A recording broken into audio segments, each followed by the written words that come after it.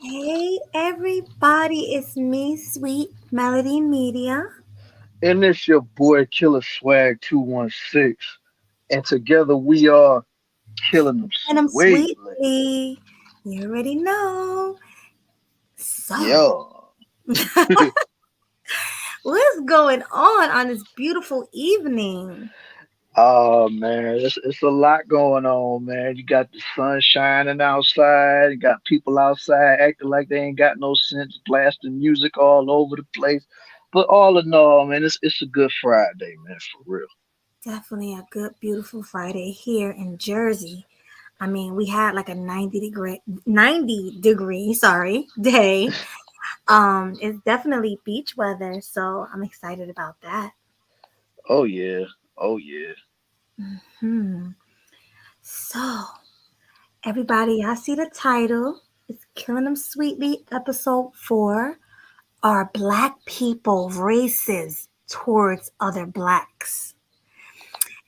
So, let's find out Killer Swag 216's take on it first.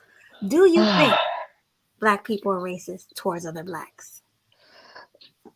I mean, I am so conflicted with that, but I have to honestly say it's kind of half and half. And I say that because it's so many times I can see us black folks, we come together, we act right, and it's just so crazy to see that. But then in other cases, we got so many black people that love nothing more than to put other black folks down, and it's just like, man, it's crazy, yo. Absolutely. I think it's more of a self hate thing. Um, you hate the reflection you see when you look in a mirror. You hate your brown skin. You hate your hair on your head. You hate men or women. Like if you're a woman, you hate men. If you're a man, you hate women. It's just a lot of self hate going on. Um, you might have had a bad upbringing. You hate your black mama. You hate your black daddy because he was never there. You hate your black whatever, anybody black around you because there's so much crime going on in the black community. You got people just hating, wanting to abort black babies, and it's just a whole bunch of racism towards ourselves, you know? Yeah, right. It do be like that, man. It's like they just don't like the skin that they're in, and I just don't understand it sometimes. Me neither. Like when I look in the mirror, I love my beautiful caramel light complexion, my hair. I got like 3B, 3C hair mixed with some, 4A, 4B. I got everything in my hair. Sometimes I can have an afro, sometimes there'll be curls. My hair is easy to straighten. So I have what they call in the black community good hair. And I think that, Yeah. and that's another self-hating term because Hmm. all black hair should be good hair, you It know? should be. Right. Don't Should matter. be, man. It Mm, don't matter, yo. Don't matter. Don't matter if you light skin, dark skin, or in between. You should always love yourself. Absolutely, man. Because at the end of the day, you just got the skin that you're in. You know what I'm saying? And me personally, I love the skin that I am, man. Every time I look in the mirror, I just be like, damn, I look good.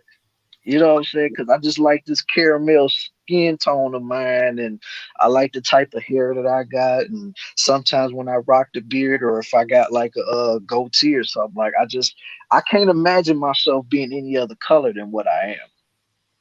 Exactly. Like black is beautiful if you think about it, but it's just society that's conditioning us as black people to feel like we're less than. And most of the time it's not even like white people or other races of people making us feel this way. It's ourselves. It's Hmm. us.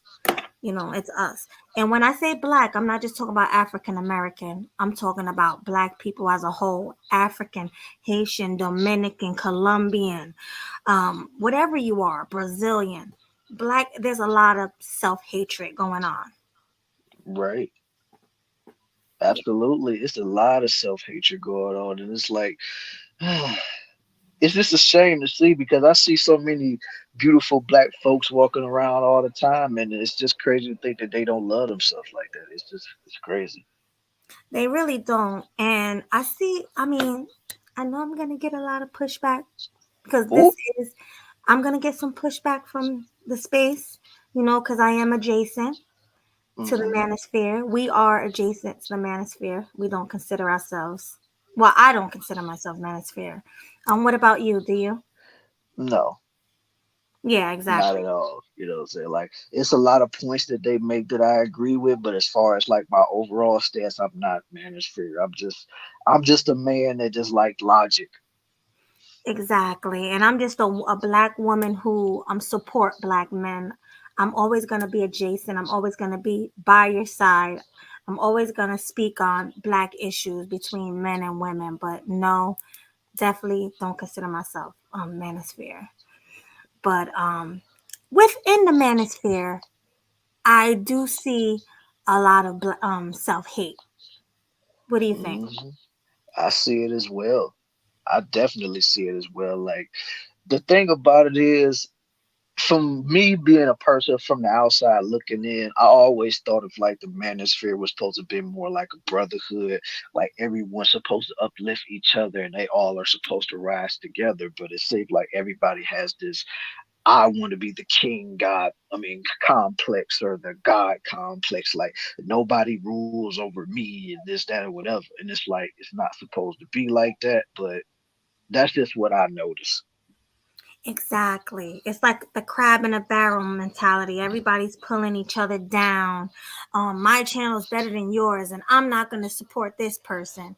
You got a lot of they were talking about it earlier, subscriber supremacy, which Hmm. like they want to clout chase from the people with more subscribers, and they don't show people with small channels love, and it's just a whole bunch of stuff going on in the space. Right. So Yeah, also, man. oh, go ahead. I'm Go sorry. ahead. No, you go ahead. No, I'll yeah. keep it. I was gonna say also, you see, this Pearly situation opened my eyes. Like,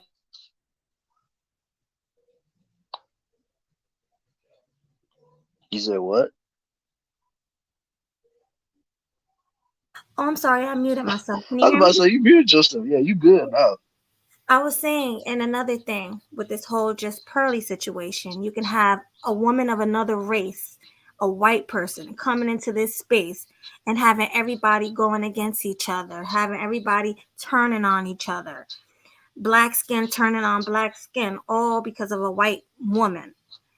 Hmm. And that's another form of self-hate. You guys are siding with a white person and putting down your own brothers and sisters. That's definitely a form of self-hate, in my opinion. Exactly.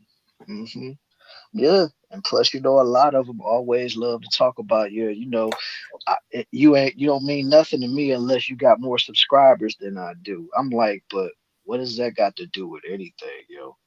Like, Exactly.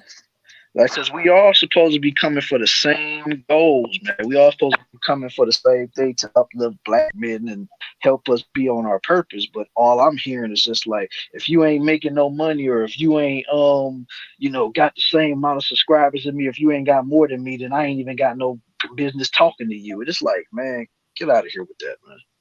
Exactly. And now, another thing I want to talk about is there's a difference between preference, having a preference of women, and hating your own yourself, self-hate, and hating the women in your race. Hmm. So, like, anybody can have a preference, man or woman. If you want to be with a woman because um you feel like black or American women are not good enough for you, so you want to go overseas and get someone else, or get someone else of a different nationality, that's fine. Like, do you, but don't do it just because you hate your own race. Hmm. Don't and talk down on your own race while dating, the specific person of another nationality. And you see that a lot, Right. especially in these spaces. Yeah, you definitely do that. It's a lot of them like that, and all of them, they all have the masking of I'm trying to help as many brothers as I can, but at the same time, you also want to throw in, how you got so much money and you got so much subscribers. It's like, nah, man, like that's not what this is supposed to be about. This is why I don't really necessarily stand on the side of people like pro blacks and people like the manosphere type of people, because they all two sides of the same coin, because it's all about subscribers, it's all about the numbers, it's all about how much money you get on cash apps and all this stuff. So that's why I'm just like, if you're really about this stuff, most of the time you don't necessarily gotta flex and let people know that you about it. It just exudes out of you. But if you gotta really put it out there and be like, yeah, I got it like that, I got this, I got that, it's like, man, you sound almost as bad as them crooked pastors that be in them churches. Exactly. And then you have the women like Cynthia G. She definitely hate looking in a mirror. Oh my God, she hates. You can tell she hate being black just by the way she speaks. Hmm. Abort black babies. Oh, these bandits this and these bandits that, and don't sleep with black men. It's like, you are mad, sis. You mad. Yeah, Like, yeah, yeah. It's pathetic, man. It's pathetic. Like I don't watch Cynthia G stuff, so I don't really have much to add on that sentiment. But I've heard all the stuff that she's said, and that's one of the main reasons why I don't watch it. You I know. think she's the biggest self hater in all of black YouTube. Cynthia G takes the cake. She's worse than all of the pearl white woman worshipers. She's worse because she is definitely a white man worshiper. She's like, and I don't even think she dates white men. I actually Hmm. think she likes to sleep with black men, but she just hate the fact that black men have so many options, and black, like, she just she's cringe, she's disgusting. Like, I can tell she makes your skin crawl just by you talking about it. exactly, she's just disgusting, she's the worst. But we have a few videos that we wanted to show you guys about how much the black community hate themselves and each other. Yeah, man. So I'm Yeah. about to play them. But before we do that, man, let's acknowledge everybody that then came through to show support for the show tonight, man. We gotta show love to the people, because without the people, it'd just be just you and me up here talking, and that's not cool at all. So. Not at all. Definitely All not. right. So let's get this ball rolling. And plus, I made a promise to the chat the other time we streamed. I said I was gonna acknowledge y'all. So let's get this show on the road. All right. Shout out to the homie Game Changer. First comment of the show.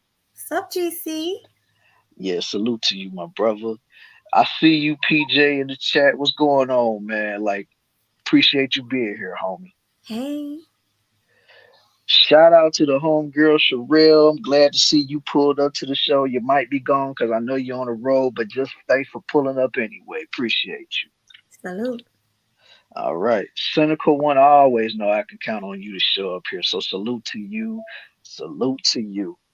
Salute. And she says, hey, everybody, please like the stream. Yeah, please like the stream, and also like both of the streams, because me and Melody, we simulcasting on each other's channels. So if you can, just hop on over to my channel and hit the like button, and then once you're done with that, you can come right back over to Melody's stream. It's no problem.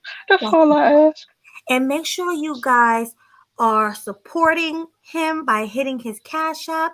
It's at the bottom of the screen. It's scrolling across. It's Killer Cow 10. Yes, sir. All right. We got Eugene Steele. What's going on with you, my brother?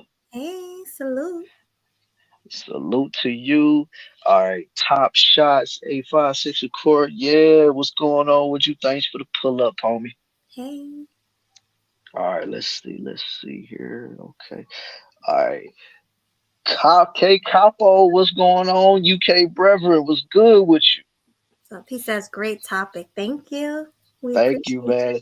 It's not like we didn't have a lot of ammo to go off of with this, man. So we appreciate everybody that helped with this. you. Hmm. All right. Happy life. Oh God, your crazy self. Oh, Salute to you anyway, bro. Salute to you. Oh man, you wild boy. What's going on, Sean? Salute to you for being in the chat, man. Racist, no, xenophobic. Yes. Hey man. I respect everybody's choices, bro. That's what's hey, Sean. all right. Let's see. All right. Shout out to you, Knights Palace, man. Thank you for pulling up to the show tonight, man. You know what it is, man. All Salute. right. All right. Oh, my homie Big Mufasa, aka Rick Ross. What's going on, man? Thanks for pulling up, homie. Shoot. Yeah, that's what I call him, man. It's kind of like a it's a thing me and him talk Oh, okay. about. Yeah. All right, Great Pill Podcast. Salute to you for showing up, man. I seen the comments in the chat, man. I can only do me, bro, man. I can't do nobody else but me. But salute to you for pulling up and salute for the advice you gave, man. Salute.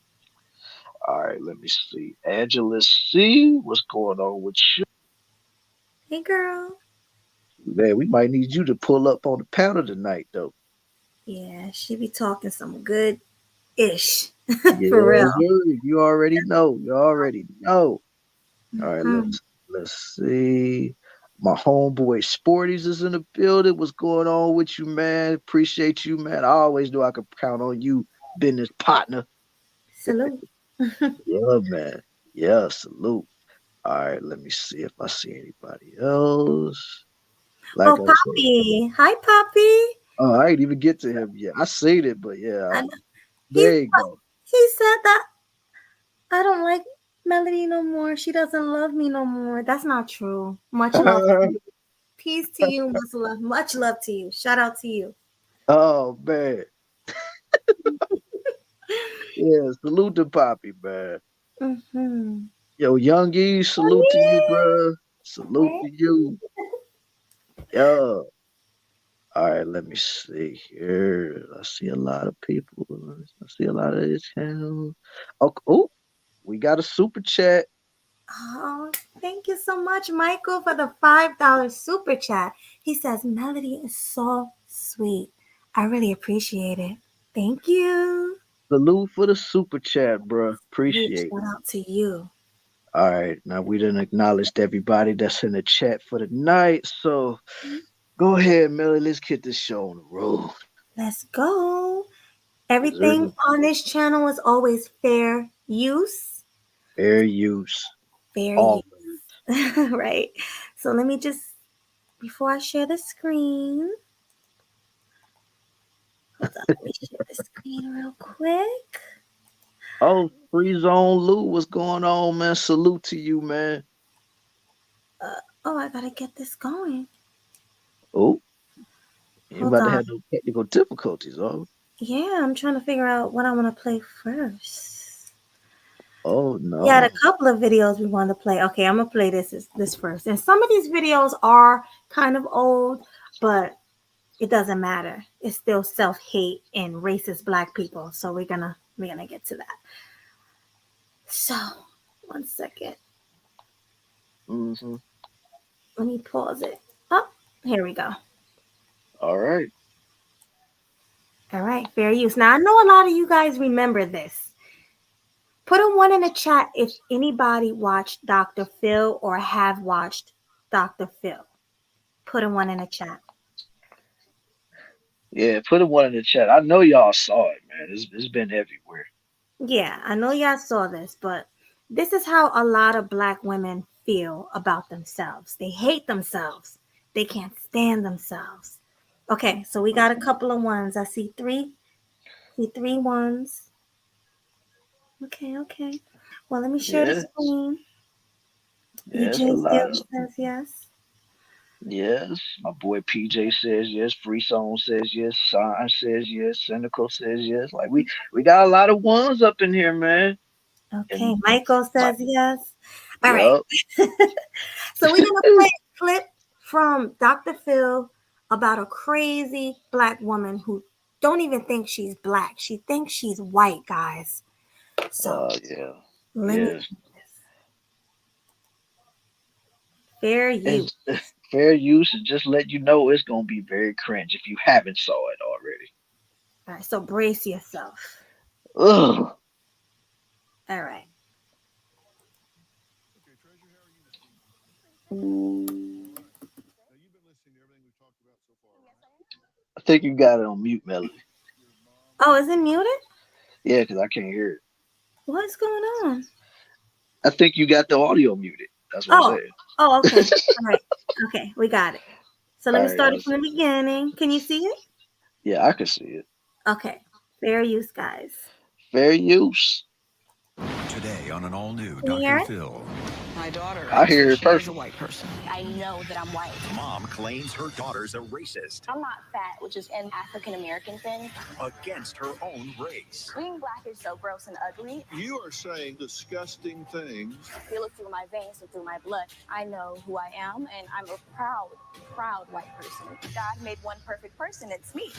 Does it occur to you that you might be hurting people's feelings? African Americans don't have feelings because they're not people.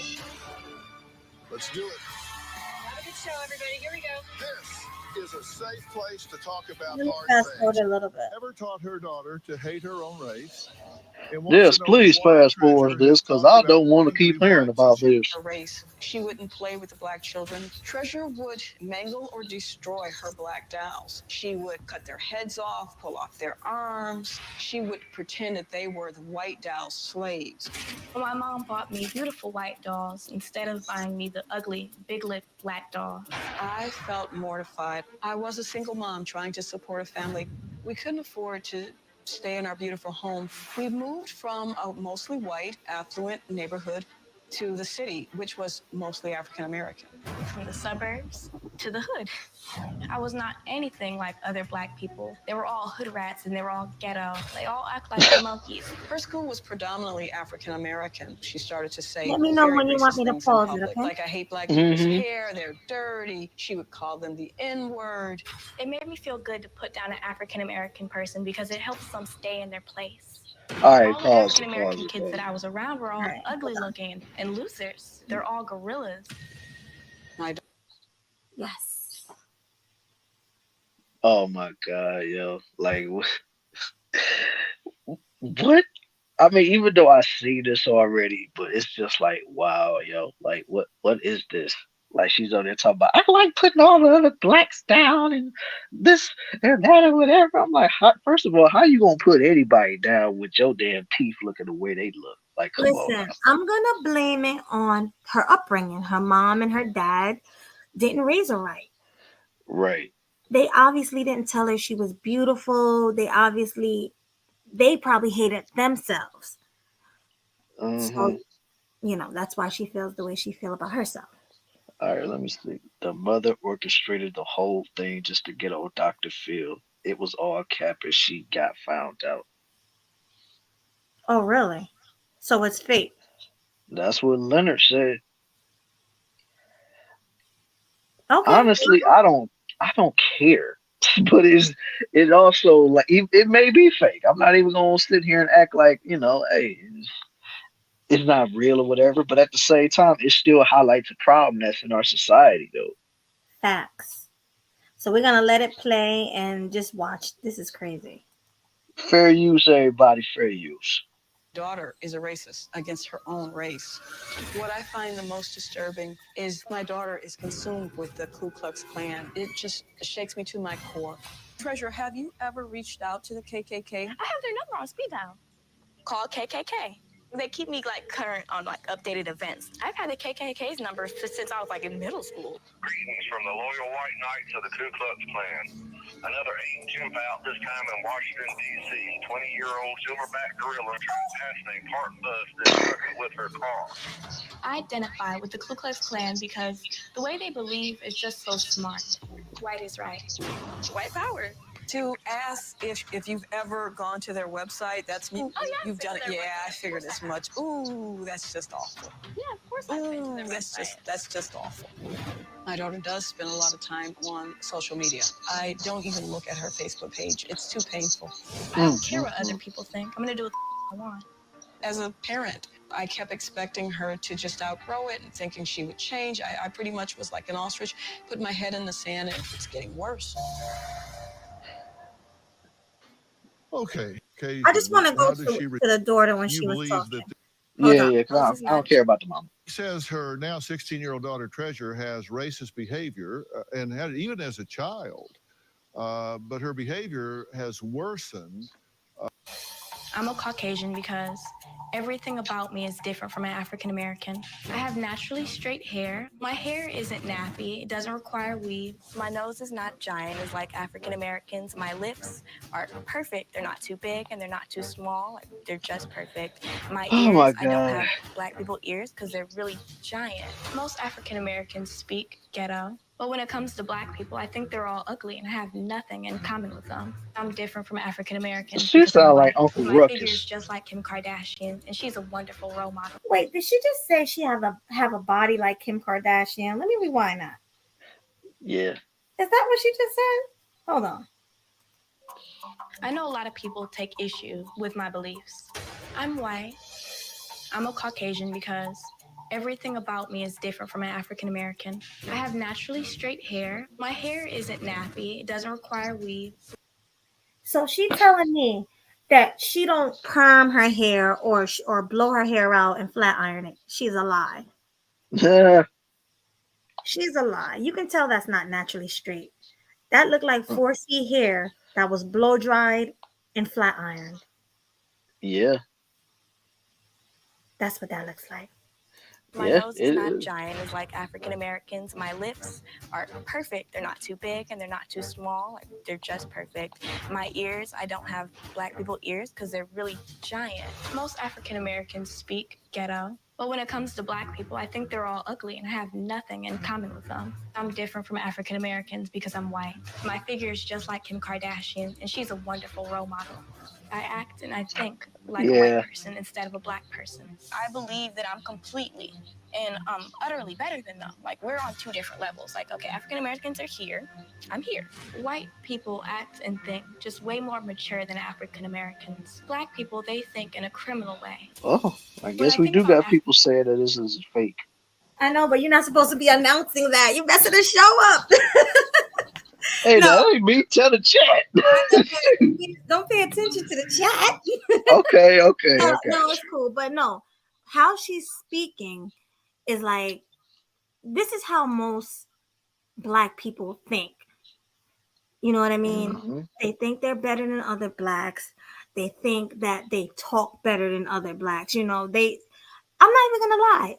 I always thought I was different, like growing up, because I wasn't in the hood talking with slang and fighting and acting bad. And that's the truth. But I never said I hate black people.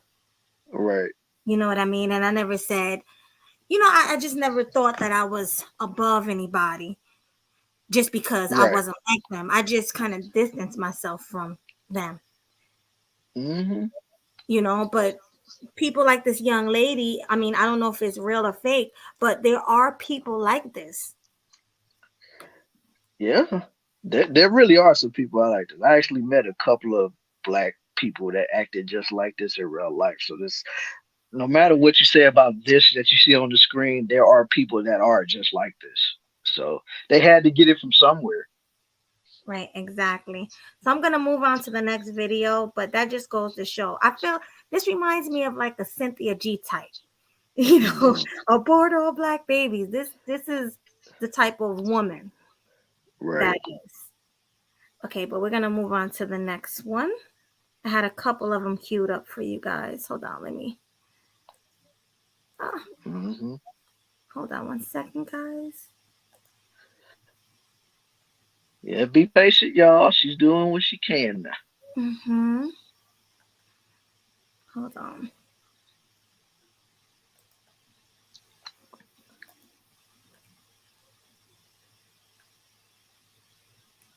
Go to another one. Yeah.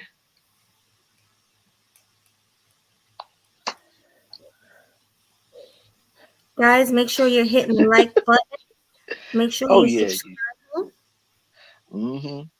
Yeah, you damn sure gotta hit that like button so that the algorithm can show Melody some love. And if you on my channel, hit the like button on my channel so the algorithm can show me some love as well. And if you got love for Melody, make sure that you're hitting the super chat so that you can help her be the best podcaster in this month. Mhm. It, you know what I'm saying? If you really want to have percenter cash app, hashtag Melanie Show. That's all you gotta do, man. Oh, sorry. Hold on one second. Let me get back to the StreamYard.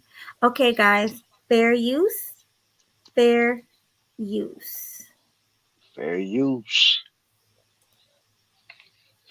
So for you guys, in this video here, what I'm gonna be talking about is something I've really been thinking about, and I feel the need to talk about it. And I know a lot of people may judge me for what I'm gonna talk about in my video, but I don't really care about you guys judging me with what I'm getting ready to talk about in my video, you know. But let me just say this for the record. I'm gonna just say this. I don't like being a black man. And you At least he's keeping it real. At least he's being honest. Yeah, like I said once before, he laying it all out there. Mm-hmm. Straight up. I don't like being a black man.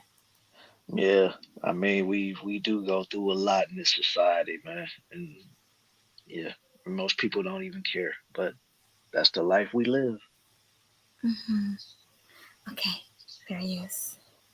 Yeah, guys can judge me and say whatever you want to say, but I don't like being a black man because I feel that one thing I'm starting to realize in life is that you start seeing life for what it is the older you get, and it just seems that when you a black man, society really doesn't respect you. Um, if you look at other races of people, you notice how other races of women respect their men, but yet black women don't respect their men. And that's exactly why I think a lot of men in the manosphere don't like themselves because of the women. mm-hmm, They feel like black women don't respect them. So right. yeah, a lot of men feels like this guy here. Yeah, and it's guys like this is the reason why the Manosphere was born in the first place. Mm-hmm. Exactly. I won't be surprised if this guy is in a manosphere.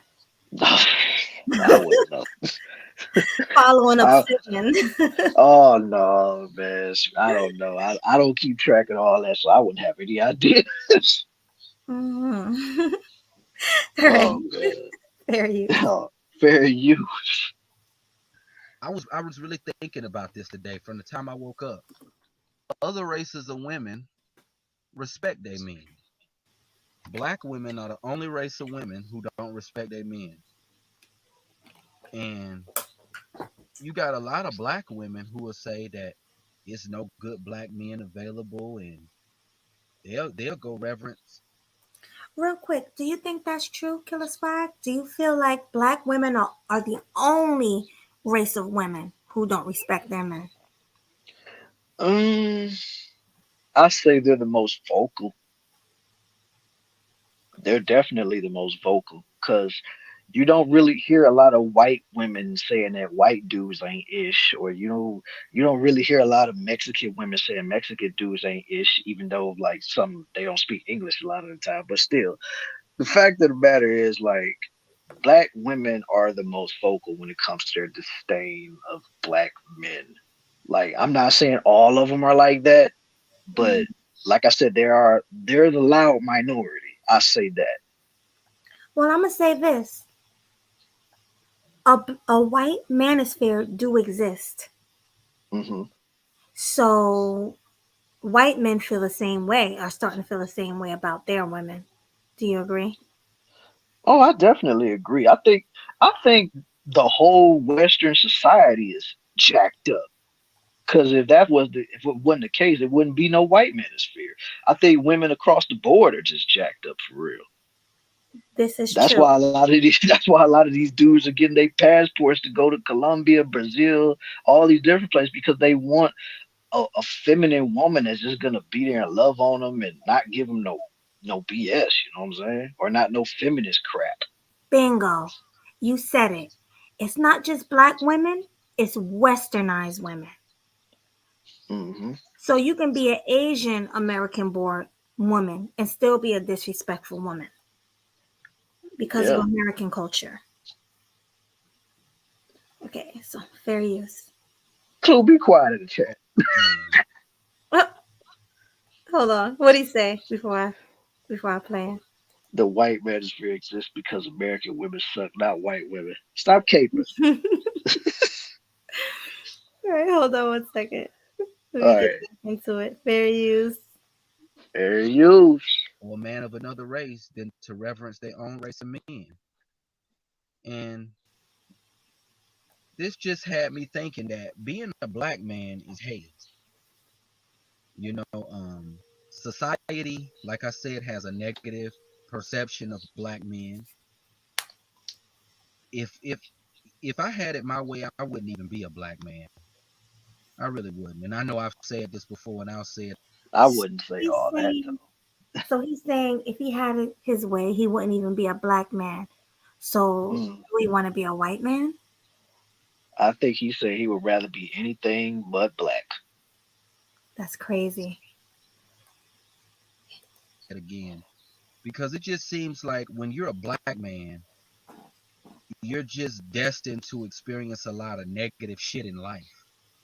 It seems like as a black man, in order to be respected, in in order to be seen in a positive light by black women, especially black women, it's like as a black man, you have to, um, as a black man, you have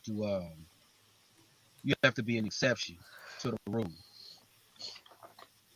And it's like if you're not an exception to the rule as a black man, you get looked down upon as a black man.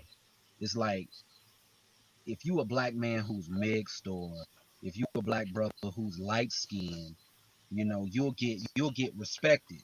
You know what I'm saying? You'll get more respect from black women versus if Mm. you a regular brother. What's your It's a take lot on of that? It it's a sounds lot of like, men. huh? Go ahead. No, I was just gonna say it's a lot of guys that I know that feel like that though. Well, if they were light skinned, they would be better Yeah, off. yeah. But then of course, you would also have to deal with the dark skinned people be trying to want to fight them because they feel like the light skins are the pretty boys and stuff like that. Hmm. It sounds more like a colorism issue with him Could be. because he's saying he don't like being black, but then in another breath he's saying if he was light skinned, it would be better Hmm. for him. So he don't like being dark skinned. Yeah. I mean, That's for what I understand, except for the ones that's like really openly proud to be dark skinned, a lot of them kind of envy their skin tone. hmm. Like, why do you think a lot of people be bleaching their skin? It's a lot of folks out here that be bleaching their skins. You know what I'm saying? Some you see on YouTube, some you see on TV, some you don't hear about. But you got people out here that be bleaching. I mean, hell, look at that baseball player Sammy Sosa. Hmm. That he was a guy that had skin tone kind of like mine and stuff. He had that for years playing baseball. But if you seen him recently, you would think that this dude took a bath in powder. Yeah, I saw a picture of him. He don't look nice at all. No, right. Yeah. So yeah, and then you have people like Michael Jackson. You got the Yeah, women. I think what's her name? Megan Good. She look a lot lighter than she used to be. yeah. So I remember them days seeing her on Cousin Skeeter and stuff, and then looking at her now, yeah, you can tell. right, she was a lot browner and prettier. because Hmm. because when you bleach your skin, it takes away from your looks, definitely. So I don't understand why Hmm. people do it. Hmm. Salute to you, Clue. Salute, Clue. Yeah, see, names catching on. They love it. I know. Hey, fair use. Fair use, yo. And it's just sad that, you know, when you're a black man, that you have to it's like when you're a black man, if you don't, especially if you're a black man who doesn't fit the negative stereotype that you see on TV, on BET, you get ostracized against. But it's like, as a black man, you don't really get respect for being decent. The only time you get respect for being a decent black man is if you light skinned or mixed, as if I said, as if I as I stated already. Um, it's just like, I wish my dad, when I was young, he told me that the world hates a nigga. He told me that, it's hard being a black man, and about, how hard life is, and, the experiences that you're going to experience as a black man. My dad couldn't have been more real with me, because he was totally real with me. Now I see why he said what he said. Being a black man is not beautiful. Mm, And Lord knows, I know it's nothing I can do about being a black man, but I see why my dad told me the things he told me now, because he was trying to warn me all right, pause it. that when I Whew. He said, being a black man is not beautiful. Mm. Thoughts? What's your thoughts? I, I, I feel him on that, but at the same time, I can't agree with that sentiment because, like I said once before, like I love the black skin and I'm in. I can't imagine myself being anything but what I am, because I understand where he coming from and everything that he's probably endured ever since he was a child up until he became a man and stuff like that. And it's not like the stuff that he's saying is wrong. Because I mean, everything he's saying is straight facts. But Mm-hmm. at the same time, we as black people, we always we always get it out the mud, no matter what. So Mm-hmm. no matter how we are, we always got to fight for our acceptance. And me personally, that's what makes us the warriors that we are, in my opinion. Because I honestly, I don't want to have nothing easy. That would just make me lazy. Like if I gotta fight for somebody to accept it, like don't get me wrong, like I'm not trying to get nobody to accept me because either you rock with me or you don't. But at the same time, it's like I like the fact of being in my own skin, looking in the mirror and embracing who I am. Because it's not just me that I'm embracing. Embracing the people that came before me, whether it be my father, my mother, my grandparents, my great grandparents. Like I'm embracing my heritage. And that's just me. But like I said, I understand where he's going through. And plus, let's just be for real. Like we black men, we have the most swag in the entire world. So it is what it is. Yeah, like black men are the to me are the best men ever. And I'm not just saying this because I'm black, but I sincerely say that you guys are strong, you guys are powerful, you guys are handsome. It's like you don't understand like the power black men hold. Like it's amazing. Like just your presence, like just black men's presence, swag, everything about black men is like A1. But I just feel like I can't stop like the women make you feel less than. Like I really do think a lot of self-hate from men is because of how women treat you. Hmm. And then you guys sit there and wonder, well, damn, why other races of men get the special treatment and we don't? Like What are we doing wrong? And I know that's how a lot of black men feel. But believe Hmm. me, it's not you. Like me looking at it, men aren't getting treated like they should. They're not getting the Hmm. respect that they deserve. And that's just what it is. And I think that's really why a lot of men feel like he feel. Hmm. And plus, what a lot of people don't realize, especially when it comes to a black man in this society, like a lot of black dudes, even though some of them probably say, "Oh, I'm capping, I'm lying, I don't know what I'm talking about," the majority of us don't want to date outside of our race. We want to only date black women. We only want to be loved by black women. We only want to be caressed by black women. But when you constantly get met with stuff like that all the time, basically saying you don't measure up, you ain't nothing, you ain't this, you ain't that. But then when you come across another type of woman that's giving you the affection that you've been so desperately desiring, it's like, You see, what? mhm, Why in the world would I stay over here when I can get right. what I want over here? And you see your self worth. Like a lot of women make you see your self worth. Because Hmm. from what I see, how black women treat black women make you guys feel worthless, you know? And then you got this chicken head over here talking about abort black babies, black male babies. We don't need no males in our community. Like, what? The community is the males. Without the males, there's no community, dummy. Like, there's no community without the men. So she just wants it to be a community full of ignorant ghetto black women. That's And what and she want. and then what's gonna happen? Because a lot of black women are not attracted to other races of women. I mean, other races of men. So what's gonna happen is the black women are gonna become lesbians and start dating each other because there's no men around, and then they're gonna stop the human race, dummy.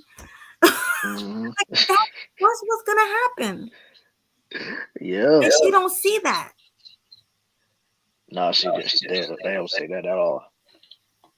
No. So yeah. But no, I just want the black men to know if they don't love Yeah, y'all, man. love you. So, Right. Shoot. Hey, man, I'm digging that passion that you had right there, man. Like that's what's up. That's desperately needed in this society, especially in the black community. Like we need more black women to be like, men, we love you. We respect you. We appreciate you. All that stuff, man. Like, hey, shoot, we need that more than a lot of people want to admit. hmm we do. Or black men are gonna leave like they've been doing, rightfully Hmm. so. They're gonna go Yep. find love elsewhere. So Yep. And together. then they're gonna be trying to shame them to come on back. Like, yeah, I don't know what you think you getting over there. You ain't getting nothing over there with dirty feet women and blah blah blah. Yeah, yeah, yeah. So, hmm And black but it's women. like, Oh, go ahead. no, you go. I was gonna say black women really get upset. Like I've seen it. When they see a black man walk past with another race of woman, they get so upset. You can see it all in their face. They get mad. They just start frowning. Their face turn red. They just look the woman up and down. There's a lot of jealousy when a black man is with another woman. Hmm. So if they don't get their acts together, that's going to be the norm. Seeing interracial couples, and I can't be mad at it. Not at all. Cause I mean, let's be for real. Like, the interracial couples are on the rise. Like, even though I don't watch a lot of television like that, but when I'm at work and I just happen to catch, a commercial or something like that, I see a lot more black dudes with white women, Asian women, and then I see some black women with white dudes or something like that. So that's what I'm saying. Like this interracial stuff is just on the rise, and unless y'all want these guys to continue to make these mixed breed babies, I suggest y'all better start really taking a long look in the mirror and see what you want to do. Exactly. And then the ones that are dating white men because they hate black men so much, they're creating the very girls and women that they hate. Mm-hmm. the light skinned mixed, woman. That's what they're creating, messing with these white men. So it's Right. just, and that's why a lot of them abuse their children because when they look at them, they see that girl that they hated. So it's just a crazy dysfunctional thing that's happening. It really is. It really is. But until we get everything in order, it's just only gonna get worse from here on out. Facts. And like PJ Austin said, hit the like button Exactly. and subscribe. So salute to my homie PJ for that, man. Salute to you, bro. So, okay, let's get to the video. Fair use. Fair use. Got grown as a black man what I was gonna be up against, and now I see exactly what I'm up against. When like my dad told me, the world hates a nigga. That's the honest to God truth. The world does hate a nigga, and it's like as a black man, you have to try extra hard to gain the approval of people, because as a black man, people already have a negative perception of you. Even if you don't act like the negative bullshit that you see on BET, people already feel some type of way about you. They already have a negative opinion about you. And it's absolutely disgusting when you can see um, other races of men and how their women respect them and how their women treat them like kings, but black women have absolutely no respect for a black man. I really believe that black women hate black men. Mm. My dad told me when I was younger that black women didn't have respect for black men. Now I see what he said. Black women don't have respect for black men. You never see any other race of female degrade their men the way black men do. Have you ever seen a Hispanic woman or a Caucasian woman tell their man that he ain't shit? But you'll always see a black woman tell a black man that he ain't shit.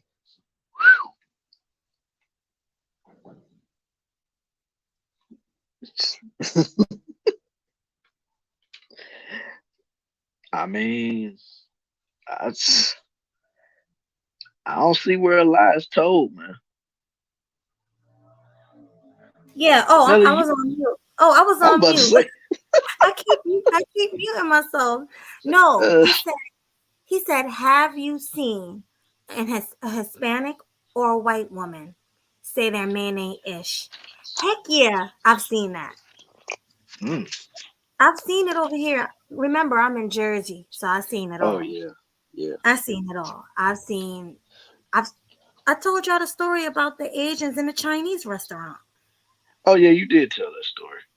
Yeah. The woman threw her phone at her man. Hmm. Oh yeah, So I definitely remember that story. yeah, so like we said, it's a Western woman thing. It's not just a black woman thing. So, Yeah, but yeah, yes, black women are more disrespectful than other women. I can say that for and sure. definitely more vocal. Yes. Hmm. All right, we got the super chat going on the stream from Michael again. Salute to you, brother. Thank you, Michael, for the $5 super chat. He says, our women think it's square and lame to love us. These childish mofo want me cool. Facts. Yeah, man, that sounds like some high school ish, man. I'm telling you. Yeah, it's crazy. Yeah, it is, man. It's sad too, man. Like, when was it wrong to love? Like, maybe I should have just. Maybe I need to build a time machine and go back to wherever time it was to, that was cool to love on somebody. Because this is ridiculous. Yeah, and call me corny, but I love to love. I'm a Mm, lover. I'm not a hater. So right. I trust me. In relationships, I love all on my man. I make sure he's good. I make sure he's fed. I make sure his house is clean. You know, I rub his feet, rub his back, kiss on him, massage his body, you know. And when he Yeah. want whatever he want, his wish is my mm, command.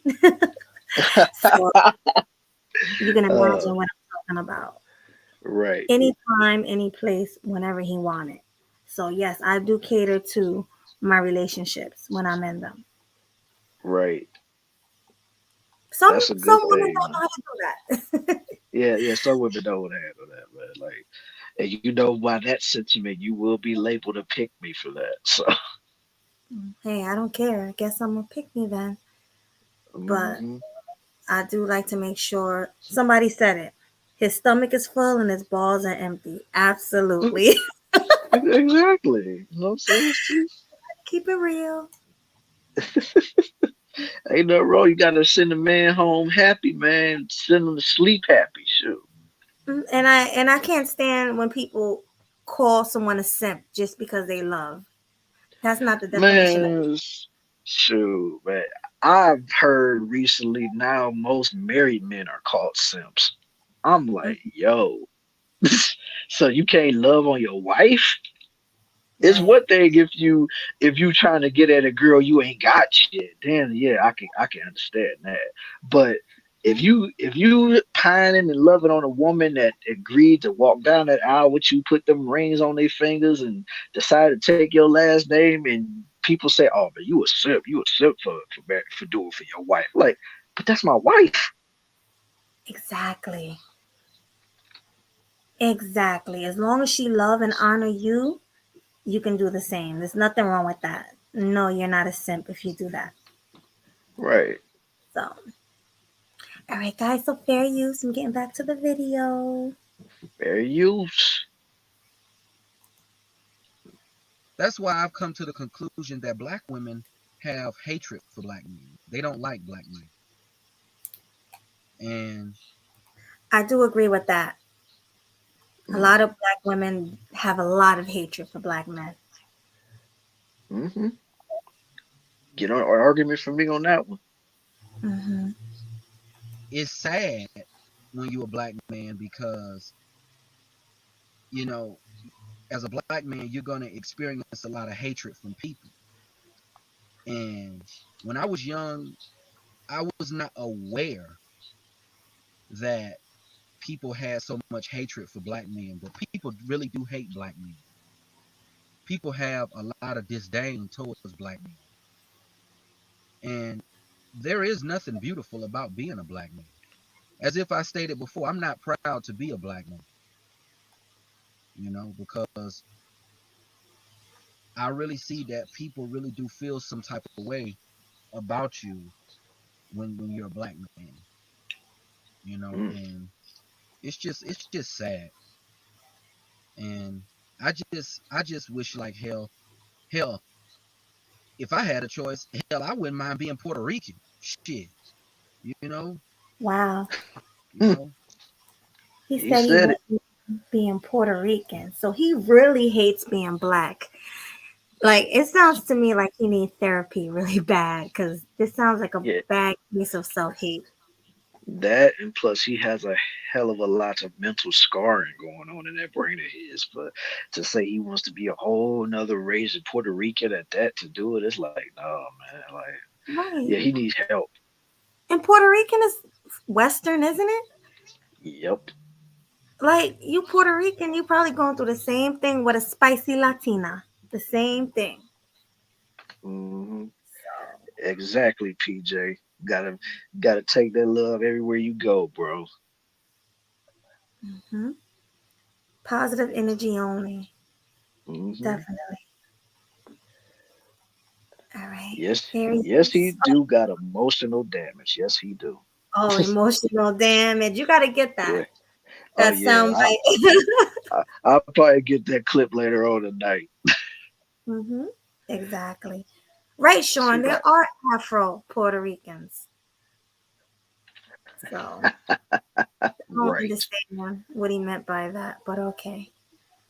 And Yeah, exactly, Puerto Rican what? isn't a race, No, it's not. It's really not. right? They have black Ricans and white Ricans. So, Mm-hmm. so him saying he wish he wasn't black is definitely self-hate because you could be like a black African or a black, you can be a black Brazilian, a black another race and have it way better than a black American. Mm-hmm. So saying you don't like being black, you're saying you don't like what you look like. Yeah. And that's a lot of trauma that he has to overcome because no matter what he does, he's gonna always be that person that we see staring into the camera talking to us whenever he stares into that mirror. So, like I said, don't get me wrong. Being black does have his moments of struggle and all that stuff, but it also has his moments of beauty too. Because we as black folks definitely we go through things that a lot of people don't understand, but at the same time, we the only ones that can comprehend what we're going through because nobody else can walk in our shoes. Right. And PJ, absolutely. People don't understand the difference between race, nationality, and ethnicity Facts. at all. Hmm. They really don't, man. And it'd be funny too, just seeing them thinking that they just know, like they just really believe that, yo. Like it'd be so funny. Cause People like I be said, like, I've worked around. What'd you say? I'm sorry, baby. I'm sorry, go ahead. No, I was just gonna say I've worked around so many different nationalities in my life and ethnicities and so I could tell the difference. But a lot of people would just be thinking that it's just the same old. But that'd be so funny to me. But you go ahead. And, and people be like, you ain't black, you Dominican. What? You understand how stupid you sound? Like, it's just stupid. People do Hmm. need to learn the difference between nationality, race, and ethnicity. Definitely. I agree with that 100%, PJ. Hmm. So, fair use. Fair use. Cause being a black man just ain't cutting it, you know. And I know a lot of people will say that, oh, you got self hate, you don't love yourself, Oop, you said it too, man. you know, Mm-hmm. because you want to be, you know, a part of another race. But people can say what they want to say. It is with me. It is what it is. You know, I really could, I really could care less. But this is something that I really wanted to talk about because if you really think about it, and I want you guys to think about it as well, there ain't shit beautiful about being a black man. It really isn't anything beautiful about being black. Cap. I used to think that it was, but if you look at how black men are treated in society, if you look at how a black man is treated by his own race of women, I mean, it's terrible, you know. And it's Mm. like, as a black man, you can't even be an average looking brother to be seen as good looking by a black woman. It's like with it's Now that I agree with. Hmm. You have to be exceptionally good looking for a lot of these women who are below average.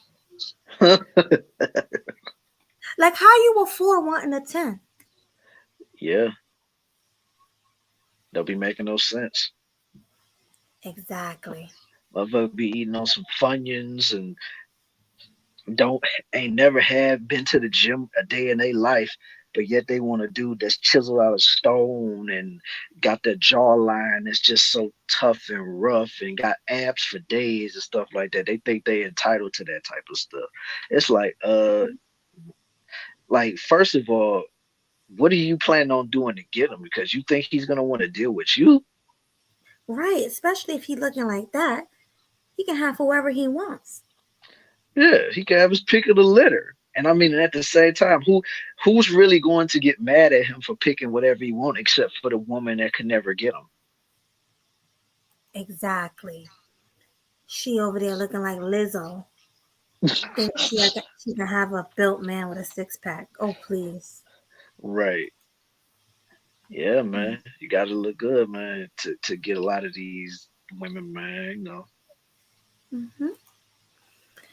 Yeah, but fair use. fair use.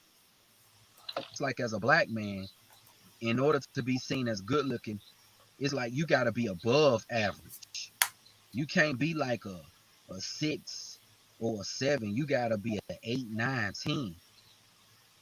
You got to be an exceptional type of black man in order for a black woman to see you as attractive and respect you. But it's sad, and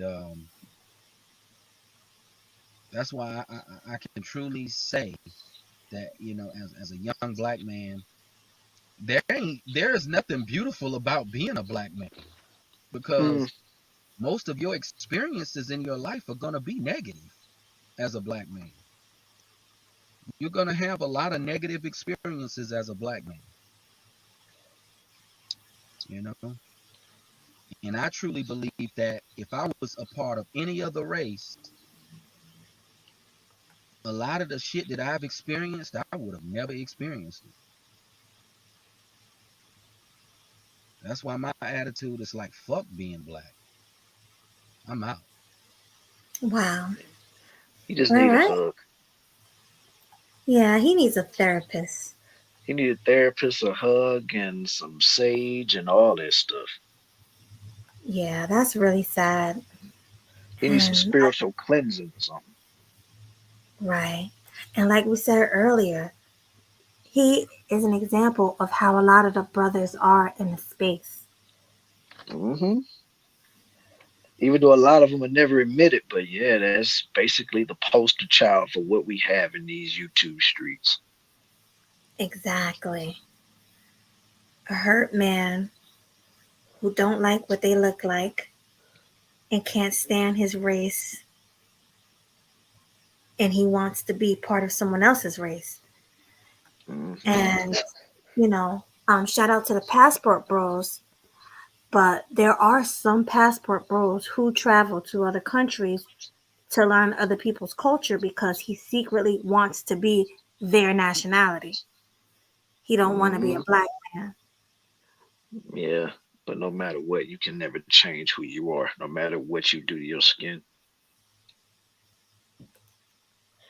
Can't do none of that. But Mm-mm. yeah, he like I said, I feel for the guy. He hit on a lot of great points, but at the same time, me being the type of person that I am, I can't see myself being anything but what I am. Like I enjoy being a black man. I enjoy living that type of life. You know what I'm saying? Like just like the homie PJ said in the chat, like being black sometimes is dangerous, but sometimes I get a thrill out of that because we're like the commodities that a lot of people want. You know, like because Mm-hmm. let's be for real, everybody at least want a black person at least one time in their life. Right. Right. Exactly. Yeah, so we're like the people that we just sprinkle in and just make everybody's day better. And plus, let's just be for real. Like our swag is off the chart. Nobody could do the things that we can do. Nobody can really make up the certain type of words or put our own type of swag to it. Mm-hmm. Exactly. Real quick, I'm gonna play another short. Now, this short is from someone who you guys probably know, Sansaray, but I just thought it was interesting. I'm gonna have a few of them from her, so let me get that queued up. Hmm. Okay, I'm gonna start it from the beginning. Right. Hold on. Okay, fair use. Fair use. Um, Oh, and shout out to the new subscriber to Melody's channel, man. Appreciate you stopping through, bruh. Who? I didn't hear what you said. No, I was talking to the Damon Tighten Up for subscribing to your channel. He said he subscribed to it and he liked the video. So I'm just Oh, saying thank salute to the you. homie. Salute to you. Thank you for that. Okay, fair Sure. use. Fair use, y'all.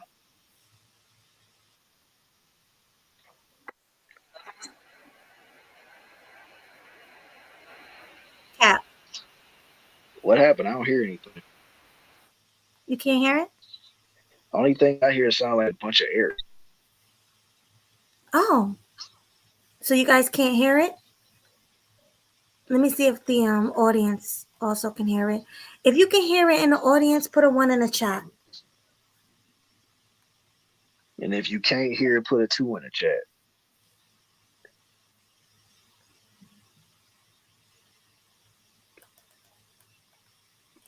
I don't know if So they can far, hear it or not. there ain't nobody writing anything. Mm-mm. Oh, they Okay, can't hear it. I knew I wasn't the only one.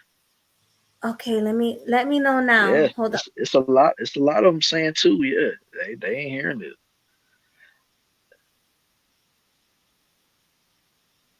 Can y'all hear it now? I don't hear anything. Oh, this is odd. Why? Can you share shorts? Yeah. Mm, Hmm. So everybody's saying they can't hear it. yeah, everybody said it. All right. Let me try again. Hold on. I'll play something else then. All right, Hold on. all right. So far, I'm still seeing a lot of twos flooding in the chat, so that's what let me know I wasn't the only one. Okay, so I'm gonna play this. Tell me if you can hear it. Hold on. Okay.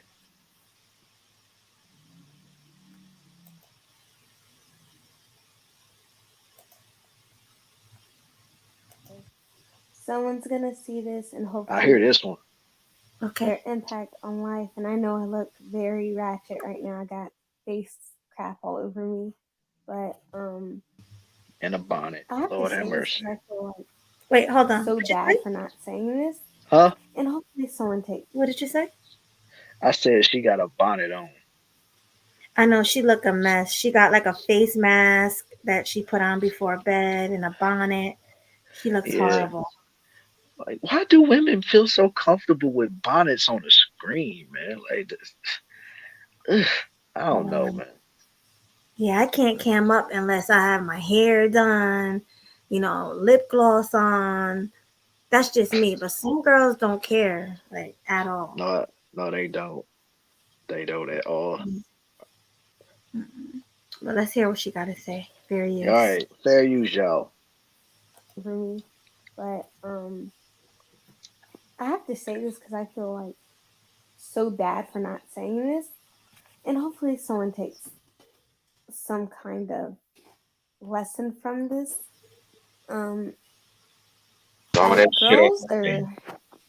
are mean towards each other. Girls are hateful. Girls are nasty. Girls aren't proud of who they are. They were so consumed in trying to be something that they're not. And I know for a very long time, especially in middle school, I was very stuck on the fact that I hate being black.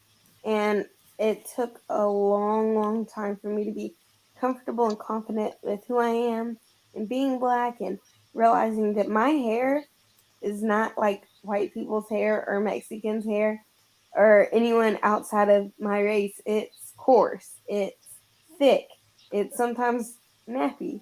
It's not going to be all thin and flowy. I realized that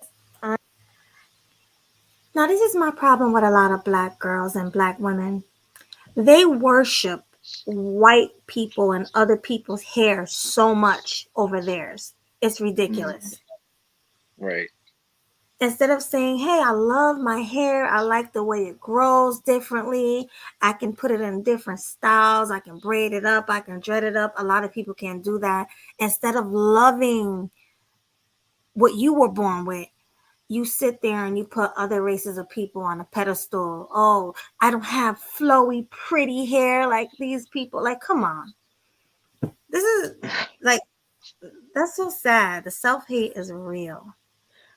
Yeah, it's definitely real, man. It's just like the fact that you feel comfortable saying all of this while you got that gook on your face and the bonnet on your head, and you talk about how you don't like being black because white people got certain type of hair textures and stuff like that.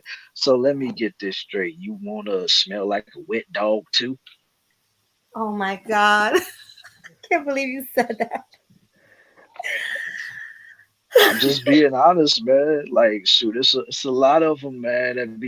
Like I said, and I know a lot of white people, and there's some white people that I've encountered in my life. They're cool, but I would never want to be a white person because I be, like I said, sometimes when they be hot outside, you can smell the sweat off of them, and it's like, oh my god, like we as black folks, we really have to be doing something for us to be like really musty or we don't shower. Those white folks, they could be done showered and did everything, but if it get outside, you be smell like wet animals and stuff like that. Like, no, I'm cool on that. Oh my God. Who agrees with that on the panel? What he's saying? Anybody second that? It's Where all you in say? diet. What do you think about when it gets cold outside? Do they win in that department? Say again? I said when it's cold outside, when it's very cold, do you think white people win in that department? Yeah, they do. It's from genetics from way back. If you look at black people, or let's just get, I'm gonna get away from saying black people, black Americans, right? Everything else is cut up and is differentiated, and people don't want to admit it. But you look at black Americans. Black Americans are not hairy people. See, through evolution, people that have more hair on their body, that causes you to, be warm in cold climates.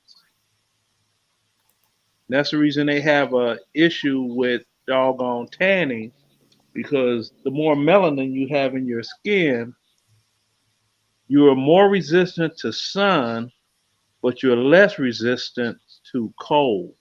Okay, it's genetic fact. Mm. Just It's look like into the it. Look into it. it- That's it's like the sun people versus the ice people, something of that. no. I mean, like I said, it's from evolution over time, and if someone's very hairy, you know, they're from like a cold climate, whereas back in the day, they needed that additional layer over their skin to keep heat in. Whereas melanated people didn't need that hair covering, and melanin assists in not causing you to get skin cancer from the sun. Like I said, you don't have to believe me. Just people research this stuff themselves. They'll find out.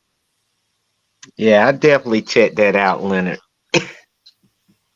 Yeah, just look into it. It'll blow your mind.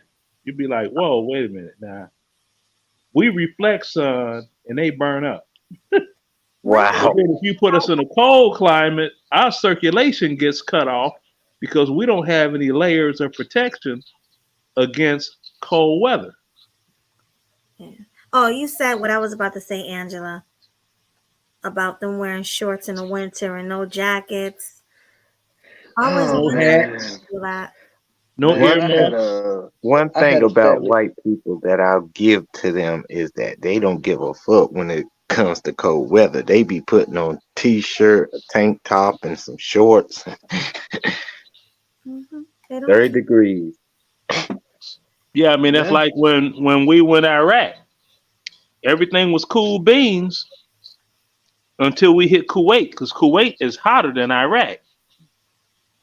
Boy, them white folks was falling out like flies. Okay. Straight dehydrated. Just get off the plane, get to walking around. Don't be there a good hour. They be like, hydrate, hydrate, hydrate. Oh, we got a heat casualty, heat casualty. Stick an IV in. Oh my God. So It real was quick, it was crazy. all right, we'll get back to the commentary. Let's just play the video a little more. Fair Please. use. I'm not going to be able to do certain things because of my race. But at the time, none of that made sense. When I kind of got into high school, it changed. It was more of, okay, you know what? So all the boys like white girls. I don't care. I used to ask white guys out, and they say, oh, I won't date you for the simple fact that you're black. What? Like, I'm putting myself out there. I'm asking you, and you won't date me for the simple fact that I'm black? Like, who says that? No, You that's don't messed up. say that to people. And I know you're probably just like an immature. Maybe it's because they're just not attracted to you. Did you ever think about that? Honestly, it's tribalism. Maybe it's tribalism? That's something that goes way, way back. People normally unite in bunches amongst their own kind, Mm, right down to the appearance and the look. right. I mean, when you all were in high school, right, and you seen everybody hanging out, you see like a bunch of the light skinned brothers hanging out. You see the dark skinned brothers over there. You see the light skinned sisters over there. The dark skinned sisters over there. Did you all see that? Mm-hmm. Okay, so it's all it is tribalism. It's nothing to do with because she's black. I mean, even if he did say that to her, which I seriously doubt, it doesn't sound. I was gonna say that. I Yeah, don't it think. doesn't sound. It sounds like she's having a pity party, but it's tribalism. Look, check it out, y'all. I got a solution for her. All she got to do is go under the knife, be light skinned with Negro features, not European features, but Negro features. That way you can get love for both sides, and that solve your problem. Oh my God, yo. You with that going under the knife.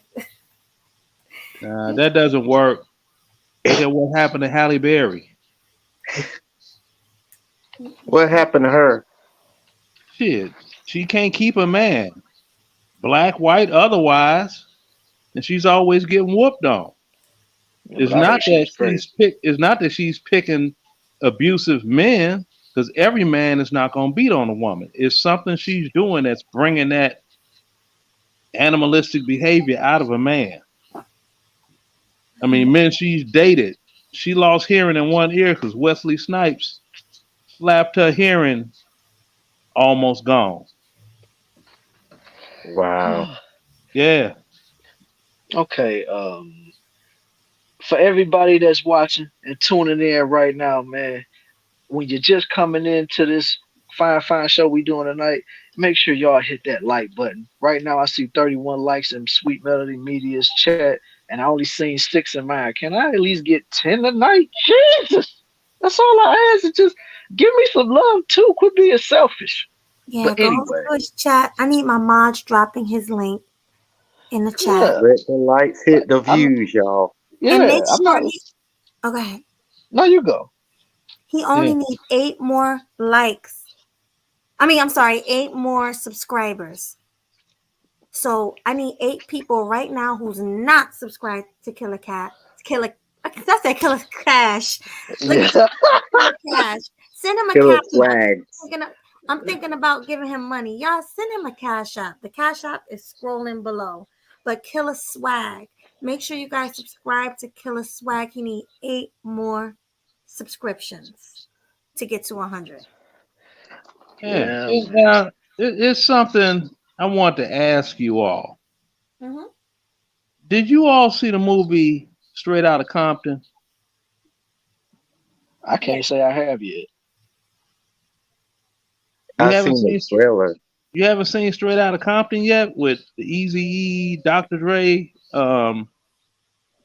Okay. Well, anyway, I for don't those watch that a lot of TV, man. That's not a TV. That's a movie. But I anyway, know. oh, okay. We're cutting hairs here. Yeah. Did anybody that watched the movie? Did you all notice the difference in the females from the beginning until when they got to the end? Did you all notice that? Mm-mm. Did you notice the more money they made, the lighter skin the women got? Mm-mm. Watch it Oh yeah. again. Oh yeah. I mean, Watch it that's again when they was in there doing the first recording in Lonzo's basement. They had chocolate sisters in there with them. But by the time it got to everybody and got their dollars, the whole demo changed. I mean, I understand that being a light skin is the important role, but the problem is you have to maintain that image. You can't just be light skinned and say, "Oh, I look good, pick me." It's like, no, you still gotta be feminine, light skin, feminine, Negro features. That's gonna get you far. That's what I think. All right, guys, let me finish playing the video. Fair use. fair Yeah, but use. you don't say that. And apart from that, it's just like I hated my body. I'm very, very skinny. I did not start weighing over 100 pounds till like 10th grade, and I had no butt, I had no boobs. It was like all sticks. And, in magazines and on TV, the popular girl or the pretty girl or whatever is more of a white girl. And for me, it took a long, long, long, long time for me to be happy with being black and being with who I am, and realizing that I will get natural curves eventually, and that I don't have to wear makeup or dress a certain way or act a certain way for people to like me, for me to attract boys. Now, I know no boy will like me like this with all this crap on my face. Just, I want y'all to learn to be happy with who you are. Realize that, yeah, you may be skinny, you may not be fit to be a model, you're not going to be fit to be this famous image, but you are fit to be who you are. And that's very, very, very important, to be who you are.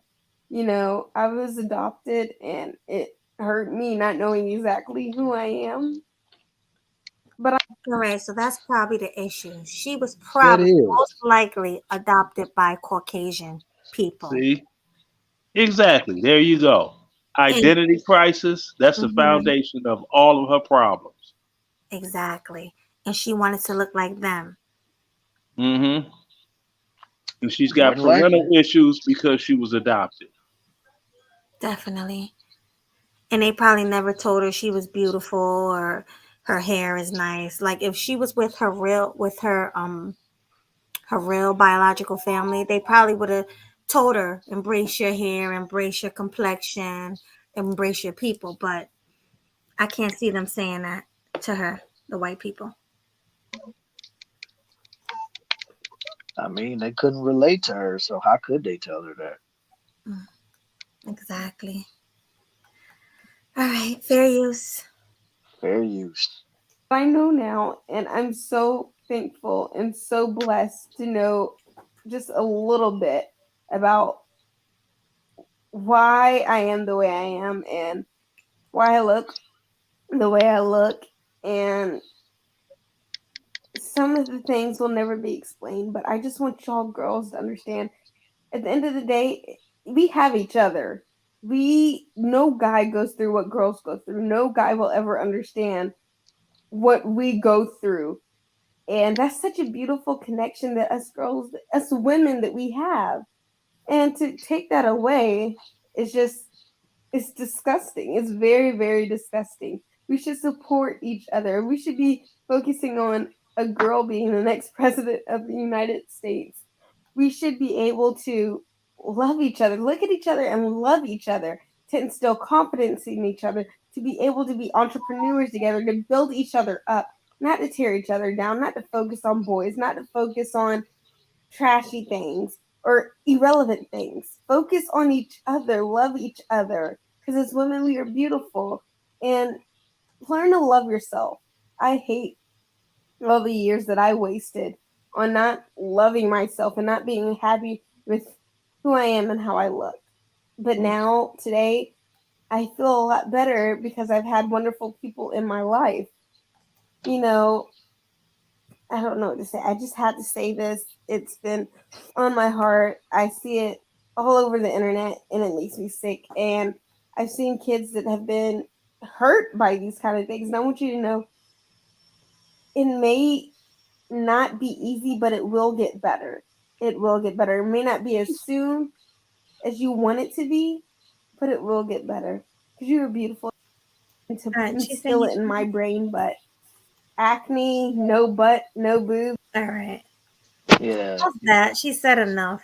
So, what yeah. are you guys' thoughts on her?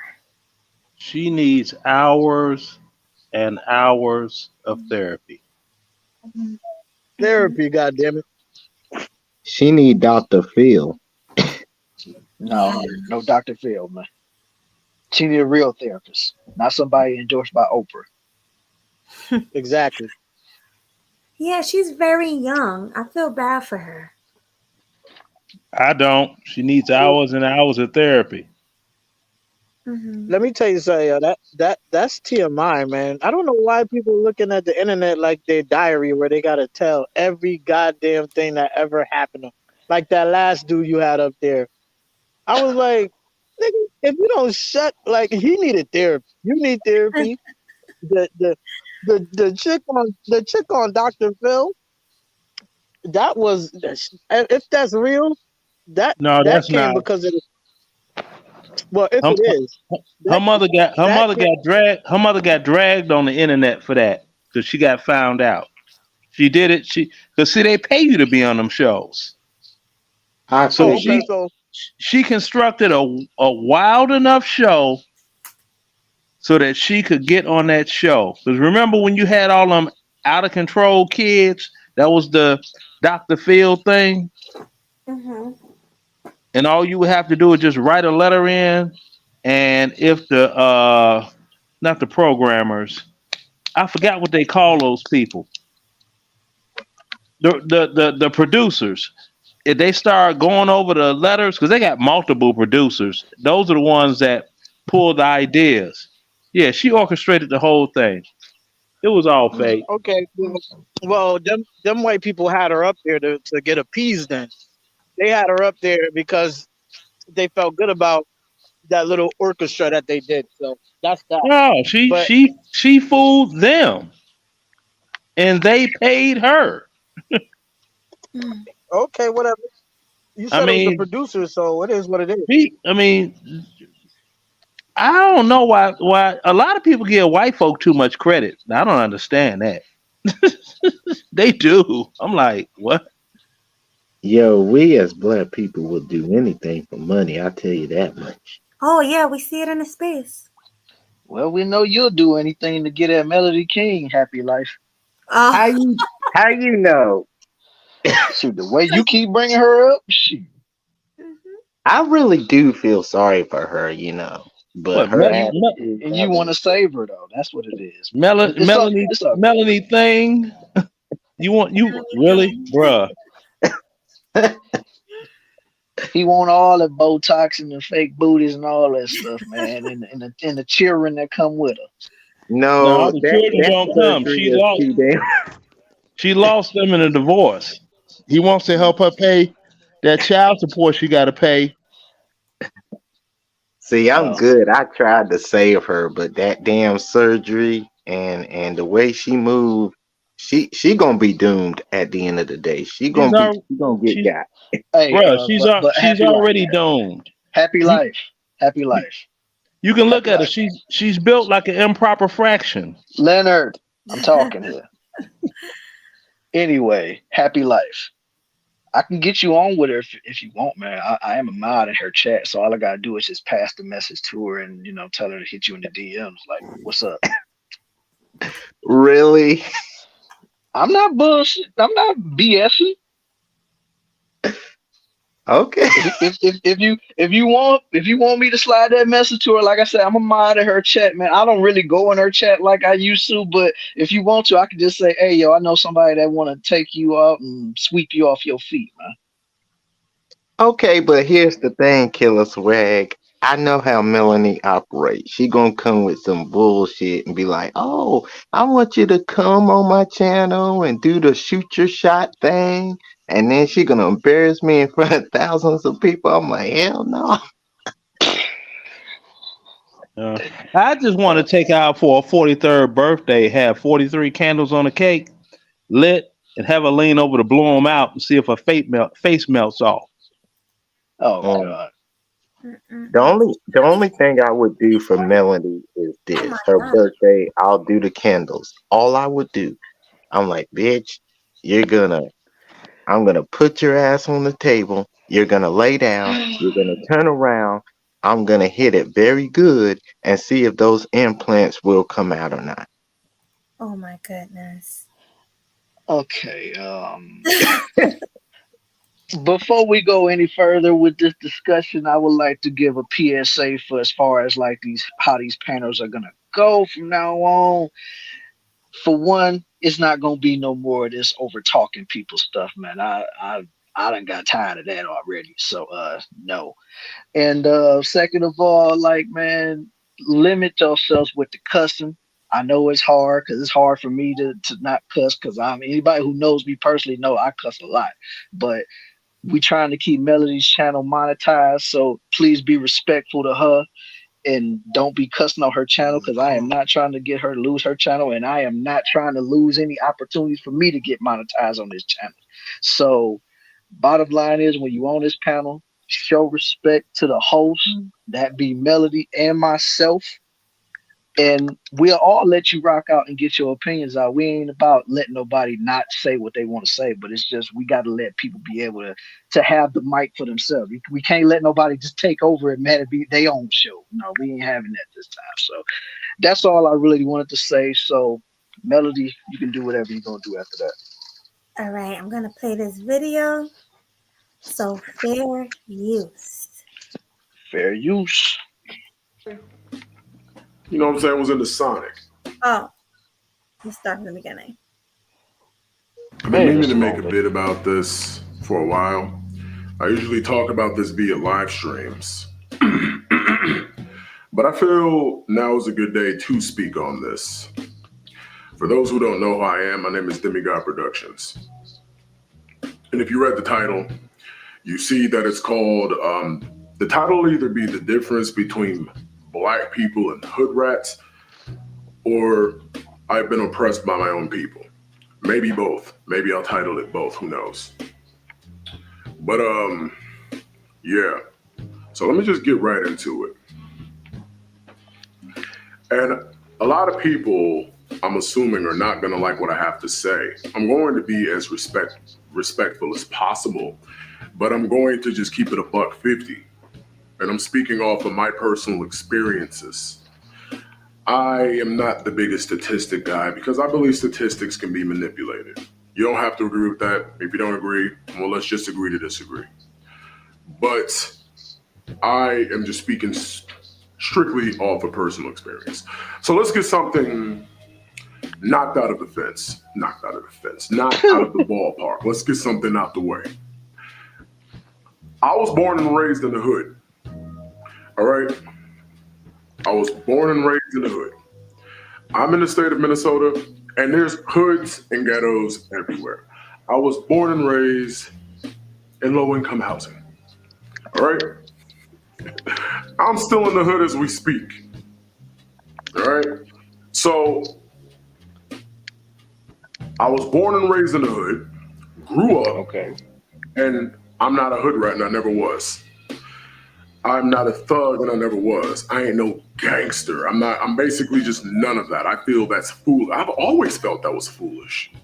I always felt that was just a stupid mindset to have. All right, pause it, Melody.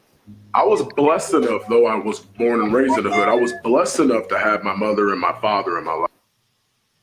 All right, you guys got any commentary for what dude said so far? he's failed himself in life. You were born in poverty and you're still living in poverty.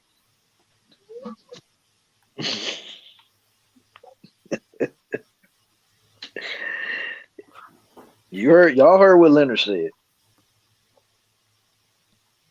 Hmm. I just, I'm guessing. See, I didn't watch this yet. I just saw the title, but I'm guessing maybe he was a nerd and he was different from all the other black people, and he didn't get accepted in any groups or anything like that. And because me, I wasn't accepted growing up because I was a lot different than people. Mm, I was very quiet, so I can kind of relate to people who didn't fit in with the black sheep. mm, I understand. mm-hmm. Melody, you was accepted, Melody. Stop that. No, I was the black sheep. I was quiet. Girls used to tell me I need to toughen up. They used to test me, you know what I mean? Like want to fight me to see if I would fight back. Like I'm telling you, it's real. Women will definitely, well, not women, girls, because this was back in the day, but girls would definitely test you to see how tough you are. Melody be I getting all the I bad never boys and shit. They used to tell I never go ahead. No, go ahead. no, I was gonna say they used to tell me you're too nice. You need to toughen up. You get all the bad boys, Melody. Did I get all the bad boys? That's a silly question. No, it ain't. I can see you grabbing up all the guys. That's why the girls be messing with you. Oh yeah, definitely. I mean, I definitely got the guys, but I mean, I'm talking about let's take it further. Let's take it more back when I was in elementary school. Oh That wow. wanted to test me, and then high school, no, middle school. They still wanted to test me. High school, they started warming up to me because we were maturing. So people are like, okay, she is who she is. She's not a fighter. She's quiet. She's cool. But I always thought it was a choice. Like if you wanted to be a nerd, that shit was a choice. Like you know what I mean? Like I always felt like nerdy people chose that shit like deliberately. Like they were like, I don't want to be like everybody else. I'm into this thing right here. And I always felt like these dudes, like the guy that's talking, okay, he might feel like a bit of an outcast. But you see how he speak, he changes his voice. He sounds like a nerd, you know. You doing that shit on purpose. I always felt like that.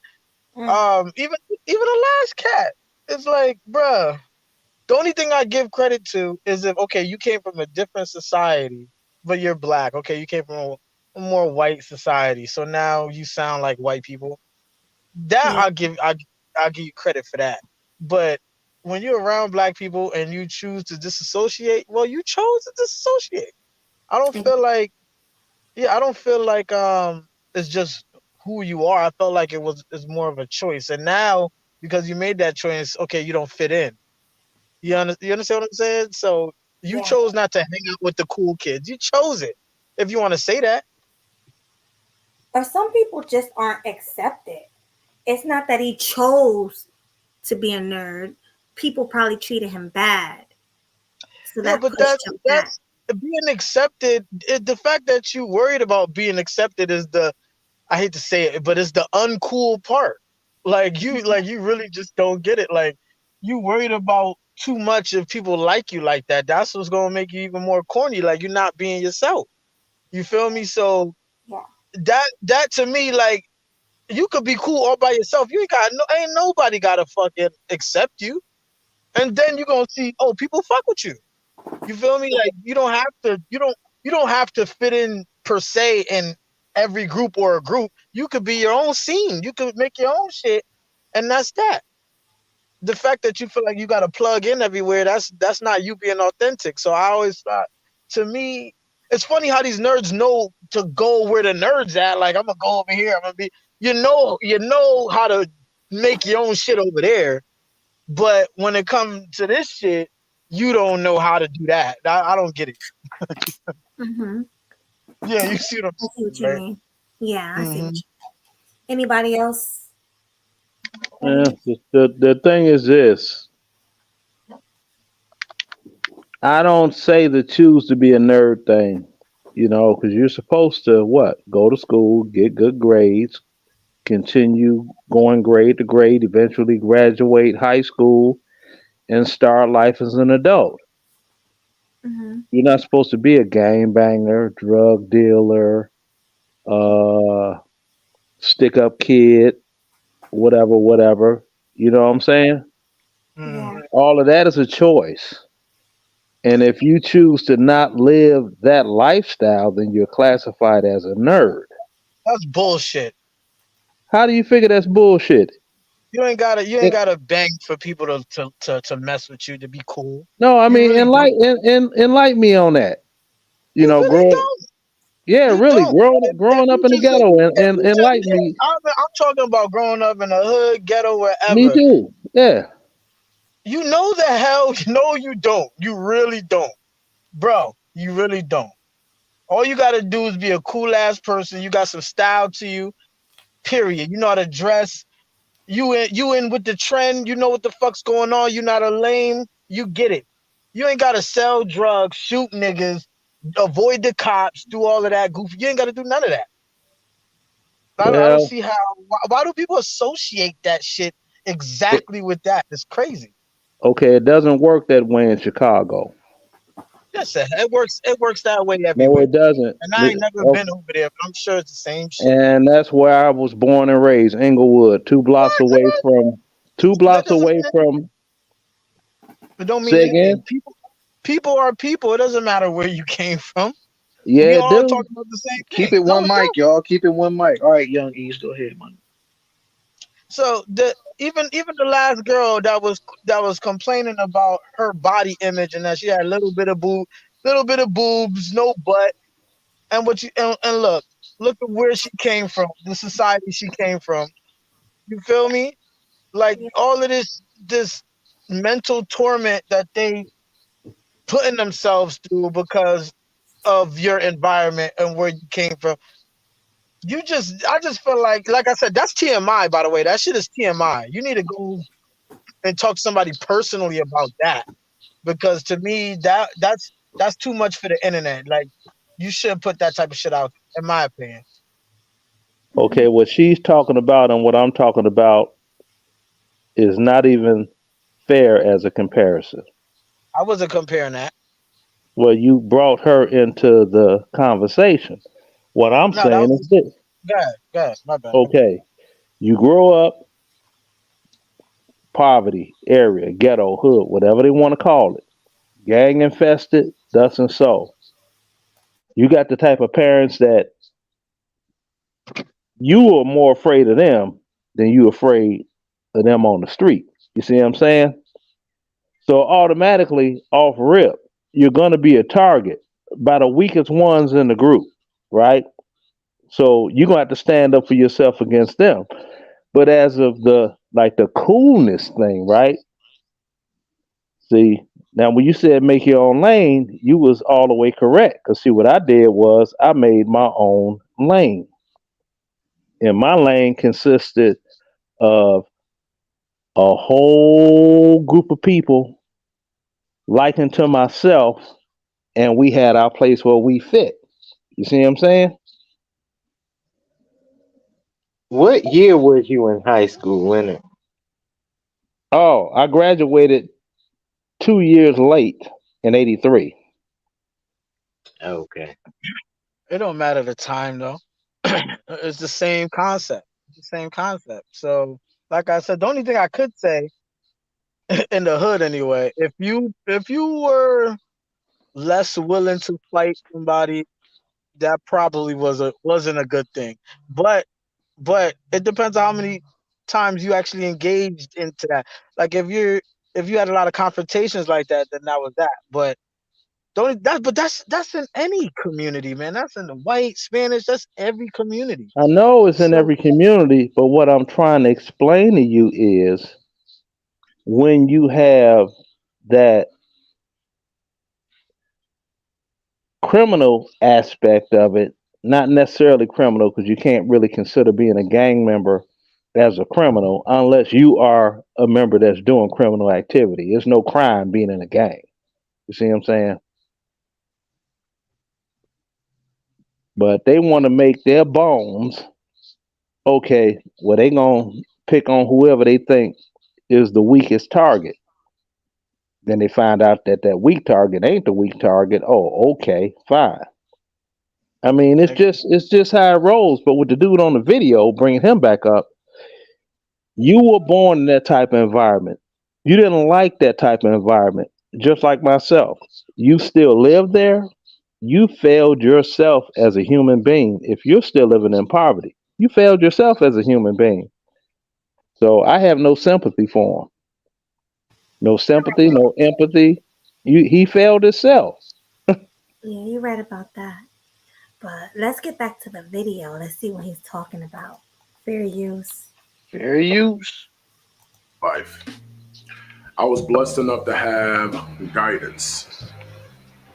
And when my father died at the age, when my father died when I was at the age of 11, I'm 28 years old. My father died in 2003.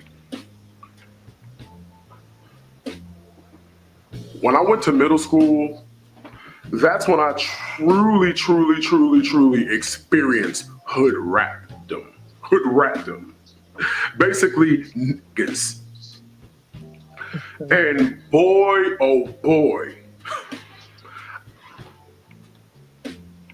I was oppressed and bullied by these people. Why? Because I was different. I was a nerd. I was into anime and video games. I wasn't into really getting, you know what I'm saying, getting the dumb stuff they were into. I didn't really watch BET and listen to music videos glorifying killing your own people and pop that, see, and all this other dumb stuff. You know what I'm saying, was into Sonic. Hopefully y'all can see that. You know what I'm saying? And even still to this very day, nothing has changed with me. I'm still that big, nice nerd. Still into My Hero Academia. Still got Sonic plushies. You know what I'm saying? If you got a good eye, you can see the My Hero Academia poster in the background. Matter of fact, let me back up so y'all can see that. Yeah, stop, Billy. Whoa. And I've always been this. All right, what you got to say, Octavius? To say that everybody in the hood wasn't into anime is absurd. Every nigga watched Dragon Ball Z, and every nigga when I was coming up was watching Pokemon. So, and it's every nigga too. The niggas that you would deem as criminal, every nigga. Okay, video games? Are you kidding me? Every nigga I ever knew in my entire life played video games. It might not be fucking Star Trek. Okay, niggas probably was playing 2K, Let's but go it was easy on video the games. swears. Let's go a little easy on the swears. All right, go ahead. Oh my bad. This guy is sounding like he's, you know what else? Like I said, what dude wasn't playing no video game? And what dude ain't into hoes? He's acting like he didn't like hoes. Mad nerds like hoes. As a matter of fact, if you look at some of the animes, the way they draw anime characters with the women, the big old boobs, like that's nerds drawing that. So to pretend like you don't like hoes, it just means you don't get hoes. That's all it means to me. But that's okay, because you know what? He's just telling them it's all fraud. Okay, now he could say stuff about the hood rat behavior. He could say that, but that's common. We all know about. Nobody likes that. You feel me? But he's saying it like he had like a higher taste, and that everybody got a taste for these rats. like nigga, bruh. Nobody got no real taste for these rats. I know I don't. But hey, if Keisha with the big butt want to smash, I'm DTF, and he is too. So what he's talking about is pure cap. It's just all cap. There's nothing I feel like is that valid enough for him to try and excommunicate himself from the population. Like, nigga, you're the same. You're the same.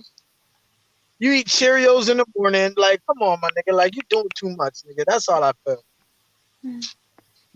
Everybody, Well, I tell you, with me, if it wasn't for the niche that I fell into that made me super duper popular, you know, I would have been getting it in with the doggone Keishas down the block for recreational purposes, but that would have been about it. But, I mean, I'm fortunate that, I came into a niche. Just like when in New York, when they were doing all their hip hop, this and that, Chicago was all about house music. And I was, well, not was, but I am one of the first DJs that was involved with that whole movement and on radio and all of that. High school senior with a car, DJing at the number one teen spot where everybody went on the south side. Man, I was that dude. You know what I'm saying?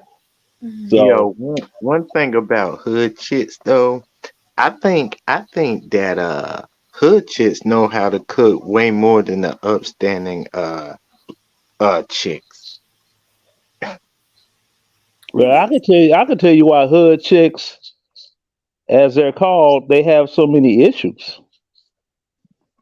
Yeah, that's true.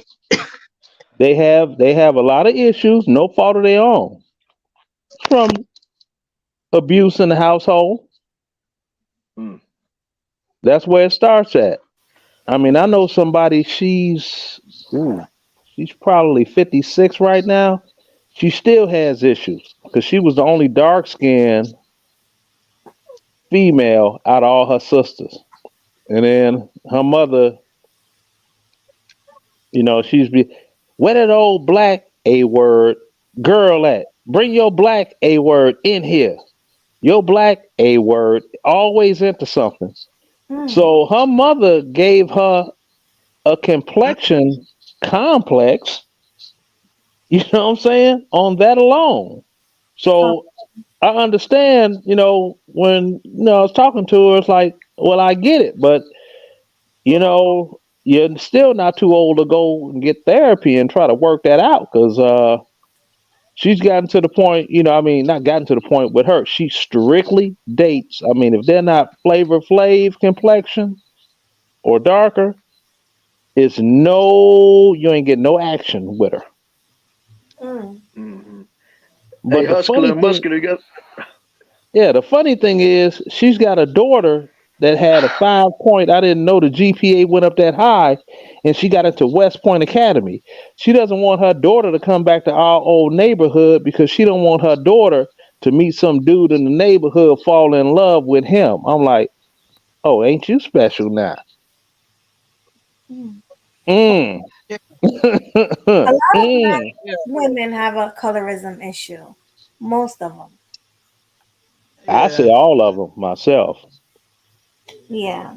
That might be a stretch, but in the high 90 percentile. We'll just put it like that. Right. Yeah. Yeah. Most women, if they're not light, Okay. they don't feel like they're right, and that's just it. Hey, Melody, Hmm. Melody.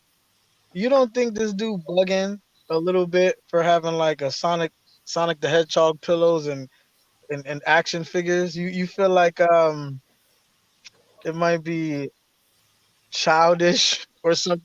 Like this is what. All right, never mind. I'm gonna just let you because you're a girl, so I'm gonna let you answer first. Go ahead. Childish. It's not like he sits there and plays. Is it I mean, if he was playing with them like action figures, yeah, it'd be weird. But if he just have Sonic pillows, I mean, I don't think that's he yeah. likes Sonic. I don't know. I don't know. I don't know how to answer that. I just asked because I wanted to know how you felt about him having toys and it's to me I feel like he's sort of setting himself apart. But honestly, I'm gonna tell you how I feel about it because to me, that's to me, it's bullshit. It's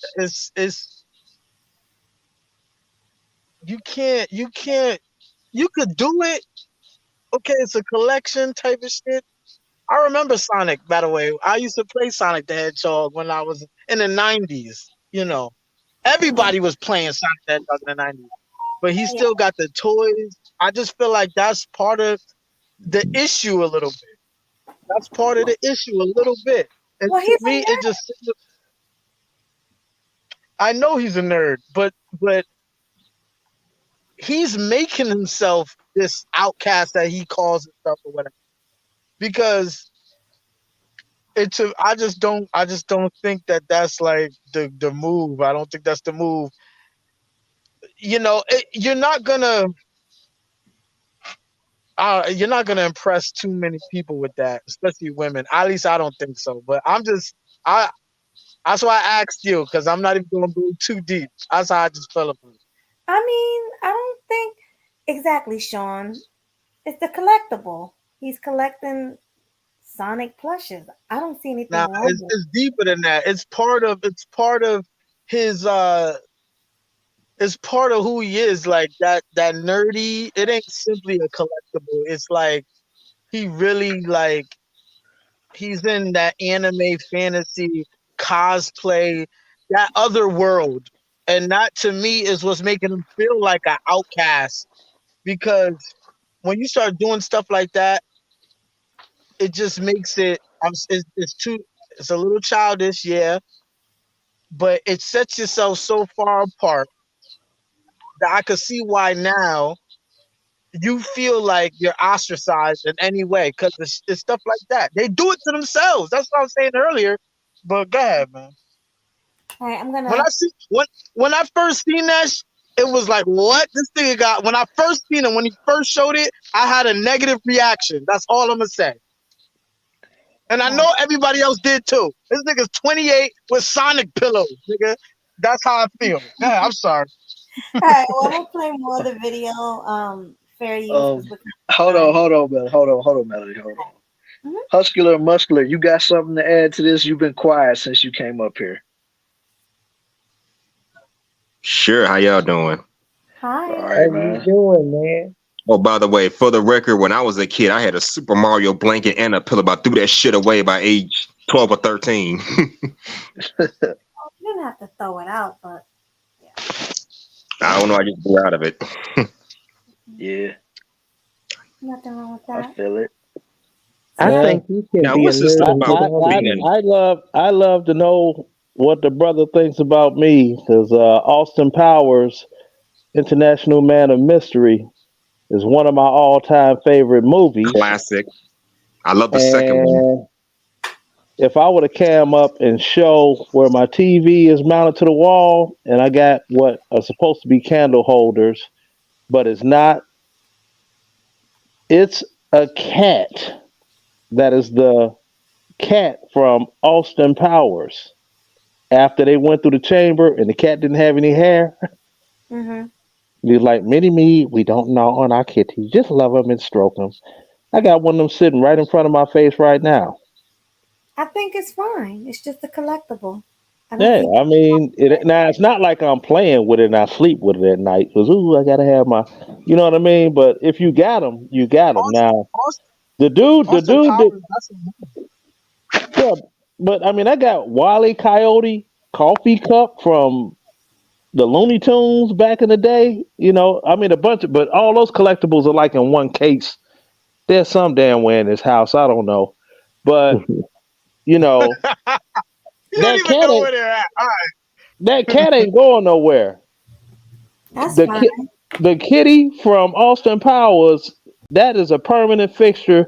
Since I seen the movie and I saw one and I bought it, I wish I could cut it open and change the battery out because it had three settings. It'd be like, "Meow," and it talks too, but I haven't, it's the battery been dead for hell, way more than 10 years. But yeah, it's sitting right here, and that's my thing. Like I said, I don't play with it and sit there. If the battery was in it, I probably would. But company come over, Yeah, yeah. And I get was I, watching Demon. I was watching. Go ahead, go ahead, I'm sorry. I was gonna say I want to get back to the video because we need to get Oh, I'm into. sorry. Yeah, I'm Oh, sorry. that's fine. I That's just had a question. go ahead. Now, one of y'all mentioned being a nerd is kind of a choice. How is being a nerd? I can see how it's kind of a choice, but how is being a nerd kind of a choice? Because I've heard people say that they were nerdy but weren't even aware of it. Because sometimes we do things subconsciously, not knowing that it's kind of nerdy and weird and all that kind of stuff. So how is it being a choice? That's the Well, young. well, well. When you see everybody doing something else, and you choose to continue or to start doing some nerdy, at least people that what they would consider nerdy stuff, then it is a choice because you actively say, you know, I'm not gonna follow the trends that's going on. I'm gonna sit here and I'm gonna play with my Sailor Moon, um, all that, all that anime stuff. I'm gonna choose to be about that. It is a choice. You actively chose to not participate in what everybody else is doing. Okay, let me add this in, and I will be very short. With the house music groove, everybody wore doggone penny loafers or Sperry topsiders, straight leg Levi's, and Izod Lacosta polo shirts. Right? Game bangers didn't dress like that. So if a game banger comes to a house music event, they stand out like a sore thumb and they don't look like anybody else. So does that make it they chose? Is it a choice? Because they're different? Yes, they chose to stay away. The same thing. It ain't no stay away. I didn't say stay away. Don't put words in my mouth. I'm into the They video. What's going on came with that to a video? party. They came to a party because it was fine girls at that party and they knew it. And it wasn't Keisha's from off the block. But they couldn't pull any of the women because they were looking at them with them finger waves and all that step in the name of love attire from the R. Kelly video that you all probably familiar with. You're seeing how they dress, right? Like they Yep. shopped at Pimps Are Uh-huh. Us. Yeah. And they come into the party looking like they went to the Pimp Emporium and bought them an outfit, and people are like, ugh. You know what I mean? You Wow. need to go back. You need to go up to St. Stephen's where y'all do that. We don't do that here. So flipping the script from Houston, the nerd thing being different. What about different in that way? What if Let's get you're the back to the only? video. What if you're the only straight man in an all gay club? Mm. Uh, All why right. are Because you going to that kind of club? Okay. Yeah, no, let's I'm just. just because you might have a friend that you It real is cool with way that's different. LGBT. Nah, One nah. mic, y'all. One mic, yo. All right, let's Okay, I get Let's get so back get to back the to. video, guys, oh, and we can talk about Yeah, it let's afterwards. finish okay, this movie. yeah, Let's yeah. finish I'm this bringing movie that real back quick. up. I only Go got ahead. Yeah, 30 Go more ahead. minutes into it, and it's Okay. 22 yeah, because minutes. So this is a long video, so let's just get through yeah, this. let's listen to it. Fair use. Fair This use. way, and these people, these hoodlums, these thugs in training. Keep in mind, this is middle school. These thugs in training, any chance they get, they tried to find an opportunity to mess with me. And these were my own people. Even though I'm older, not much has changed. The only difference that's changed was my size. That's the only thing that changed. I was when I was 11 to 12, I was much smaller back then. So it wasn't until I hit 13 that's when I hit my growth spurt. That's when I got bigger. And to keep in mind, 20 years old now, I'm a 6'2", 329-pound gorilla bear. I'm a big beast, but I'm a gentle giant. But anyways, let's go back with it, because I'm pacing. You know what I'm saying? I'm walking back and forth, you know what I'm saying? Let's go back. In school and to the park I used to go to, I would just see these types of people every day. And keep in mind, I was autistic. I always wondered to myself, how come these people messed with me? I was taught by watching Roots and so on and so forth that it was the white man that I should fear. It was, oh my God, like I need to be weary of the police and weary of, oh, the whites are against me and blah, blah, blah. But it was my own people who was putting me down, beating me up. It was my own little hood rats in training in the hood. They saw someone who was different. They saw something they couldn't comprehend, so they just saw me as an easy target and kept messing with me. That's odd. And then to find out years later, when I was younger, I thought I was the only one to be real. Like, dang, I just must be different or something. But turns out there are lots and lots of black people who feel how I feel. Just telling you my story. But they feel how I feel now. So what I find odd is I tried to make friends with these types of people in the beginning, but they would always backstab me. They would always take from me. They would always put me down. They would always belittle me. These hoodlums, these thugs. It was at that time a little rare to come across someone of my own complexion who was respectable, who wasn't a thug, who wasn't this destructive little black hole. You know what a black hole is? If you're into science or whatever, theoretical physics, whatever, I don't care. Basically, a black hole is something that absorbs all. He could be a voice actor. Holes of chaos. As I was getting bullied by these people, how long we got? There was a white boy across the street. Go ahead. I know you want to say something. No, I was just gonna see if anybody else had anything to add. That's all.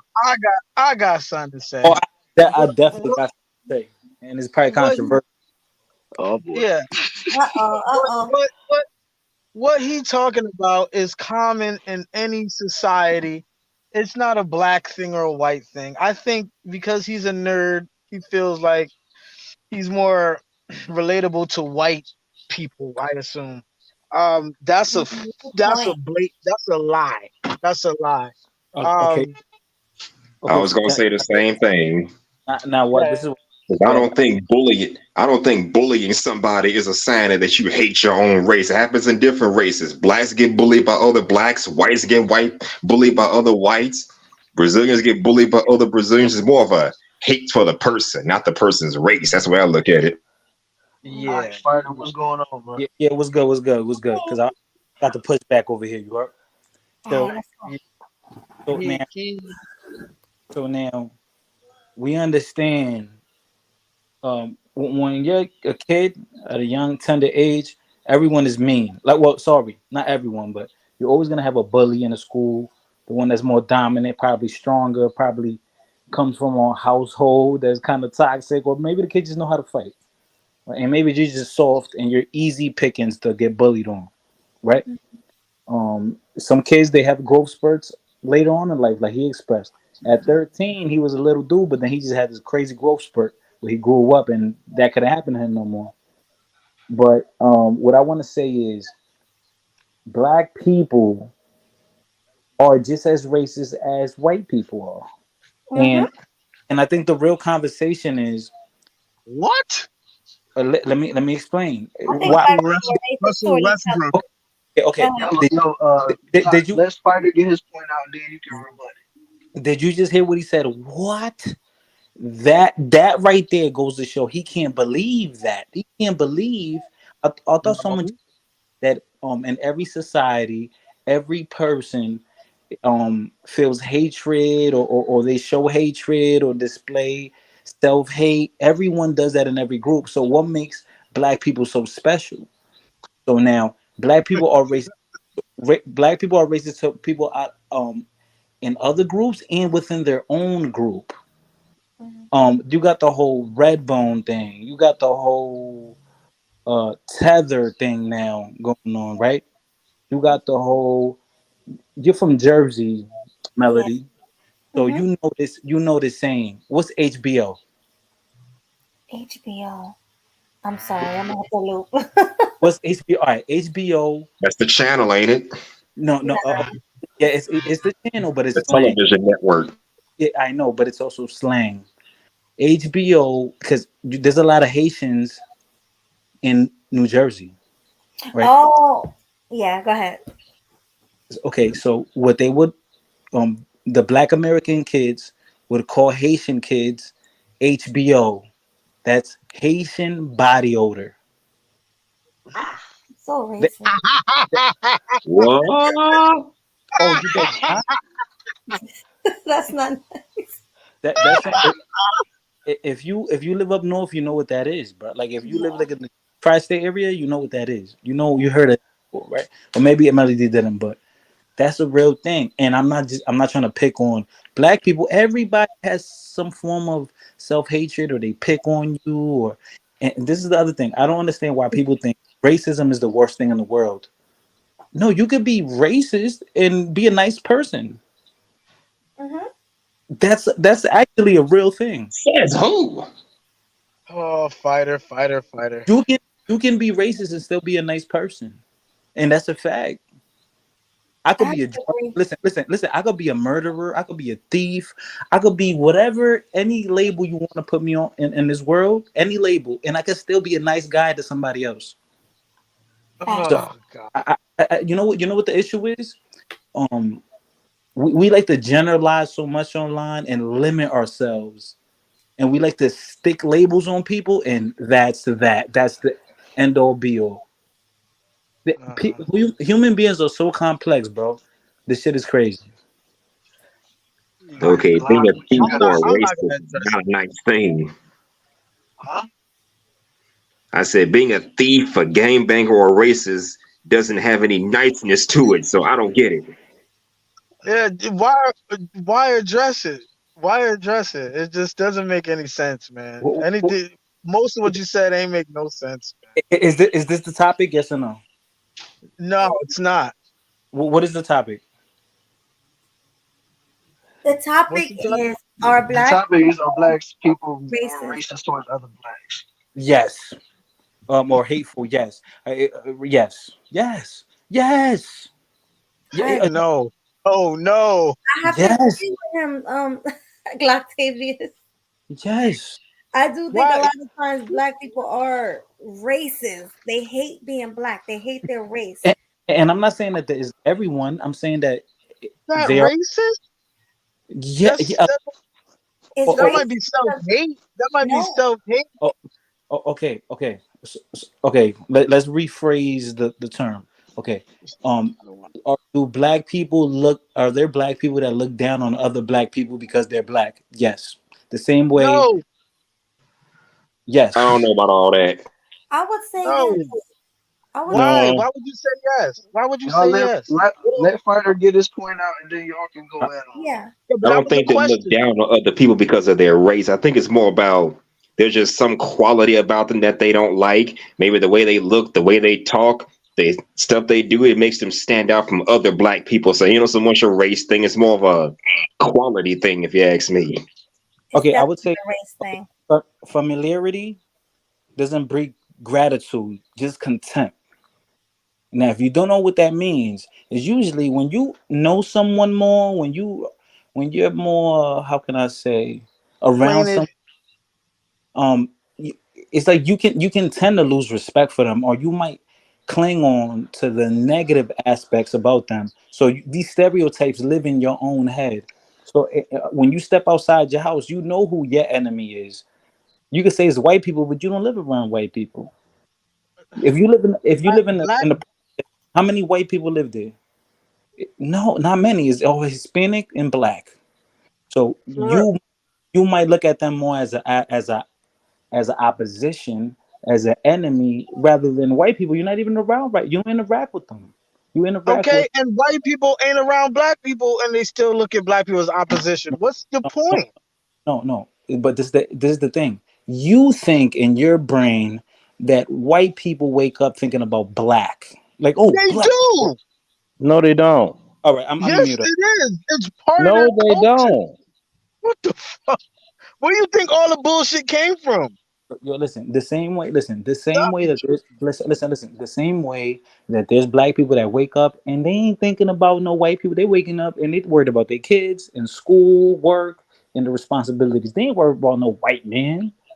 But there are black people that are worried about the white man all fucking day, and that's a weakness. It's not a True. weakness. It One, That, is. because okay, because they're okay. they're they're very concerned about what niggas do. They're always worried about what we doing, and not Okay. all of them, but Can I ask you? that's part of their culture. Go Can ahead. I ask you one question? Me or Octavius? The guy that was just talking, he sounds like he's from the East Coast. Oh yeah. Yeah, yeah. Well, we both sound like from the East Coast. Well, you Right. kind of sound, but he got that hard, yo, cause niggas be, you know, Okay. yeah, he got that hard thing going on. Now, uh, give us your most recent or incident you can remember of racism that you experienced that came from a white person, just out of curiosity. So I was at the bar, right? And this is a bar. Okay, the bartender was white. And I sat down, I was gonna get a drink, and the motherfucker kept serving everybody but me. Cussing at a minimum. Okay, my fault. So the person, they kept serving everybody but me. And I'm scratching my head thinking, why am I getting skipped all the time at a bar where you could clearly see everybody? And then I concluded, maybe they're a bit prejudiced. So I didn't make a scene. I was like, you know what? I'm gonna just go up and go over to the outside bar. This was at the ale house, by the way. I don't know if y'all know about that. Nope. Uh, okay, yeah. So that happens. That happens. Now, was it overt? No, but that was that. You understand what I'm saying? And this was 2 weeks ago.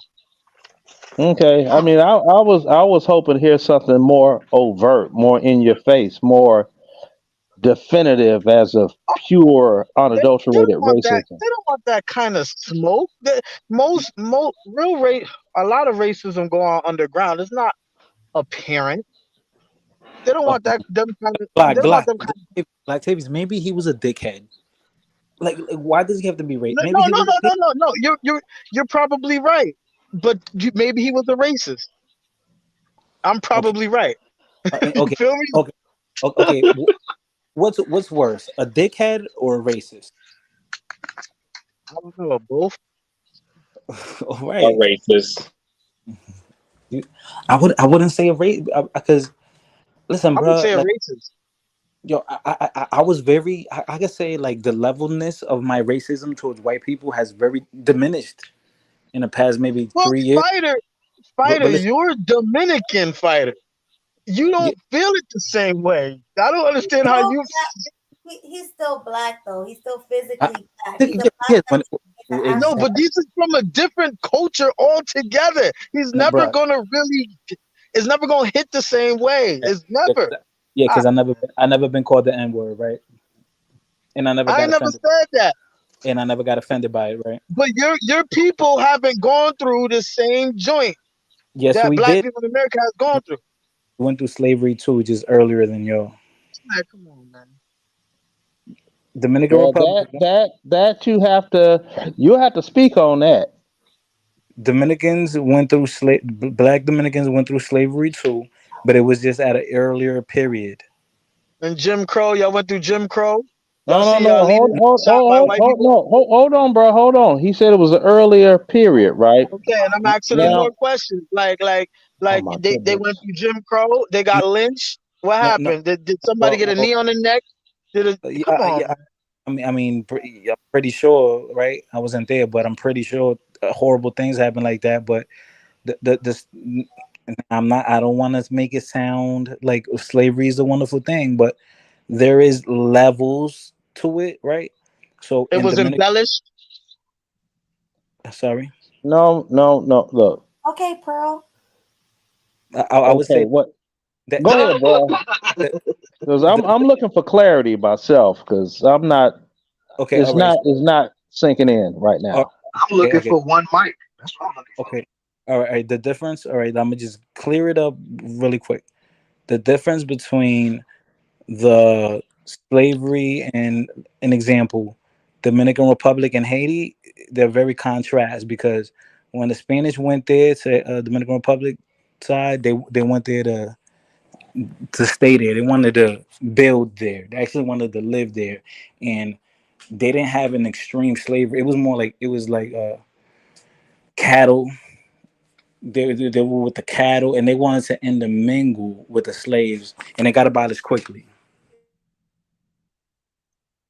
Okay, you do know that's after they had already started the Middle Passage, and the Africans that were sold into slavery by other Africans were dropped off in the Caribbean and brought to the United States, and they had the thing going on in the United States. Yeah, yeah, It was yeah. And it was first, so that's why I'm trying to get some clarity here because you okay, said slavery. Okay, it was our earlier slavery. than the United States. I'm Oh, like, yeah, no, it wasn't. yeah, Hold on, Fighter, real quick. Can you cam back up?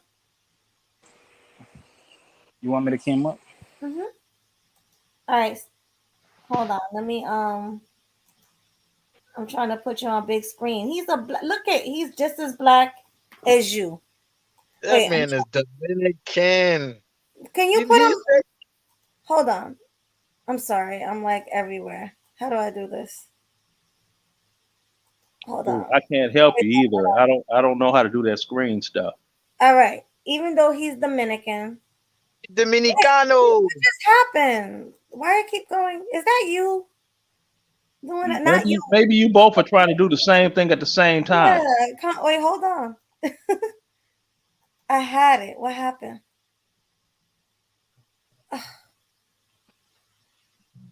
You'll get it. Is that you pressing stuff, killer? Well, if both of you all are pressing stuff, Yeah, it's No, not hold that going on. to ain't work. me. That ain't me. Hold I'm on the on phone. one That ain't me. second. There we Okay. go. All right. All So right. okay. So you said all right. So you said that slavery happened in the United States before Dominican Republic. That man Dominican. You see that shit? But he's What? still What? black. Man, he looks like he could be my son. Damn near. That's what Stop I'm it. saying. Let, Look, let, like let I me don't understand. let me say this though, because like I said, Dominican folk, they got a different cultural background. Because Fighter did mention tethers earlier, I and did. tethers, yeah, tethers. What the FBA called tethers is usually Africans that come over that's not on code. No, and They Africans. Caribbean too. Hold on, Africans when they come over here, they haven't been through antebellum slavery. They haven't been through it. So And so, when they see black people talk about it, they can't relate. So they just assume that black people are just complaining for no reason. So what they do is they tend to side with the white man to get kudos with the white man.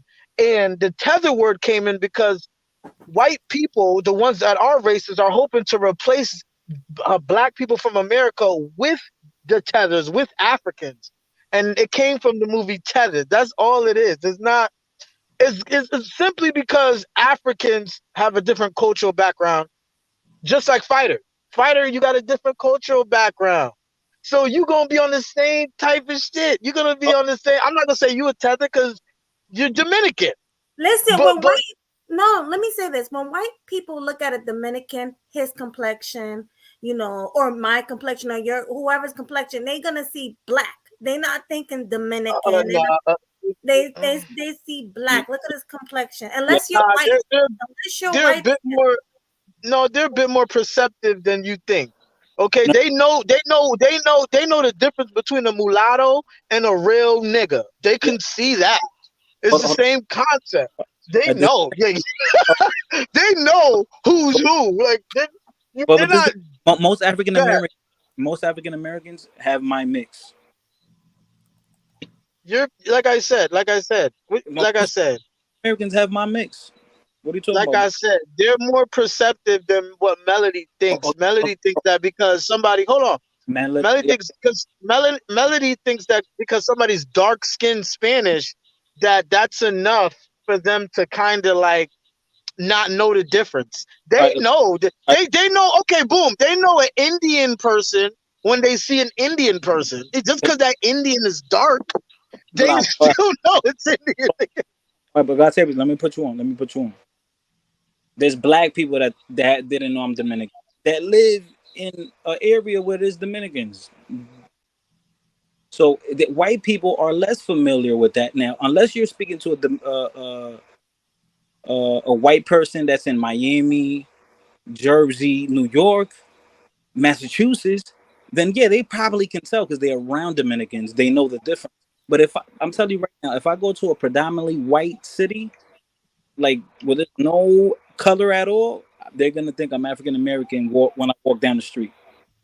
Period. Well, from far, you might look like you're African American, but like I said, they know the difference. Okay, like I said, that's why I brought up the Indian people from India. Okay, They're dark, but Glock, there's a difference between the way a black person looks and a Indian look. They look completely different. Same thing with you. Like you. I don't get Glock. Can I ask a question Glock. for both of y'all? Can I ask a Okay, question? go ahead. And Have either of y'all ever been asked what you're mixed with? Yes. Of course. Have you been asked what you're mixed with, Glock? Never. Not me either. Okay. Exactly. That's the point. All right. Okay. That's a great, fantastic point. But guess what? Most African Americans have like 20% European blood. So most African Americans have some type of mixture in them. I know. Come on, bro. Listen, hold on. Every African American I know does not look like Wesley Snipes. I'm sorry, they don't look like that. Okay, and every Dominican I know don't look like you. There's lighter Dominicans and there's darker Dominicans. Like, All that right. don't mean they ain't Dominican. But this is what I'm saying. Like, I get it. When I'm in the hood, bro, and I'm around black people. When I'm out in the hood around black people, there's some that are lighter than me, some are dark, some are the same complexion. Oh my God. Fighter, let me ask you this, Fighter. Some Dominicans who are light, like really, really light, like white, do they think you're black, like African American black? Yeah. Right. Cap. Exactly. Okay, now what's being lost is this. What the brother is really trying to say is, when he mentioned FBA. No, it was not very specific. No, I was very specific. That's a group of black people. Okay, well, that is an actual fact as a FBA. Now, let me break it down real simple and real quick. And I have to correct you because you said that slavery went on first in America before Dominican Republic. That's a lie. Oh, vice versa.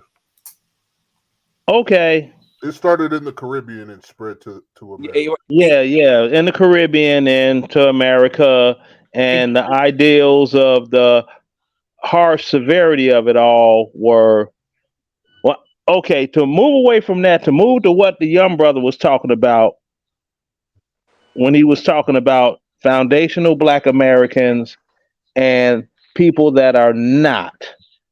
In a nutshell, this is what he's saying. If your family bloodline does not go back to the Emancipation Proclamation, if not before, in the United States of America, you are not foundational Black American. That is what he's trying to say. No, because I know we all know what FBA is, though. We know the definition. Maybe I can say something, and then you guys tell me if you disagree. The people that are considered African American is FBA.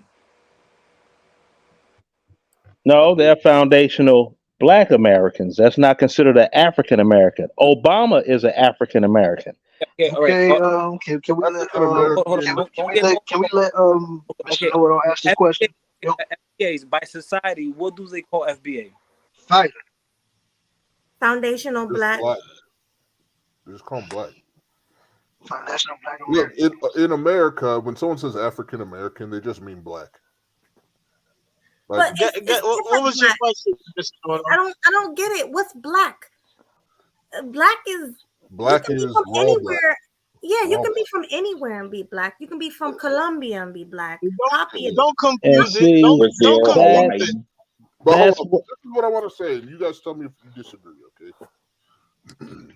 Black people around the world have faced racism at the hands of Europeans, but it's often in different ways. One way that's different between the Dominican and the United States is, although in the Dominican they had slavery and discrimination, the larger society embraced African culture to a greater extent than they did here in the United States. Meaning, you go to Brazil, everybody dances samba, everybody does capoeira, which is from Angola, right?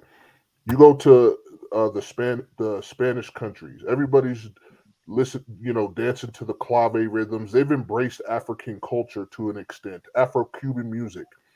But in the United States, they went through to a much further extent. They tried to separate the races. They physically separated the races up until the 1960s. And even culturally, where there was overlap. I mean, even to this day, black people and white people don't really make music together. It's rare. You go to a Latin country, it's mixed. Every ethnicity enjoys the culture together. So here in America, people who aren't from here, they need to understand that there's a greater degree of separation and I guess I'll call it discrimination that you might have experienced where you're from. Does anyone disagree with that? No, well, me myself being a world traveler, I understand what you're saying, but what I will tell you from the American aspect of it is integration is what failed Black America Why did it fail? because all of Black America took all of their money and their I agree with resources that. out of the Black community and went and took it to every other non-melanated community other than their own. But if I could expound upon that, that wouldn't have even been so bad if there was reciprocity, right? There was no plan for reciprocity. That's what I'm saying. I'm listening to what you're saying, but I'm talking from experience here. Okay, I'm not disagreeing with you, but I'm expounding upon what you said. I'm adding to it. That integration they thought would be mutual, right? We come to your community, we spend money there, you'll come to our community, you'll spend money here, we'll come work for you in your companies, you'll come work for us in our companies, but that's not what it was. It was everything we own, or black people own, that wasn't allowed back then. Everything they own at the time, they abandoned it to go be a part of the larger economy and went from ownership to employee in mass. That's why integration failed, because it wasn't reciprocal. They thought that they gave the white society the benefit of the doubt, thinking that, well, now that we're integrated, we will help each other's communities. And that's not what happened. That's why integration failed. I can't exactly blame Black Americans for thinking it would be that way. I mean, I wasn't alive back then. I don't know what the sentiments were at the time, but in hindsight, I think we can all agree that that was one of the pitfalls of integration. Even though civil rights came with it, and that was much needed, there were economic pitfalls as well. Okay, well, I was alive during that time and never, in no sense of an inch of a thought, did Black business owners think white people were going to come to Black neighborhoods and shop. Okay. So then what was the upside? They didn't want Blacks in their neighborhoods in the first place. So now you're being forced to integrate with a community that you didn't even want in your neighborhoods. You think they're going to come and shop there? But then why were Black people so adamant about being integrated? Because that fed into the civil rights aspect that was eliminate Jim Crow. Those Jim Crow laws and all that stuff on the book. So it was a give and a take. Now, the give, I will say personally, was well worth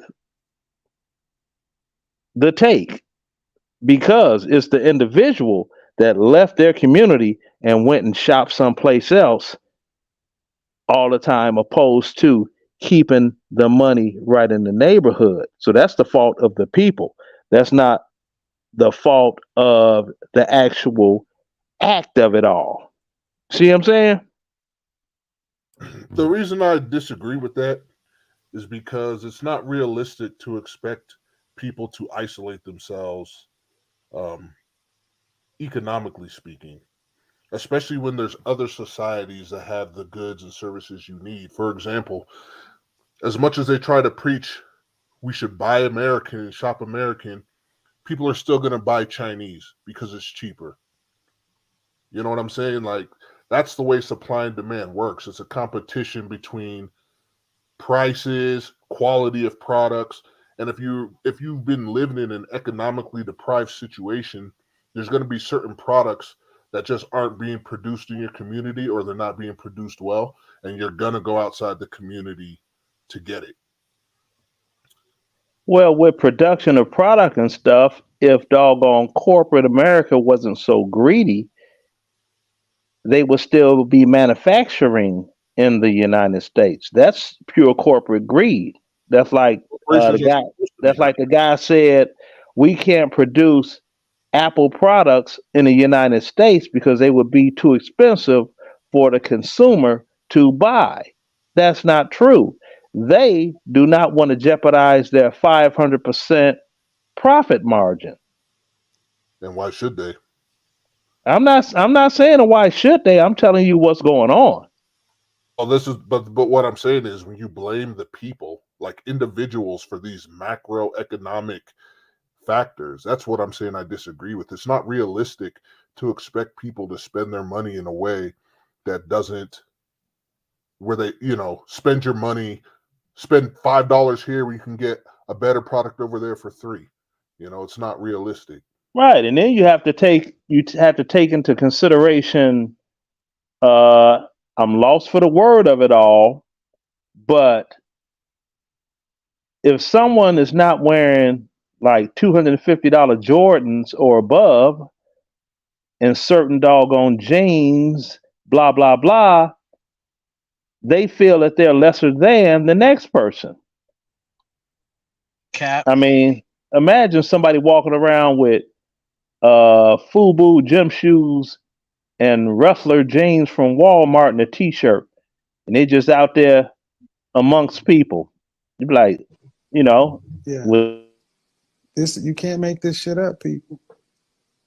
Now you see You this cannot comment make from this this shit person. up. So this is what I'm talking about. Like I said in my earlier comment, man, there's some black people that are just so self-flat. Chinese don't buy nothing but Chinese. Same with Mexicans and everyone else but black folks. Bullshit. Everybody buys Chinese. Yeah, that's true because you've got the hand in glove thing going on, corporate America, Chinese, Taiwan, uh, South Korea. I remember when people used to tease people if they had something like a home stereo and they looked and said made in Taiwan. Man, you got this cheap stuff. Man, Zenith is made right here in the USA. That's quality ish. Note how I don't cuss, I use other Yes, words. but I bet you at the time a Zenith was comparable in price to the Taiwan made. Or was she? No. Sound design stereos were cheaper, Or but was the superior. quality wasn't there. That's what I'm saying. And it went to a point where the Chinese now make the best stuff and the cheapest Somebody stuff. got an echo, y'all. Somebody got an echo going bad. Yeah, Okay, it we need to stopped. get back on topic. We need to get back on topic Yeah, then, I yeah? want to play. Yeah, we just Well, play this all is the off. I need topic. to. Yeah, This is but the topic I want because to That hear from. that and plus I want to hear from Angela. See, Yeah, she's that been was gonna waiting say that. I patiently want and to hear stuff. from Like I want to hear Angela what she got to say. and then play the video. All right, go ahead, Angela. Hi. You guys hear me good? I'm not echoing, am I? No, No, you're you good. good. No, Yeah. you're fine. Hi, Angela. I think it's possible for blacks to be racist against their own race or prejudice. Like, for an example, I live out here in California. I'm in Sacramento, and I remember growing up thinking, I think blacks hate blacks or hate being being blacks, or maybe it's just the blacks out here. Like, you guys brought up the whole colorism thing. That is really bad out here. I don't know. It just seems like if you're real dark, black people have this disdain for you. Like I mean, out here they really have this obsession with hair, skin tone. I just noticed out here that they do discriminate out here based on skin and hair and who's mixed and who's not. It's just it's ridiculous here. It's Cali. Yeah, right, Actually, right. that's global. No, And that's I not No, that's global. Cali. Not like in That's California. It might be One different, but mic, yo, one mic. it might be different. But where are they doing the skin bleaching at? They're not skin bleaching in California. It's all about skin and hair and complexion. Yeah, Trust me, I know this. in other countries they skin bleach. right, like I thought that maybe like I wasn't for sure if this just California or is this a nationwide thing until I had ran into black people that would come to visit California or who I talked to online and said they visit California. And the first thing they told me, "Oh, you're from California?" I don't like black people in California because they are all what they say, they are all coons or sellouts. And I'm like, well, explain it to me. And then they'll tell me, yeah, all the black women talk like valley girls and they don't like being black, and the black men date white women and they all got issues out there. I was like, yeah, that's true. I'm like, but did they lie? No, they did not lie. And Okay. I don't like I didn't like I've had black men tell me, well, you are not too dark, you are just right. So you're not too light or too dark, so you're cool. And I'm like, is that supposed to be a compliment? Like, I'm not even sure what to think about that because I don't like being around people that think like that. But I notice out here black people do have a hate for each other, but I think that depends on what you look like out here.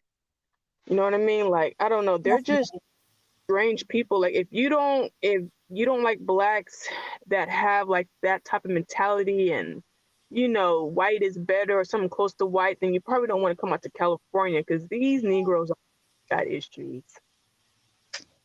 Yeah, they do. I witnessed one. She had the hair and she wasn't as light skinned as me, but she was a very petite woman, married, 2 kids, this and that, had my birthday party, brought a bottle of wine wrapped up in this nice little bag of whatever. And I'm like, oh, I don't really drink wine, but ladies do, so I know about wines.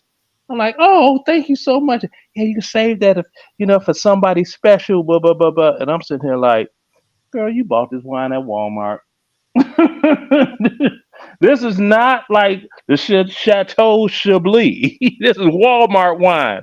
Who you think you playing with? You must think I'm from Georgia. Huh. Oh my god. Oh my goodness. There's something But strange. I think that we can all agree that there's black self-loathing on every corner of the globe.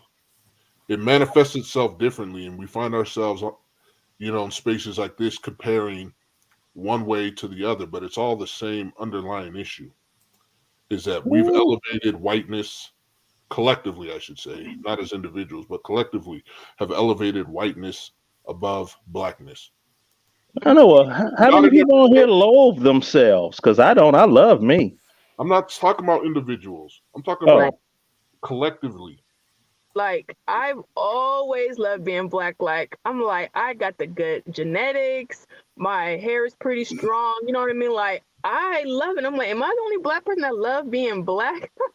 No, It's I love it No, too. I you're love not. it too. But I'll tell you what, when I was a kid, and I made a mental choice not to prefer light skinned women. Because I remember I found myself being more attracted to mixed girls than dark. And I was like, wait a minute. I'm like, why do I think like this? Do the white Yo, people no, check I it. never. My Check bad. it. I used to Uh-huh. think that way, right? And then I'm like, I'm brainwashed.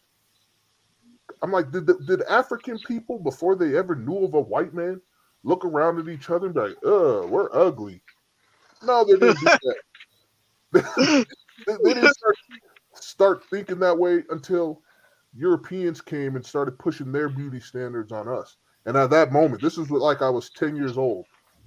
I remember I was brainwashed and I was like disgusted with myself. And I made a conscious decision like, nah, man, you need to change the way you think. And it's like, I never made the distinction. I never looked at.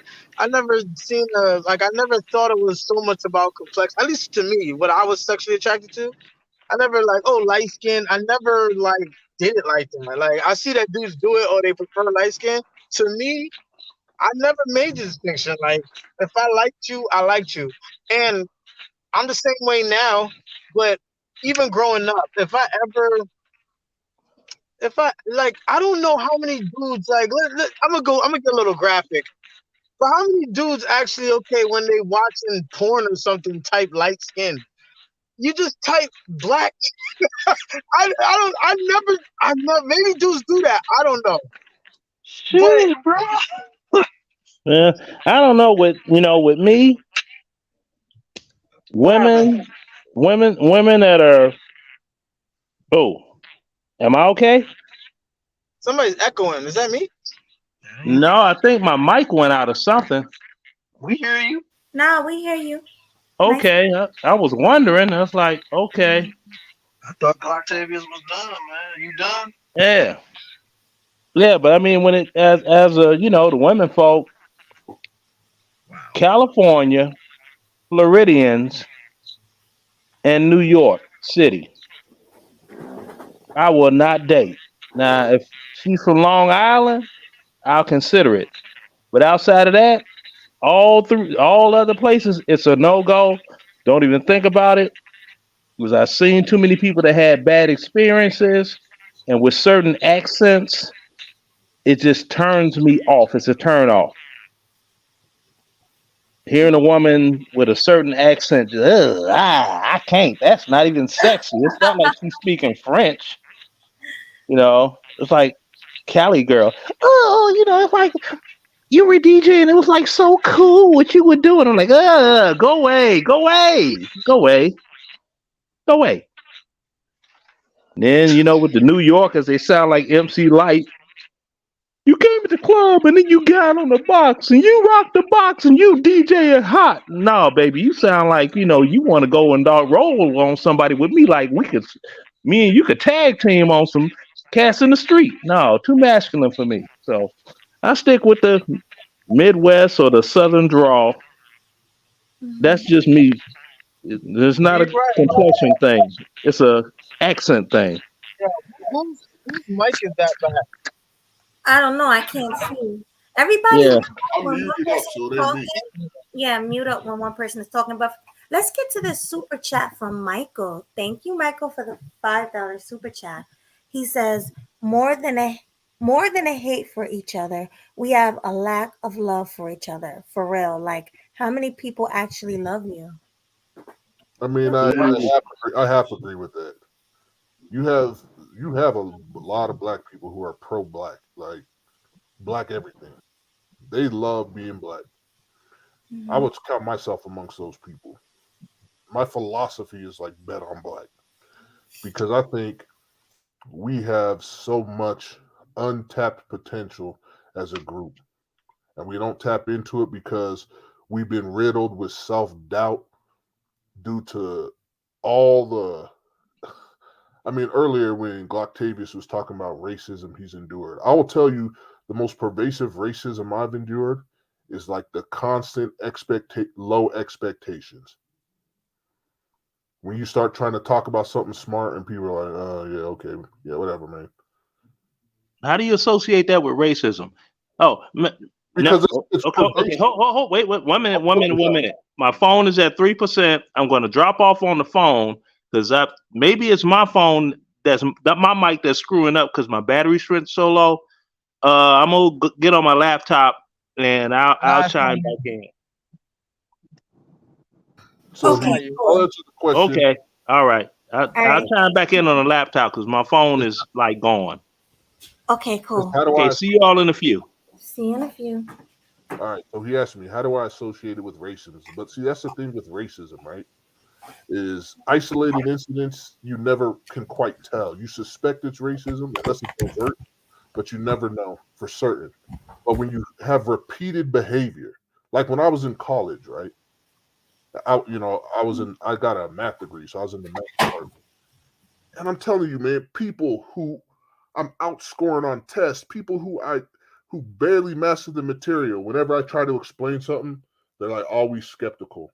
I remember a couple times we had projects we had to do, and I turned in my section of the project. Now, at the time I was working, so I wasn't on campus all the time. So when they would submit the project for us, and when I get the project back, my whole section is omitted. And the paper is just like some paper that the other group members wrote. To me, like it was written by some 8th graders. I'm like, what the hell? And this happened often. And other black people, they say they went through it too. It's just like it's just like low expectations. And it's different depending on the type of people you interact with, right? Like if you're interacting with liberal people, their version of low expectations is like they don't think you can do anything because you just never got a fair break. The conservative version is they think you're genetically, your IQ is, black people have lower IQs. It's just what it is. This is the type of racism I've endured in intellectual spaces. Yeah. Another thing is when non-blacks are given the benefit of the doubt over you. Like if you're ever in a dispute and they're like, it's kind of like earlier when you were talking about your experience at the bar. You're the one who experienced it, but he gave the other guy the benefit of the doubt. Maybe he was just an asshole. Right. Yeah, like you can't be a racist unless you're caught on tape saying the N-word with the hard R. Short of that, you're never racist. The fact that they didn't give me the benefit of the doubt and gave it to him, and these are black people that didn't give me the benefit of the doubt. Leonard, that is it. That's racist. That was a good call. That was a real good call. All right, Melody, let's get back to the video so we can finish this up. I'm tired of looking at that dude's face. All right. Okay. Fair use. Mm-hmm.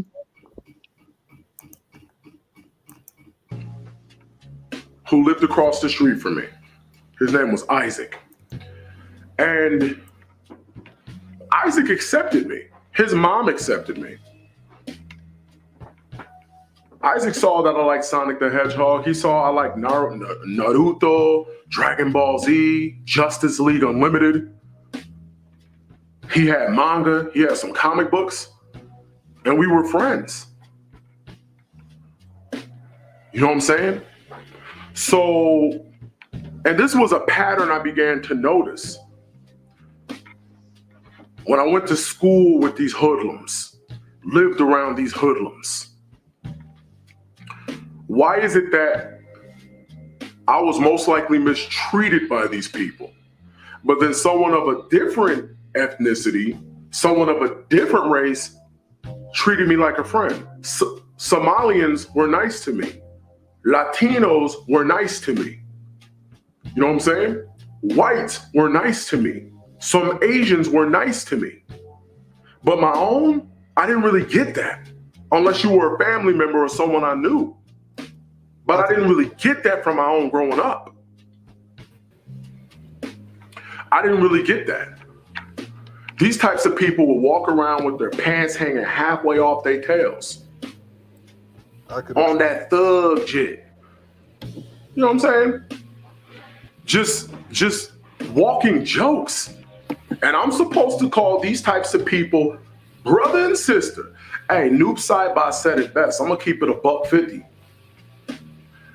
We share blood, but we're not brothers. We may share the same skin complexion, but we're not brothers. Just because someone shared the same complexion as you does not mean you're automatically obligated to call them brother and sister. Because let's keep it $1. It can be your own who can backstab you. Most likely it is your own who can backstab you. Melody, pause this real quick. Pause this. So as I got older. Pause it, Melody, pause. As I got older. All right, go ahead. Okay, listen. You see this guy acting like he's been rejected his whole life? How many times did you just hear him looking down on the black community? Might it be he was rejected because people could sense his superiority complex? Good point. Might it be he was rejected because he's made it such a point to reject black culture? That's usually what it is. And I'm not saying it's right, but when you see somebody who doesn't enjoy anything that black people make, they don't listen to black music, they don't watch black media, they don't do anything black. Everything they do is non-black. People see that as a rejection. And not that it always is a rejection. Some people genuinely just like what they like. But you could tell this guy hates. He hates the typical black people. Yeah, you can tell. He's trying to recruit others. He's actually trying to recruit others to hate black people. Yeah. Here's the thing. He's using hood vernacular. Let me keep it $1.50. I think he does like some of the black things, which is ironic. But he said that other races were nicer to him. You know what? A lot of people tend to do that with black people, especially black people. I bet you he overlooked every nigga or every nice black girl that ever talked to him. I bet you $1 million.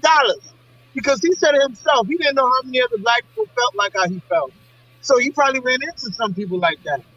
I bet you $1 million that there were black people that was cool with him and he overlooked them because your negative experiences is going to trump your positive ones, especially in grade school. You're going to remember you're going to remember what bothered you more than what helped you. You are. So he's going, huh? But there's a difference. Right? How many white people grow up in white neighborhoods and are bullied and mistreated? How often do you hear them turn around against their own community and blame the mistreatment they felt at whiteness? Now they go up to a school and pew, pew, pew. Trench coat mafia.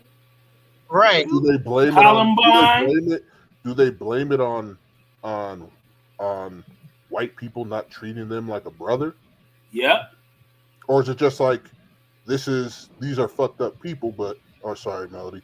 These are messed up. They don't make the race distinction. Yeah, they don't make a race distinction. They do. That's what Trench Coat Mafia did.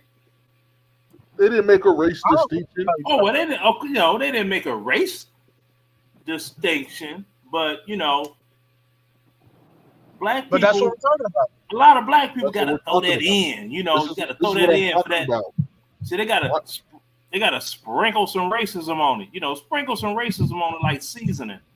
To add that little extra on it. That extra suffering.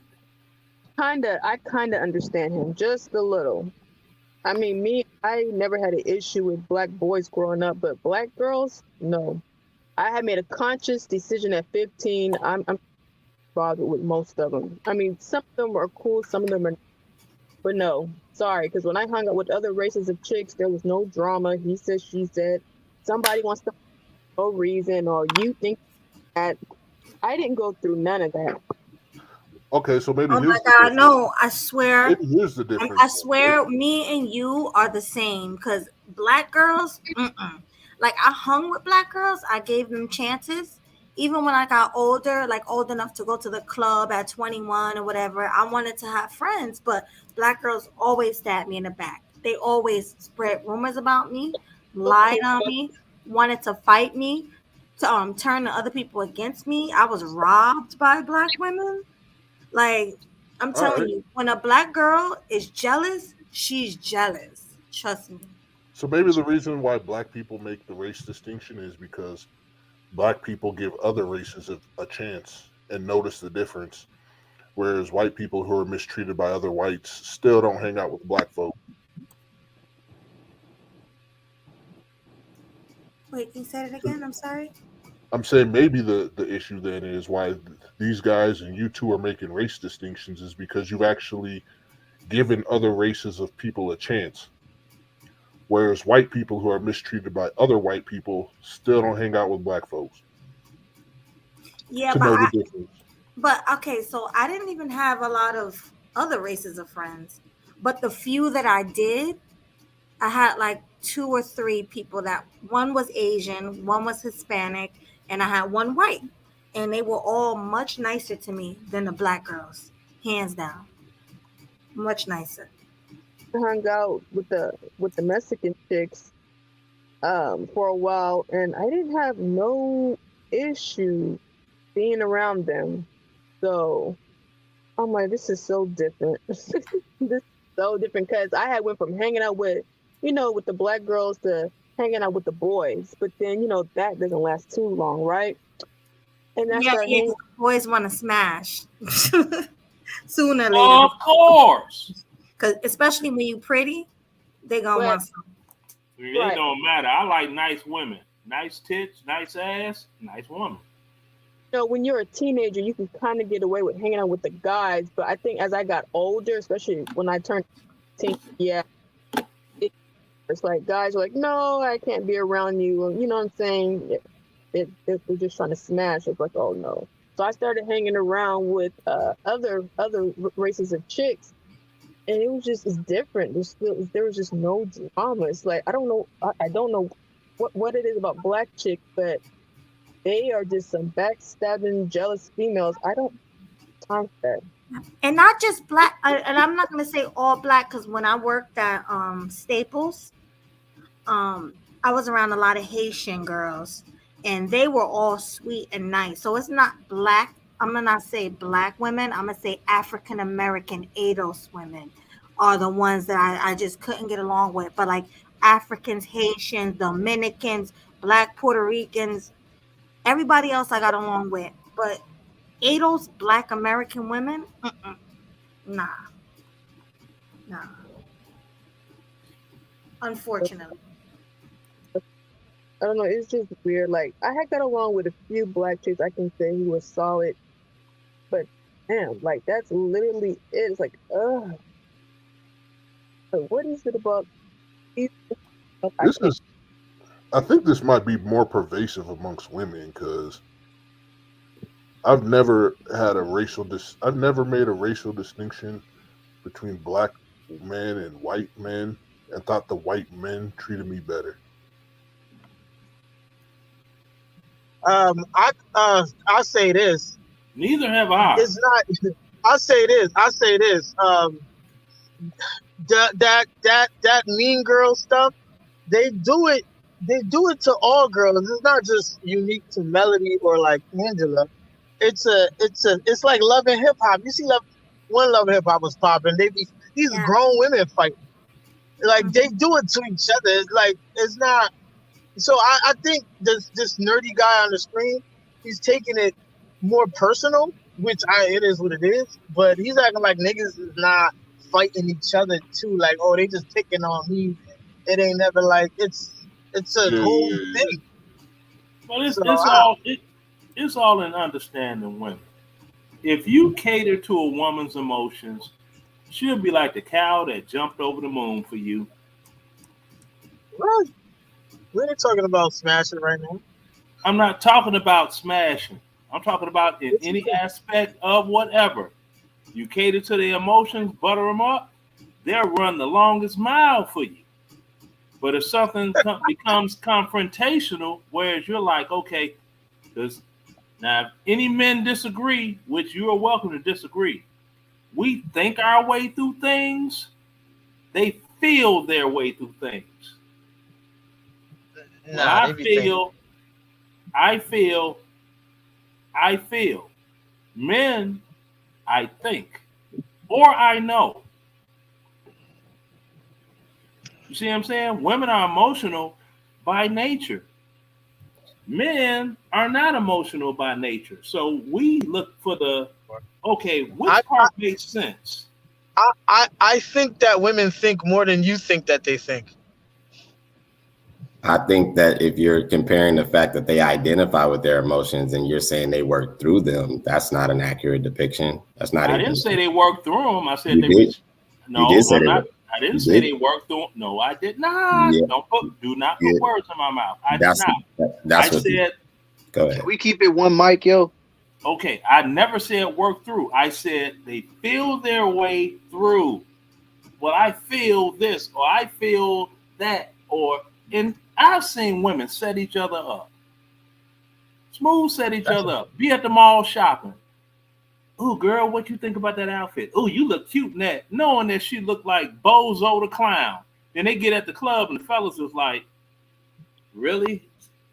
You picked that out? You look crazy right now. You looking crazy. All you need is the doggone big red nose and the big old Sounds like she doggone thought wig. about it. You see what I'm saying? And they'll do that to each other so that they could get more attention than the next one. I'm telling you. All right, y'all. Stop what y'all doing in the chat right now. Pause. Do whatever you got to do, because right now I'm only seeing 48 likes in the chat on Melody Stream, man. Get that up to 50, man. You only got 2 more, man. Come on, let's get them likes up, yo. And if you watching on my channel, man, get the likes up. I want to see at least 20 likes on my channel for real. Right, so just support the show, because I know y'all digging the conversation right now. So just hit the like button, man. It's free. All right, go ahead. Real quick, before we get to that, oh, you spoke, right? True Table. Just to the gentleman's comment. Oh, okay. I But want to get your opinion on this. What's your opinion? I was actually curious if someone could educate me on how you identify as Black outside of struggle and outside of melanin. If somebody could help me understand. Oh, in the United States, the history, slavery, Mike, doo-dah. Okay, so if I understand your explanation, to identify as Black is to identify as circumstance, because what you're talking about is circumstantial. Exactly. And Okay. that's very true. Now I don't That's what myself. he says. I disagree with that, but that's what he said. No, Okay. because I've seen it. Because like I said, with myself, when we're talking about race, ethnicity, nationality. Okay, my nationality is American. My ethnicity is Louisiana Creole. Okay. Yeah, but the thing is, I don't understand where that question like came from. Who wanted to know the identity of your Blackness? I don't understand. Why did you ask that question? Because based on what I was listening to, if I'm understanding the video correctly, the gentleman is explaining his experience being Black and not, I guess, identifying with what is considered to be Black. And then based on everyone's commentary, there was things that were mentioned about, oh, well, he rejects the community, or he's trying to identify as different, or he's also trying to elevate himself past being a different type of Black. So I just wanted to know what that means to identify as Black from Black people. Yeah. They were having their own little conversation in the chat, probably, but I don't think he's not trying to not be Black. He's just making a distinction between like ghetto Black people and ones that's not. I guess he feels like he's not, and he gets along with other races. But I don't think he was trying to say that he wasn't Black. But I wasn't saying he was. I was saying from what you guys were saying, because there was clear comment. I listened that he must not like identifying as Black, or he's trying to elevate himself. Somebody mentioned rejecting, from a place of superiority, and that's kind of what got me like curious. So I'm trying to figure out if we're Black people. Go ahead. That was me that said that. I'm trying to answer the question. Oh, go ahead. I'm the one who said that. Now, here's the thing, right? Would you agree there's such thing as, I'm now talking about the country of Mexico, not ethnically Mexico, but Mexican culture? There's Latin culture, sure. But you identify it by geography, sure. Do you think there's such thing as Mexican culture? The country of Mexico? Sure. Do they have a culture? Sure. Okay, so if you were to define this culture, what were some things you might say? And I'll answer, and that's rhetorical. I'll answer it, right? You might say things like food, music, clothing. They do tend to maybe religion, all sorts of things like that, correct? Okay. So when it comes to Black Americans, the reason why you have this thing called Black culture is because for centuries, black people were separated. Even though they shared a country with white people and other people, they were separated. And by being separated and kept together, they developed these things. They developed cuisine, a way of speaking, music, fashion, the way they practice their religion, all these things. There's a way that black Americans tend to do these types of things, especially the black people who grow up around other black people. That is black culture. Okay. And so with this guy, for whatever reason, I don't know why. I don't know how many black people he grew up around or what, but for whatever reason, the culture, the way black people often tended to express themselves, he didn't embrace that. He embraced Right. And that's why I Well, asked the questions. That's why I asked it specifically. How do you identify it outside of struggle and complexion? Because everything you're saying, I totally agree with. There's always representation of culture, and that can be, represented by food, by dance, by language. There's a combination of things that can identify culture. I guess I would kind of understand the young man, in the video, that our particular community identifies more with the struggle aspect of it, because even to identify, that's what I would. He was talking about anime. Yes, what does it have to do with struggle? Well, no, I'm not saying he was saying that was struggle. I'm speaking to being, a melanated man and being around other black people. Our community has a tendency to identify each other and measure blackness based on struggle. It's not based on, things that I would consider to be more prominent. I disagree with that. Okay, like go ahead. When you say complexion, do you mean genetics? Because that's how you identify with the race. But as far as struggle, I disagree with that. I don't think that you had to go through something to be black. Like there's rich black people, there's rich black kids that ain't go through nothing, but they still black. I'm not talking about you particularly. I'm speaking more so from the community. I mean, if we want to sit here and be honest, we cannot say that the community does not have a particular measure that when they're trying to figure out if they identify with you, because it is very different to identify with being grow up in the inner city. Let's keep it very. Somebody said it earlier. New York, Los Angeles, and Florida. Those major cities that are coastal don't necessarily identify with Southerners. Southerners don't normally identify with Northerners. There is differences. And in our community, there is difference. But those differences are not like racial. Like basically, this is why I brought up like a rich black, like you can take Bronny James, like LeBron James' son. He can say he's black because he is black, but he could never say he's hood. He can't say he's from the hood, from the ghetto. He can't do none of that. But he can say he's black because he's black. So it's not about struggle to say that you're black. So you're mixing up regions. I agree. A caveat, if I could, bro, one caveat. One mic. If I could throw a caveat on that. Make it brief. It will be. Trust. They're not going to ask LeBron James' son to come back and do something because he from the community and he don't help out the community. That's a doggone cultural thing that really needs to stop. Y'all don't come back and help. You forget where you came from. What were people saying when they saw his picture with some white chick he went to prom with? They weren't happy about it. Yeah, they have expectations of him too. Don't think just because he's rich, the community doesn't expect him to represent the community. Oh yeah, him being black, the strength that he's black alone, there's gonna be people that's like, oh, you should do something for your people. There's gonna be people that's gonna say that. Well, I think that this conversation is very fruitful, but I hope that we can continue to be honest. The gentleman is identifying with something like anime, which does not originate from our community, our creativity. But that's like saying that as a black person, you can't enjoy Mexican food, or Thai food. And there is a measure. I don't understand it personally, but black people do have a tendency to try to accredit their blackness, and it's normally based in how hood are you or how hood aren't you. and it's based in Well, usually. Go ahead. Yeah. Yeah. I want to challenge something you said earlier. You said that people from New York, California, and Florida.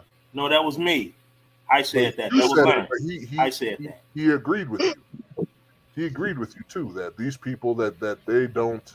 I forget the word he used. Something along the lines of they don't connect or they don't. They don't usually identify with the same things because of their region, because of their practices, sometimes their belief system. Like Southerners think a little different than people who usually are like either on the East Coast or West Coast. That's similar. And yet they each have their own version of hip hop. Right. You have your East Coast hip hop, you have your West Coast hip hop, and you have your Southern hip hop. They may have differences regional, but there's still an underlying black culture. Right. I'm not disagreeing. I'm not disagreeing with that. I think that, again, this particular young man, I don't know where he grew up, but there is a difference even in speech patterns. I'm a black man. I can start talking, people will automatically just group me in instead of asking, figuring out. They just associate even something like speech pattern, because if you're accustomed to being around people who shorten words or use a lot of hood vernacular, I heard a young man say that earlier, then you identify. Black people. But if you hear somebody speaking with a French accent, you're gonna think they're from France. I get it, but you're not gonna take away from their range of Frenchness. You're not gonna say you're less French if your French accent is deeper or lighter. A French person might. Do Latinos not often judge Latinness by one's ability to speak Spanish? Accurately, yes, but they don't do it based on you being less or more. They identify it on proper. They identify it on structure, because there is a vernacular that's, even speaking Spanish, you can speak broken Spanish, you can speak, original Spanish, and they usually identify that based on intellect or proper, your hierarchy. Sorry to say this, but sometimes when black people, when they decide to speak the King's English correctly, they change their tone and they try to sound more white.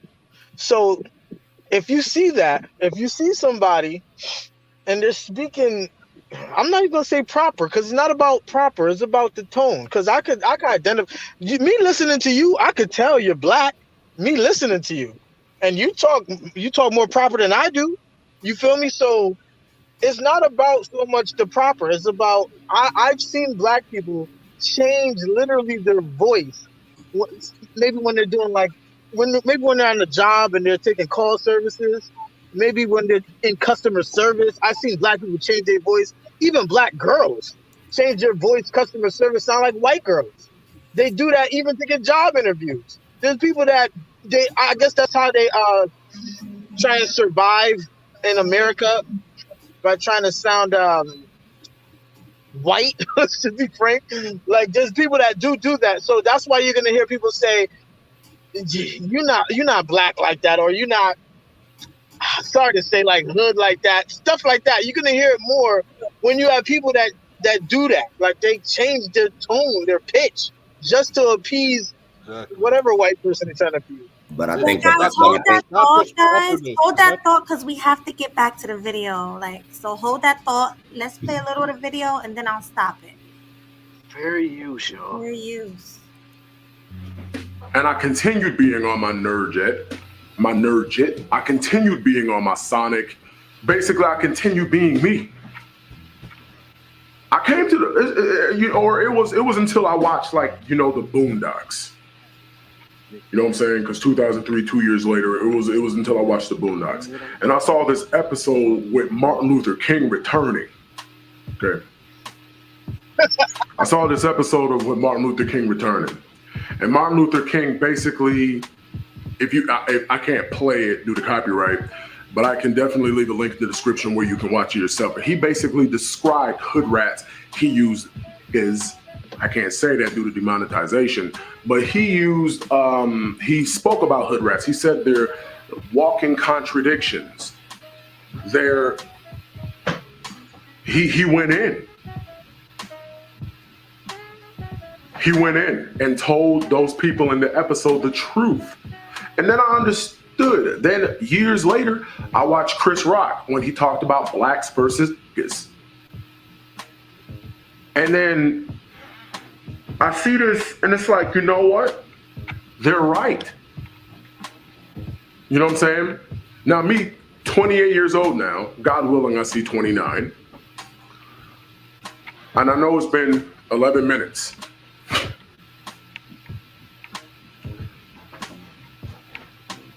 I'm probably not even going to edit this video. Keep it real with you. Uncut, unscripted. You clearly didn't edit it.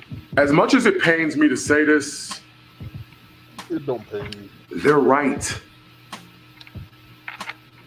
All right?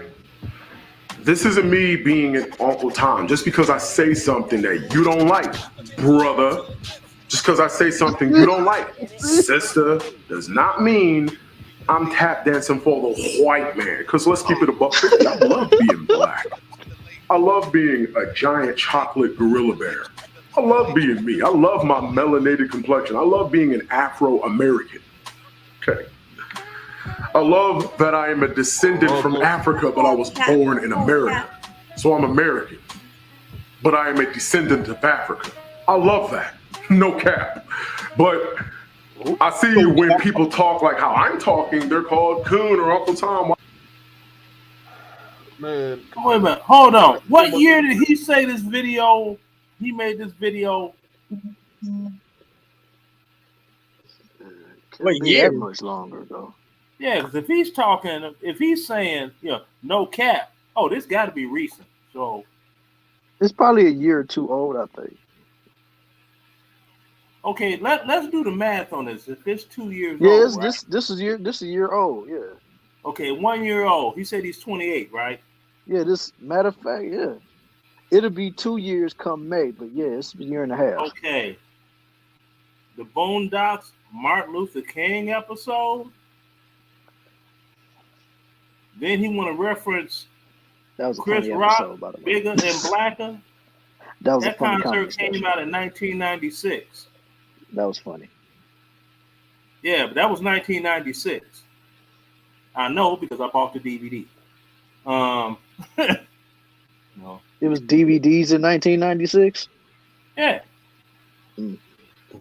Why? I have a question. I don't know who said it, but why is speaking English? Or someone said the King's English. I thought that was funny. But why is speaking English, and I guess in a proper, manner, considered trying to appease white people? It's not about the proper. It's not about. That's what the point he was making. It's not about the proper. It's about the tone. It's about the accent that you're faking, that you're putting on. Right? Thank you. Like people talk about Russell Wilson. Russell Wilson talks white. Russell Wilson talks like a surfer dude. He's not eloquent. And people still say he talks white. It's because of his accent. Right? That's what really, it's the tone. Michael Eric Dyson is like a super articulate dude. Malcolm X was eloquent. Right. I've never heard anybody say they talk white. Exactly. Good point. That's okay. I'm just trying to. It's not about the eloquence. It's not about the eloquence. It's not about the grammar. It's about the accent and the tone. And that's why I said earlier, if you speak with a French accent, people are going to think you're French. Well, that makes sense. I guess it's just sometimes confusing to me because if we're in a country that is dominated by white people, and in most cases, you're going to have to interact with white people. I'm not saying you should be as white people or speak as white people, but in the country that you're in, it's probably best that you know how to speak the language to the best of your abilities. That's accurate if you want to be proactive. They're hiding the parts of their speech that reveal their blackness, or they're suppressing it. And I don't completely blame them. That's you got to survive in this world. But yeah, but doesn't it speak to how that can change if you're talking about being in a city like Los Angeles, for example, like where I grew up in. If you're in South Central, you're going to speak in a tone. But then if you go to West LA or, maybe Bel Air area, they're still in the same region. You're talking 30 miles, 20, 30 miles. And the people, if they don't necessarily look like you, they don't sound like you. but you're in the same country. That's what I explained earlier with segregation. That's what segregation did. Segregation made it so that no matter where a black person traveled in this country, he had to go live with other black folks. So even if you go up north and you're living in a black community, these are people who originally came from the South. So there's crossover in the culture. Yes, over time, the accents change, the slang changes, and all this, but there's like they all have the same foundational culture and background. So that's why you see a lot of overlap. No matter where you go and there's black folks, there's similarities. So this is the culture that I'm talking about. Well, myself personally, I couldn't doggone respect what those in the media were saying about Colin Powell and Barack Obama. Can't respect them. They're so well spoken. Like it's an anomaly. What the hell are you trying to really say? Is that some type of code? Like they can't speak English in an articulate way that everyone can understand every word that comes out of their mouth? That's what I'm saying. Low expectations. Exactly. It's like if I was to tell someone, your assumptions are totally erroneous. I would not use those words in a common, regular conversation because it's not necessary. You know, people. No, some people like to though. I know they like to because they have an ego thing. They want to make themselves sound like they're above the other individual intellectually. Maybe. No, that's what they do. I've seen them do it constantly. But it could also be because they know if they speak the regular way, they'll be dismissed outright. Yeah. So, I mean, like I said, I don't blame. They call it code switching, right? I don't really blame people who code switch on a professional level.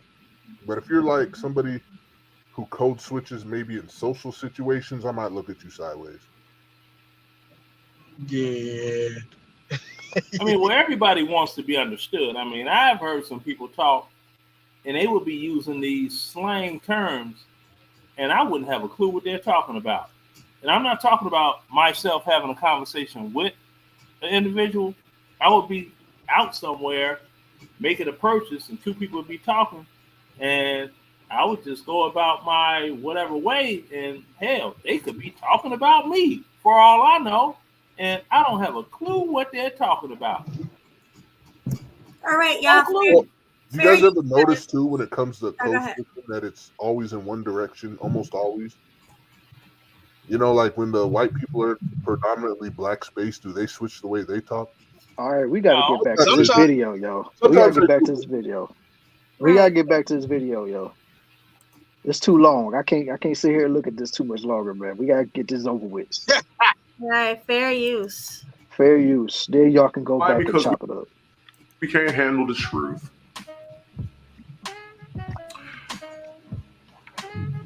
I want what's best for humanity. And black people are part of humanity. White people are part of humanity. Asians are part of humanity. I want what's best because, bro, I'm a unique reflection of God first, me being on my spiritual journey. I am a human being second, and I am a melanated man third. I put humanity before race. So in the end, I do want what's best for my people, my spiritual family. However, when it comes to just us being the same skin complexion, like I said, that doesn't mean we're brothers because let's be real, me growing up and and I'm not the only one talking about this, we were mistreated heavily by our own. I've seen a lot of these thugs, a lot of these gangbangers, a lot of these, they're out here killing their own. They're out here hurting their own. They're out here doing all this jacked up stuff. And that bothers me.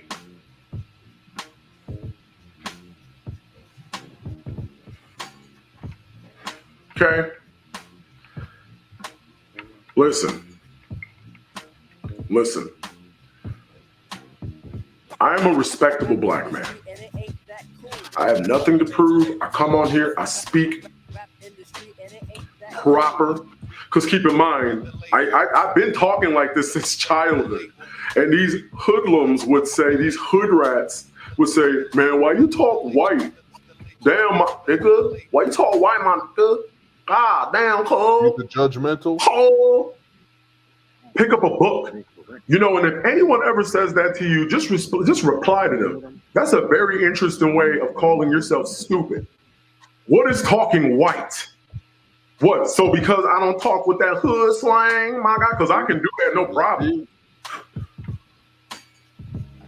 I can do that no problem. It's All just right, I choose Melody, not pause it for a minute. talking white. What an Melody, idiot. pause it. You're unintelligent. You see how Know it all. You had something you wanted to add, man? Equals intelligent. Go on. No, I was just asking if you had anything you wanted to say. Oh, I thought Yeah. Octavius asked it. No, I heard you talking. Know it all. Oh, because I was just saying. You see how he's judging them, my brother. I mean, he's like, what's talking white? Just because I'm smart? Like, no, it's not because of that. That's what I explained before he even said it. But he assumed that it's intelligence based, which means he kind of assumes talking black equals stupidity. Right. I mean, this guy, he doesn't see how he's actually the racist he thinks other black people are. Yeah. He's the one. He's the only racist one. I'm not saying they're not racist to him too, but he's racist right back. He's not better than them. So you say like you think he's milking all of this? What I'm saying is he clearly has disdain for the black community. I mean, yeah, we see that. I'm just saying, like, to me, in my opinion, he laying it on too thick. Hey, what?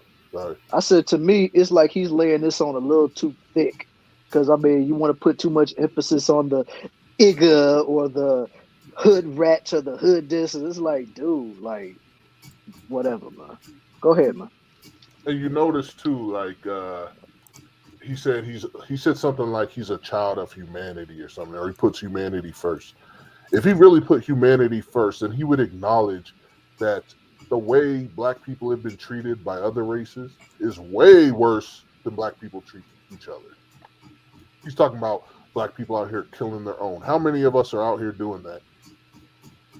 Yet if you want to talk about how many of us have, historically speaking, especially, been mistreated, a much higher percentage have been mistreated by the dominant society than we have by somebody trying to kill us who shares our complexion. Say delete.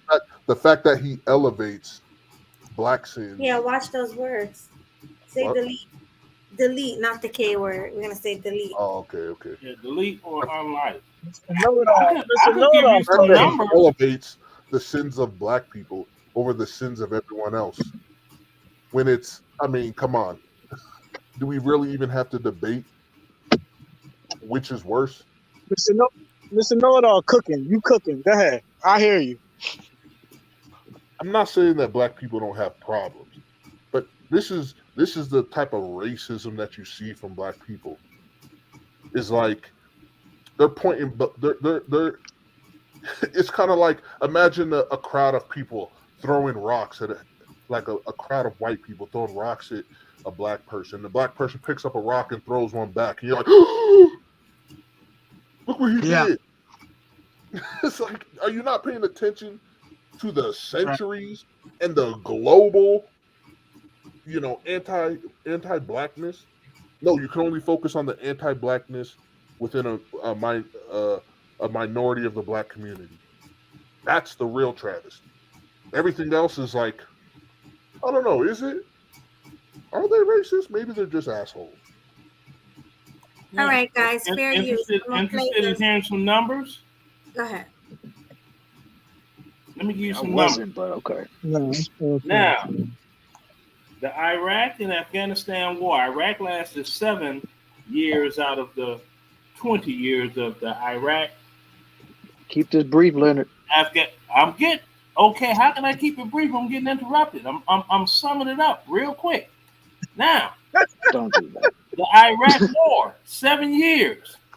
714 Black American soldiers died.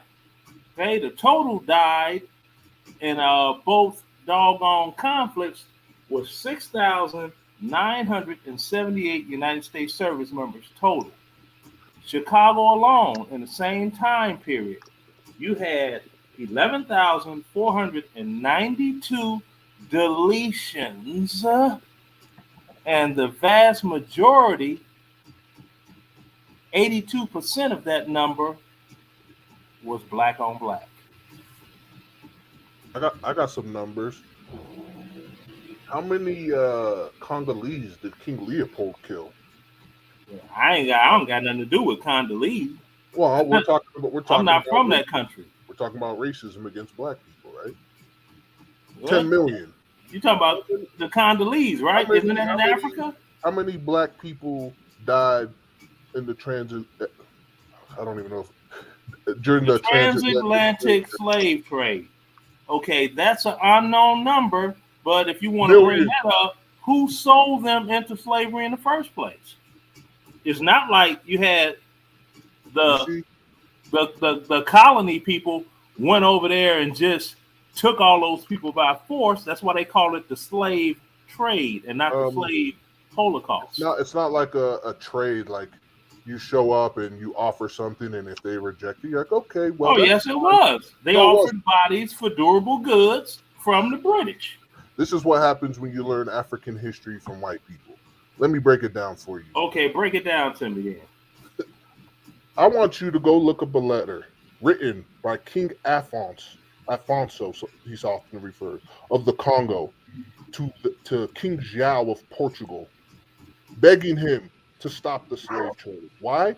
Because the merchants of Portugal would come to the Congo and they would trade in slaves with the disreputable people of the Congo, making them so rich that the Congolese royalty were poorer than the merchants. It's not like it was just this jovial thing. When Africans would try to expel the Europeans and kill them when they didn't leave, what would the Europeans do? They'd come down, destroy the whole village. I'm not saying that there weren't complicit players, but it wasn't like a swap meet we're talking about here. This was an arms race. This was Europeans coming, disrupting the economy and the power structure of Africa. Merchants, kidnappers, basically becoming so enriched and so powerful with the guns they were getting that not even their own royalty could subdue their efforts. This is more accurate of what the slave trade in Africa was. Don't let them tell you that it was just a bunch of enthusiastic Africans trying to sell their quote-unquote own, which is another interesting turn of phrase, sell your own. I've never heard anyone refer to the Holocaust as genocide against their own just because they're Europeans. No, when it's the Holocaust, we differentiate between Jews and Nazis. But when it's Africans, it's their own brothers, their own. Like, come on, man. All right, y'all. We're going to do fair use. I want to get through this video. Fair use. Fair use. But anyways, a hood rat to me is just absolute destruction. A hood rat to me is just absolute chaos. A hood rat to me is an unstable, emotional creature that you don't want to be around. A black man and a black woman, black men and black women around here doing what we can to survive, to empower our people. And what do I mean? And this is what I mean by empowerment. By not saying, oh, we're victims, we're weak. I'm a black man living in America, I'm weak. No. Aren't we supposed to be kings and queens? How can you be a king but a victim at the same time? I don't really consider myself a king. I consider myself a god. Because what's a king to a god? We're gods. Whatever. That's how I feel. But I mean, are we supposed to be strong people? Yet you want to cry? Rise above the ashes. Rise up with a full heart. I'm gonna be real, bro. I'm speaking for myself. I'm not oppressed. I am not oppressed, bro, by this system. I'm not oppressed. I'm a dude living in the hood. You want to know who's oppressing me? My own people. And I'm not saying that to put y'all down. It's true. I'm speaking for myself. I am being put down by my own. I am more likely to get capped by one of my own than to get capped by a police officer. I'm more likely to get capped by some young little dumb thug with something to prove than to get capped by a police officer. Now, I'm not saying police brutality ain't a thing, but I'm just keeping it above 50. I'm more than likely to get shot by one of my own. And the only excuse we have is, oh, well, Asians kill each other all the time. Oh, whites kill each other all the time. Aren't we like 12%? Aren't we like 13%, bro? Aren't we the ones out here screaming Black Lives Matter, hands up, don't shoot, and we killing each other? But me calling that out, some people say, oh, I thought you were for the cause, you're a coon. Why is it if someone calls out, if a black person calls out the stuff white people do, they're called hero, power to the people, yeah, brother. But when they call out this dumb stuff blacks do at the same time, because you know what I'm saying? They're unbiased. Oh, these same blacks be like, oh, I thought you were for the cause, man. I thought you were better. So basically, you want your cake and you want to eat it. You want to call out the dumb stuff other races do, but then when we call out the dumb stuff we do, oh my God. Imagine being that weak. Hoodlums to me are the worst form of people, bro. And you can argue, yes, they're misguided or they're products of their environment, but bro, bro, there's people who didn't even have their moms and dads, and they still had a role model who inspired them to be better. All this is sounding like is excuses to me at this point. Pull your pants up. Get on, drop that thug mentality, that mentality that should be a relic by now, that mentality that shouldn't even exist in 2021. I said niggas. I'll bleep that out. Hood blacks, thugs. Listen, because I'm not talking about blacks who live in the hood.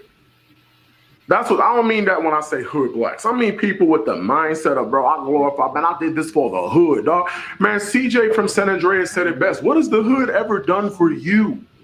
What has the hood ever done for you? CJ said, what the hood ever done for him? Always dragging him down. What I look like doing anything for the hood, dog? No, I'm not doing nothing for the hood. The only thing I'm going to do is continue telling you the truth. I'm not a conservative. I'm not a liberal. I'm an independent. I am a man who thinks for himself and call it how he sees it, whether people like it or not. So like I'm saying, maybe if hoodlums, maybe things will truly change. If we stop glorifying music, if we stop brainwashing our people, you know what I'm saying? Maybe things will change. Maybe it'll change, bro. I know I'm talking, I'm going off like, you know what I'm saying, whatever, because this is unscripted. I'm just speaking from my heart. I want what's best for humanity, and black people are part of humanity, so I want what's best for them. But I'm telling you that, bro, these thugs, bro, these hoodlums, He reminds me of Cynthia G. Like these thugs, these hoodlums.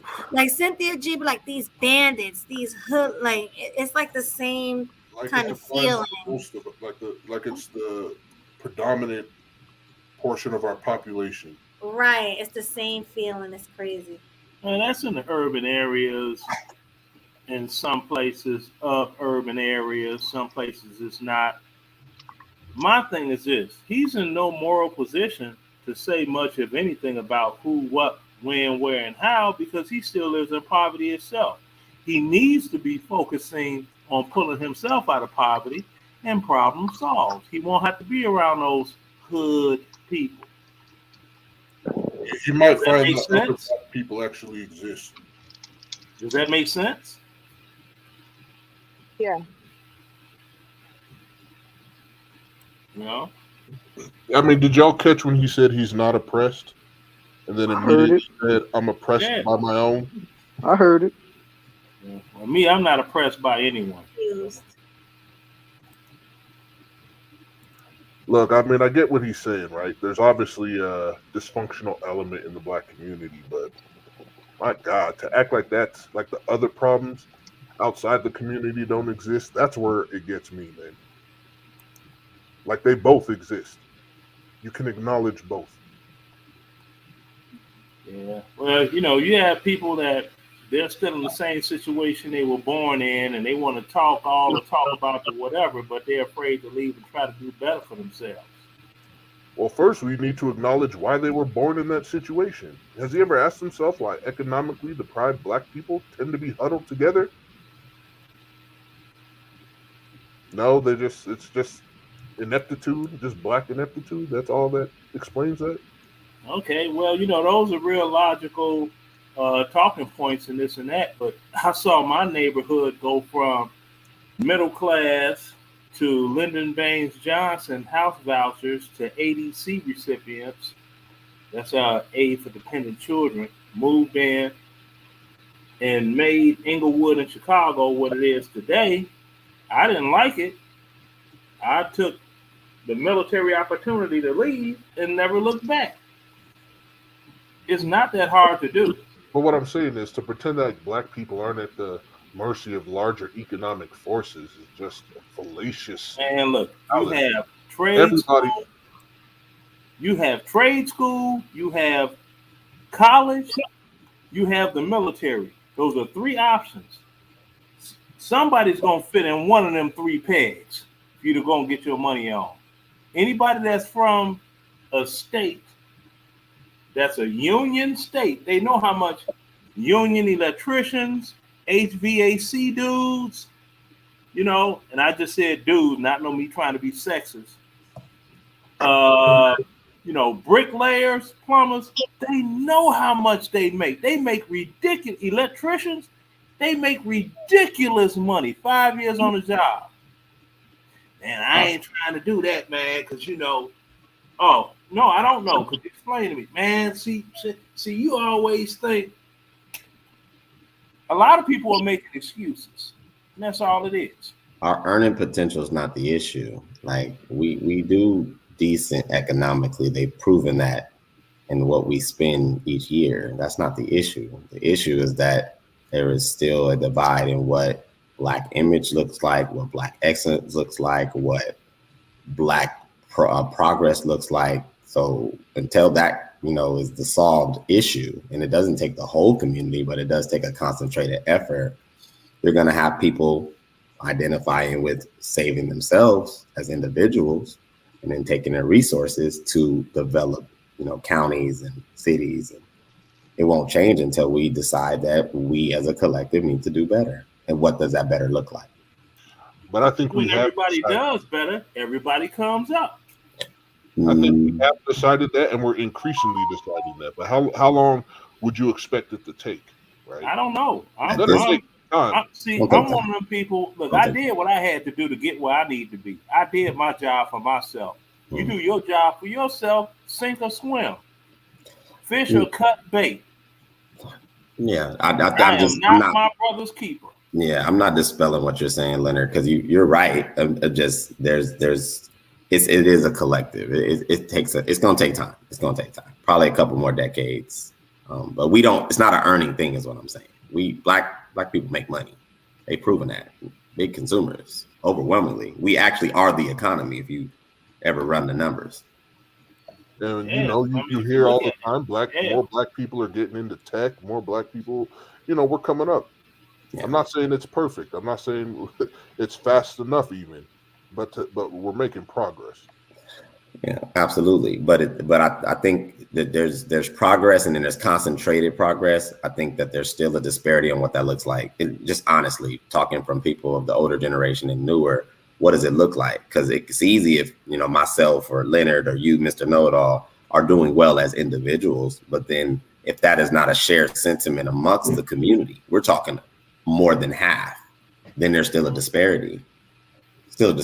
But if you bring what brought you success back to quote unquote the community, what's your reception?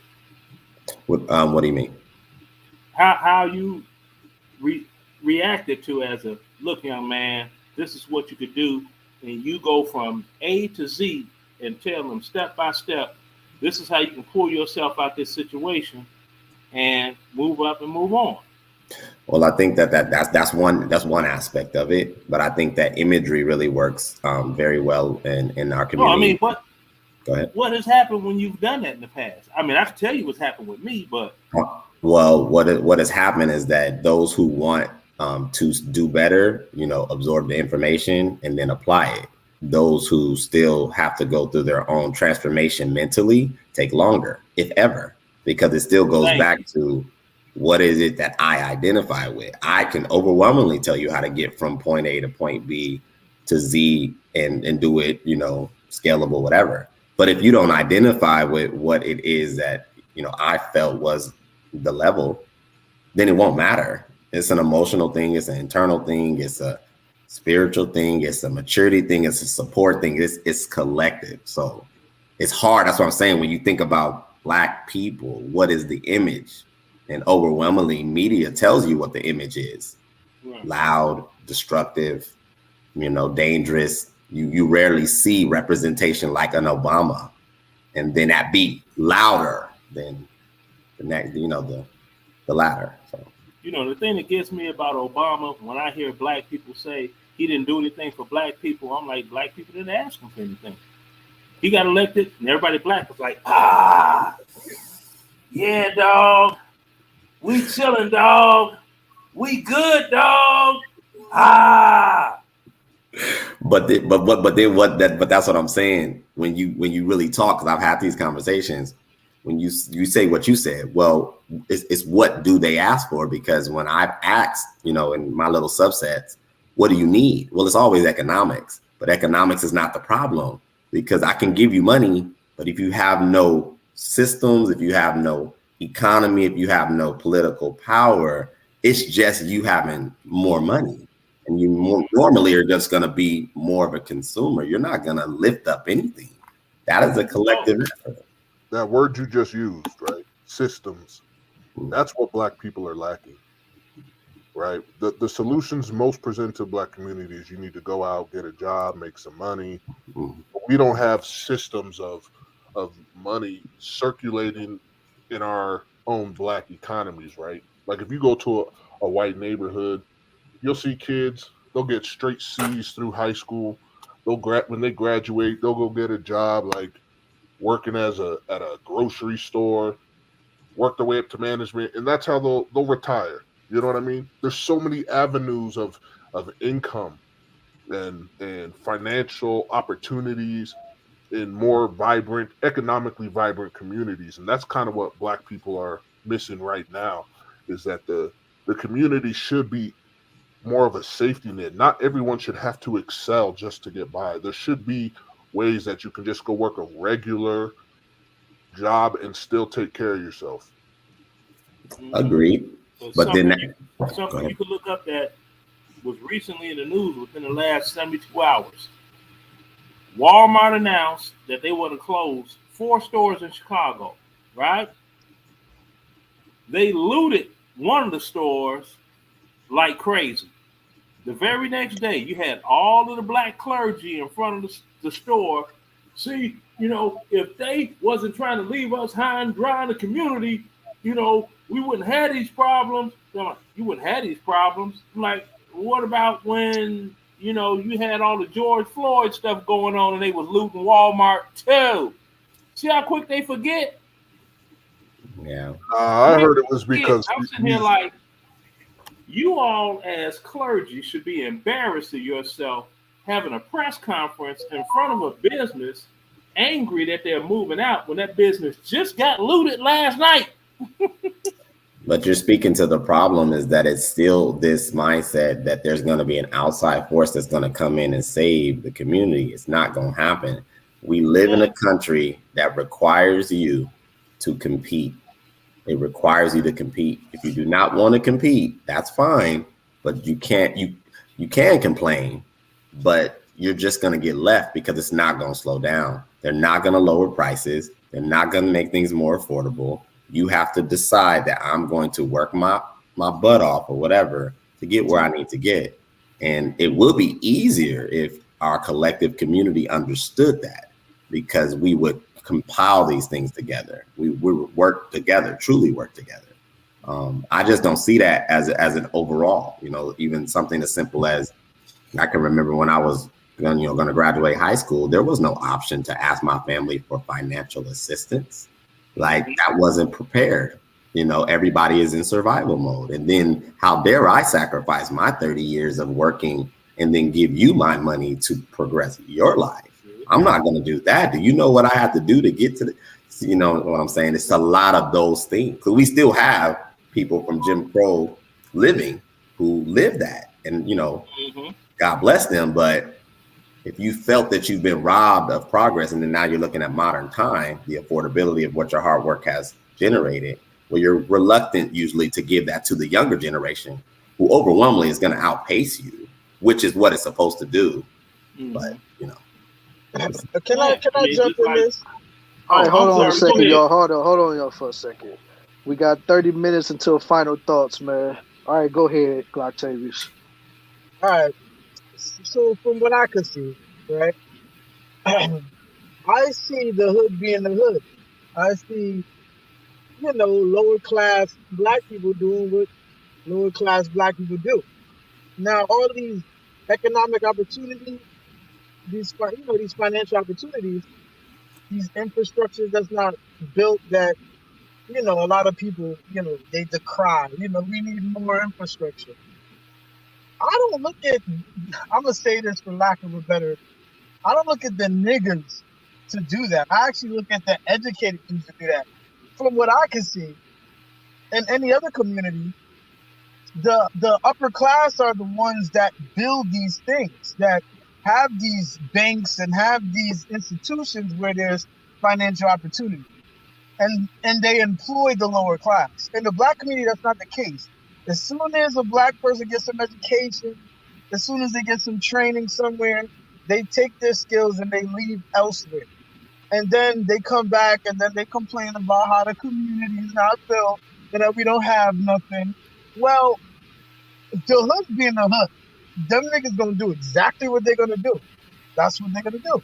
There's always gonna be high crime in impoverished areas, especially stuff related to money like looting and stuff. But as long as the educated class is not doing their job, we always gonna have these problems. So this is so to flip the tables, to turn it back around. This guy on the video that you guys had up, he seems like he wants to be an educated guy, or he is, I don't know. But if you have a huge problem with what's going on in the hood, and you have the ability to make it better, to stop it or whatever, I feel like there should be more action on that side, more so on the ghetto side. The ghetto side, they're gonna rap, they're gonna sell drugs, they're gonna smash hoes, they're gonna do that. You feel me? So I'm sorry, that's what I see. No, you're right. You're definitely right. I think that your point is fair. The only thing I'd add to what you're saying is that, okay, so I like to use global representation. We are not the most impoverished country on the globe, on the planet, not even close. And there is places on the planet that have hoods, and they have the same level of, lower levels of poverty. What I find, however, is that there's something about culture that seems to regulate how they treat their hood. So there's upper class, middle, lower, but there's that culture seems to have a pride where they don't destroy where they live. Our community, on the other hand, doesn't have that. There's no parameters of what is pride. So even if you're saying the hood booger's gonna do what they do, you're right. But there still is a responsibility, because it doesn't matter if the educated, talented group of those who are Black take their talents, it's almost impossible to lift people past what they consider to be their comfort. If you live in the hood and you're okay with the way it runs, there's nothing I can do for you. I don't care if I bring 10 billion, 20 billion, it does not matter. You have to identify with there's a problem in this community. And then you have to be able to set a standard that echoes through that community. That's the problem. Go ahead. Yeah, no, there's definitely a problem. It's just that is something that's like it's the community's concern that is a problem. It's a problem there. But like I said, the from what I see, even from the sisterhood, even from the women's side, they're complaining about the lowest class of black men. They're like they don't build but building never came from the low class. That's my point. Building always came from the upper class, and then the trickle down economic thing happened. Okay, so like I said, the infrastructure period is only going to get established by the upper class. Now, should the lower class be more moral? Sure, why not? But in every low class, even in those other countries, they have real issues that's pretty bad. Maybe the murder rate ain't the same, but they got other stuff that's really bad. Actually, you know what? The murder rate is probably really bad. So I don't know. But the point is, go ahead. No, but you're proving my point. When you talked about the trickle down thing, yeah, trickle down economics is a myth. It doesn't work. Thank you. Think about. I don't know if you're old enough to remember when Reagan was president. Okay, look back at the Reagan era, and they were talking about trickle down. Oh, hold on, trickle down economics. There's no such thing. It's a real cute phrase. It's a real cute phrase. You know, like Black Lives Matter march when it's a cop involved, but when Peanut doggone blast Nunu down the street and everybody on the block know who did what. It ain't no marching in, ain't no Black Lives Matter in. Come on, bruh.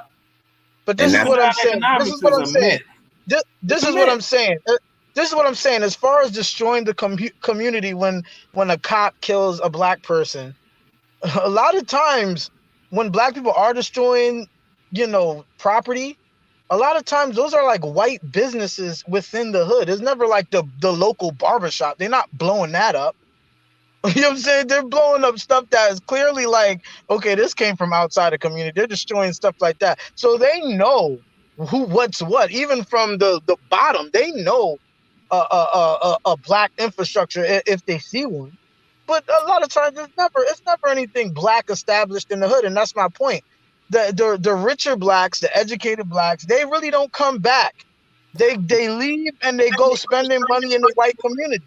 That's why we see this disparity. That's why we see like no real change, because the people that look like us that should care, they got that same mentality as that nerd that was talking. He got bullied by a few people. Now he's done. He let a few bullies like take him like I just don't identify with you hoods, and you feel me, like it really messed him up, just a few. So that's my point. Like in order to change what's going on, even from a like, okay, to reduce the crime rate, even from a standpoint like that, there gotta be black people that come back and make it better for people. If not, the problem is gonna continue. Well, I appreciate what you're saying, and again, you're not totally wrong. But okay, so even if you look at this, there is a culture thing. This is not a racial thing. There's culture. There's things called corporate culture as well. Anytime you're starting to introduce a new standard, you do it in a company structure. You have to identify the culture. You have to identify the pulse of the company if you want to scale it, right? It's the same concept in inner cities. It does not matter if you bring economics. It's the very reason why they don't build certain businesses. Everything is strategic, my brother. They sit in rooms and they gather data over years before they even build out certain condominiums, certain retailers like a Whole Foods, because they understand that human behavior is going to identify with what they feel is their baseline. In inner cities, normally, there is a culture in the mind. I'm comfortable seeing the liquor stores. I'm comfortable seeing this, because what happens is that if it's strictly economics, as you said, trickle down, it doesn't work, because if you funnel money into a neighborhood that cannot survive at the progress of that funneling, it pushes them to other areas. It's happening already. And they're just going to migrate to an area that is affordable. But if it's affordable with the same economical level based on effort, competitiveness, accomplishment, you're gonna still identify with the same class of people. So it's not a money play. It takes people that live in these areas to not identify with the area from a lack perspective. If what you're saying was true, there'd be no such thing as gentrification. Companies go into poor areas all the time and invest, knowing that strategically, mind you, knowing that this investment will draw a class of people who can provide, who can buy the properties or buy the services, whatever the case may be, right? What's keeping it's not You're literally proving my point. No, it's not about the mentality of the people there. It's about knowing that whether the people there can afford, like he brought up Walmart. Walmart's leaving because these stores aren't profitable. People have to be able to buy your services. And that's what I was referring to earlier with systems. We don't have systems in Black communities that let people have a diverse range of outcomes, right? And so these places tend to be economically deprived. And with what Glocktavis is saying, with rich people need to come back, I understand why they don't, because they wouldn't be coming to a thriving economy. They wouldn't be coming to a place that can provide them with what they need and what they want. Well, what it would really take is it would take, like, not even a Black-owned corporation, just like some sort of corporation or something that brought a factory, that brought an economy to a place. You've seen it as far back as the gold rush. When there was a gold rush, an entire mining town would build up. When the gold dried up, it turned into a ghost town. You see it in some cities like Detroit, used to be with the car companies that were there, the economy was worth thriving. When the car companies start to suffer, the city dries up. Well, economists have actually combated what you're saying, that the industrial age destroyed the competitive nature of the American small business economy, which you're starting to see turnover now, because prior to mid-century, our economy was a lot stronger because it was sub-economies, like mom and pops, small business owners actually push the economy. Anytime you put like a big retailer and the monopoly of sorts, you absorb the talent, you absorb the workforce. And it's not fair. You can't compete because they can scale once they hit a certain level of critical mass. So I think it's a combination of both. What I see to be something, I encourage you guys to read Dr. Claude Anderson's book. He talks about Powernomics. Talks about this. It's collective. It still, to me, in my opinion, just takes when I say pride, I think our communities that are struggling just don't have that pride, because if there was Black businesses, true Black businesses, ownership and stuff, well, when you own stuff, you tend to take care of it. When you have an investment in it, you tend to feel different about it. You protect it differently. But if every store you walk into, the people don't look like you, the apartment buildings or the homes you live in, you don't own, well, you kind of reject that pride because you don't own nothing. So you got to own some stuff. That was my point earlier. You got the malls. The malls killed mom and pop businesses. Remember those big malls? Then Walmart came in and Walmart killed the big malls. Stop me when I lie. Like I said, listen, right? What you're basically saying is that more wealthier Blacks don't see investing in the hood, in the hood as worth the investment. They don't see it. That's what you're basically saying. At least that's what I think you're saying. If you're talking to me, that's not what I'm saying. What I'm saying is I'm talking to True. No, that's not what I'm saying.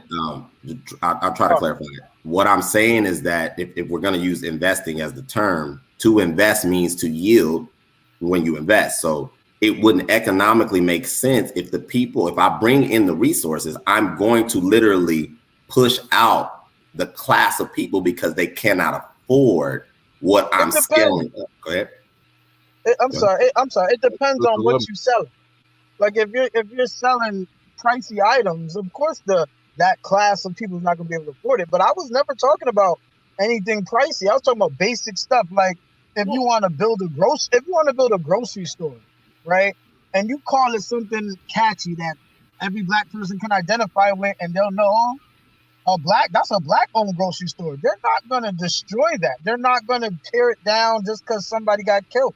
They're gonna have pride in it because they're gonna see people that look like them, and the store owners look like them. The title of the store is something that we identify with. You're not gonna see even hood people destroy that. They'll be like, "Oh, we eat here. We're not gonna take that down." So to me, unless you see more of that, there's always gonna be this idea that there's no real investments, there's no real infrastructure in the hood because none of these companies are we got Bank of America, we got all these other conglomerates of big giant businesses that don't identify black people at all. They're just honestly just in some ways extorting the black community. You understand what I'm saying? So I understand. Okay, let me ask you a question. Okay. Who do you think dictates the market price of any item? Like, who do you think determines that? Do you think it's the corporation or do you think it's the customer? The customer. Oh, okay. So based on that, even if I set a price, if I'm smart, if I understand the market, I'm going to set a price that is going to be beneficial to the customer because I want repeat customers, but I'm also going to want to be able to grow in profit. And I believe in most cases, if you have any business savvy, to gentrification, to the man's point, does exactly what I'm saying. If you scale the neighborhood up, the people can't sustain. They have to migrate. So it still goes back to the people who are in the neighborhood who want to identify with what do we want the neighborhood to feel like, to look like, how do I want it to appear to me? And if I'm comfortable with, with lower level living, it's not going to change. It's not going to matter what you do. If I put a better store there, if I put a black owned store there, they may not destroy it by looting, but they'll destroy it because they can't funnel the money through it for it to even thrive and survive. That's why I disagree with what you said. You said it was the mentality of the people, and it's not the mentality, it's the finances. When you start bringing in businesses that aren't profitable, it's not because the mentality, it's like you said, they just don't have the means to buy your product at a pace that will make your company profitable. And so what typically happens is when you start with urban renewal is that people who can afford these places and can afford to make the businesses thrive, they move into the neighborhood. And you might even be able to trace this back. Let me know what you think about this. I just thought of it. You might be able to trace this back to white flight. Because you remember back when they built the suburbs and the white people left the urban areas, everything became more dilapidated because they were the financial base of the area. And so it kind of seems like because of our history, we still haven't gotten to a place where, at least on a consistent level, a black community can collectively, I mean, I know there are black communities that thrive, but I'm talking typically predominantly black communities that can support a thriving, growing economy in America. We still look at it like this. We still depend to a large degree on white people and their wealth to contribute to whatever communities we're in that are thriving, with some notable exceptions. But yeah, but why? I look at it like this here. Okay, I've never owned a pair of Jordans in my life. The phone that I'm charging because it went dead is right here. This is an Android. If I go in my old neighborhood, I will see people walking around with Jordans, genuine type, Gucci belts, genuine type, Apple products, genuine type, and I'll be walking around in my everyday FUBUs is worn. You can see the wear on them, right? That I bought at Shoe Carnival. But my focus is on doggone credit and all of that. So my credit got me into a real nice piece of property on half an acre of land. And that's in there, that's going good. Something happens to me, it goes to my son. See, That's what people's mind need to be. Everybody's trying to look the part of the big baller instead of focusing on look, needs and wants. You don't need a pair of Jordan gym shoes. You're doing that to impress somebody else. Yeah. You don't need these other things. You're doing it to impress other people. Okay? I mean, it's just like when my son's mother and I, marriage didn't work out.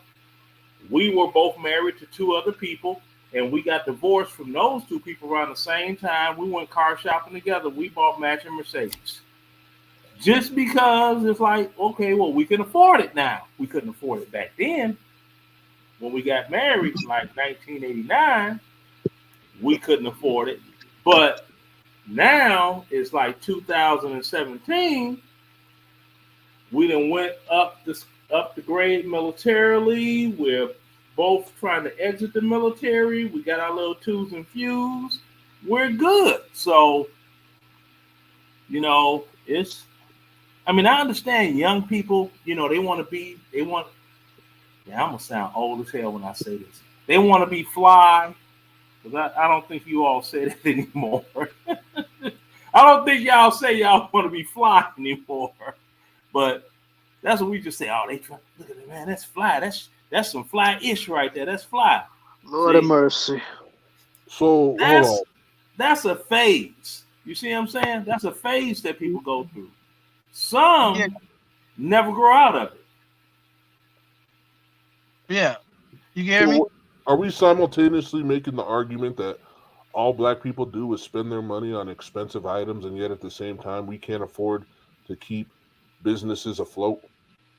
No, I'm not saying all. But if you want a great example of perpetual motion, give the average black person that's in one of them urban digs an unlimited gas card to fill up.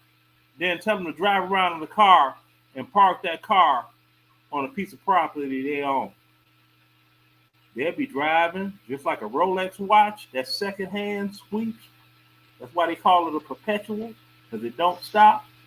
Yeah, but that's low class black people. That's like you're talking about low class. Okay, low class. We're not. That's my point. Not like high class. Hold on. That's my point, because you want them to make sound investments, but they're low class. They're gonna do low class stuff. You shouldn't look at them to do anything like that. They're always gonna be what they are. The growth, the prosperity is not gonna come from them. The having property, that's not gonna come from them. What's gonna come from is from the upper class. Okay, everybody that I think that's complaining about the lack of economic opportunity in the hood, all those people are the ones that's supposed to create the economic opportunity. You know what? I'm gonna say this, and the crazy thing is, I love this guy, like Dr. T. Hassan Johnson. I listen to him a lot, and my only thing with him is, okay, he talks about men and how many and the lack of opportunity there is for men, period, in America, especially black men. And I'm like, well, doctor, you're the guy to actually put everything together. Like, we'll sit and we'll talk. And the thing is, I know he did some things, but apparently it's not enough, especially for him. If we want to see this great change, if we really want to see it, and we're the ones talking about it, it literally has to come from us. It's not gonna come from nowhere else. Especially in any aspect, it's only gonna come from the upper class, and that's even true in the white community. All the inventors, the people that have the capital, to invest in great inventions. Everybody that can make that real difference is always going to come from them. It's never going to come from the broke bottom. All you're going to see at the broke bottom is maybe little sprinkles and glimmers of hope. But generally speaking, everybody's going to perform at a very basic level. You see what I'm saying? So he's talking about people spending money on Jordans. Like, first of all, that's little kids. Like, of course, there's grown men that still like Jordans, but going after sneaker trends and all of that, that's like kids. Okay. But even still, if you're saying that they don't have any financial intelligence, that makes complete sense to me, given their families, given where they came from. That to them, having a pair of Jordans is a sign of economic success. They wanna look Thank like they you. have money to them. So so that's true on that front. But what I'm saying is, if you want somebody to own a Nike store in the hood, it's not gonna come from them. It's gonna come from somebody that got it like that. Somebody that's black that got it like that. Right. That's all true. I'm saying. But that's true. what. But on the low end, black men really need to step up because it makes no sense. Don't stop worrying about that. I'm gonna give you something real right now. It makes no sense that you have a higher percentage of black American women that are in the armed forces of the United States than black American men. That makes complete sense. They are outpacing. Well, there's 2 million more of them, sir. So I mean, yeah, well, makes 2 million more of them. It's 2 million more of them. But when you take into consideration, it's 2 million more. That's true. But when you take into consideration the single mother ratio, you can't just go to a doggone military recruiting station and you want to join the military and you got a kid, you can bring your kid with you. No, you got to sign over custody of that child to somebody if you want to go, and many are not willing to do that. Okay, so that balances that whole equation out right there when they talk about black men that are incarcerated. The incarceration factor versus this. No, because black women and black men's struggles are completely different. I'm not talking about struggle. I'm talking about getting up off your backside and doing something. One mic, yo. One mic. Hold on. My point is, black men, a lot of them never had their fathers. Black women always had their mothers. Okay, so they are. Hold on, brother. They are encouraged more to go for it. They got their parent, their same gendered parent in the household. That's why you hear all this black girl magic and you go girl shit. Listen, they have that mentorship. Black men, a lot of us ain't got none of that. Only thing we got is maybe the hood, maybe the street, maybe some OG. That's about all. Okay, so you're gonna see areas in which black women do perform a little bit better. You are gonna see that, but that's not even my point. You so steady stuck on the low class of black men and what they should do and what they should not do, when honestly there should be no crazy expectations about somebody being born in the hood from a broken family with no father and no money and damn near no skills. Okay, you're not going to see much from them besides what you see. So I think we all need to let go of that. Stop expecting these niggas to be moral, super moral, or super driven and go-getters. It's really not going to come from those group of men. You're just going to see what you see. So my point is, and I'm going to keep saying it, the real growth and real opportunity is going to come from the upper class of black men, period. It ain't even going to come from the upper class of black women, because, when they get money, they get selfish. But it's going to come from the upper class of black men. It's always been that way. And I know that's and my father died when I was 3. Okay, 1966. We're not talking about you, Leonard. We're not talking about you. I'm just saying. So my father died when I was 3. I did my thing, and I'm where I'm at. And there's other people that did the same. It's all about choice. Okay, I know common sense ain't common. So if somebody can't pass the common sense test, hey, Jesus loves you. That's all I can give. Saying all you saying all the niggas they got common sense? You saying they all Easy dumb? on the swears, okay, man. Easy so on what? the swears.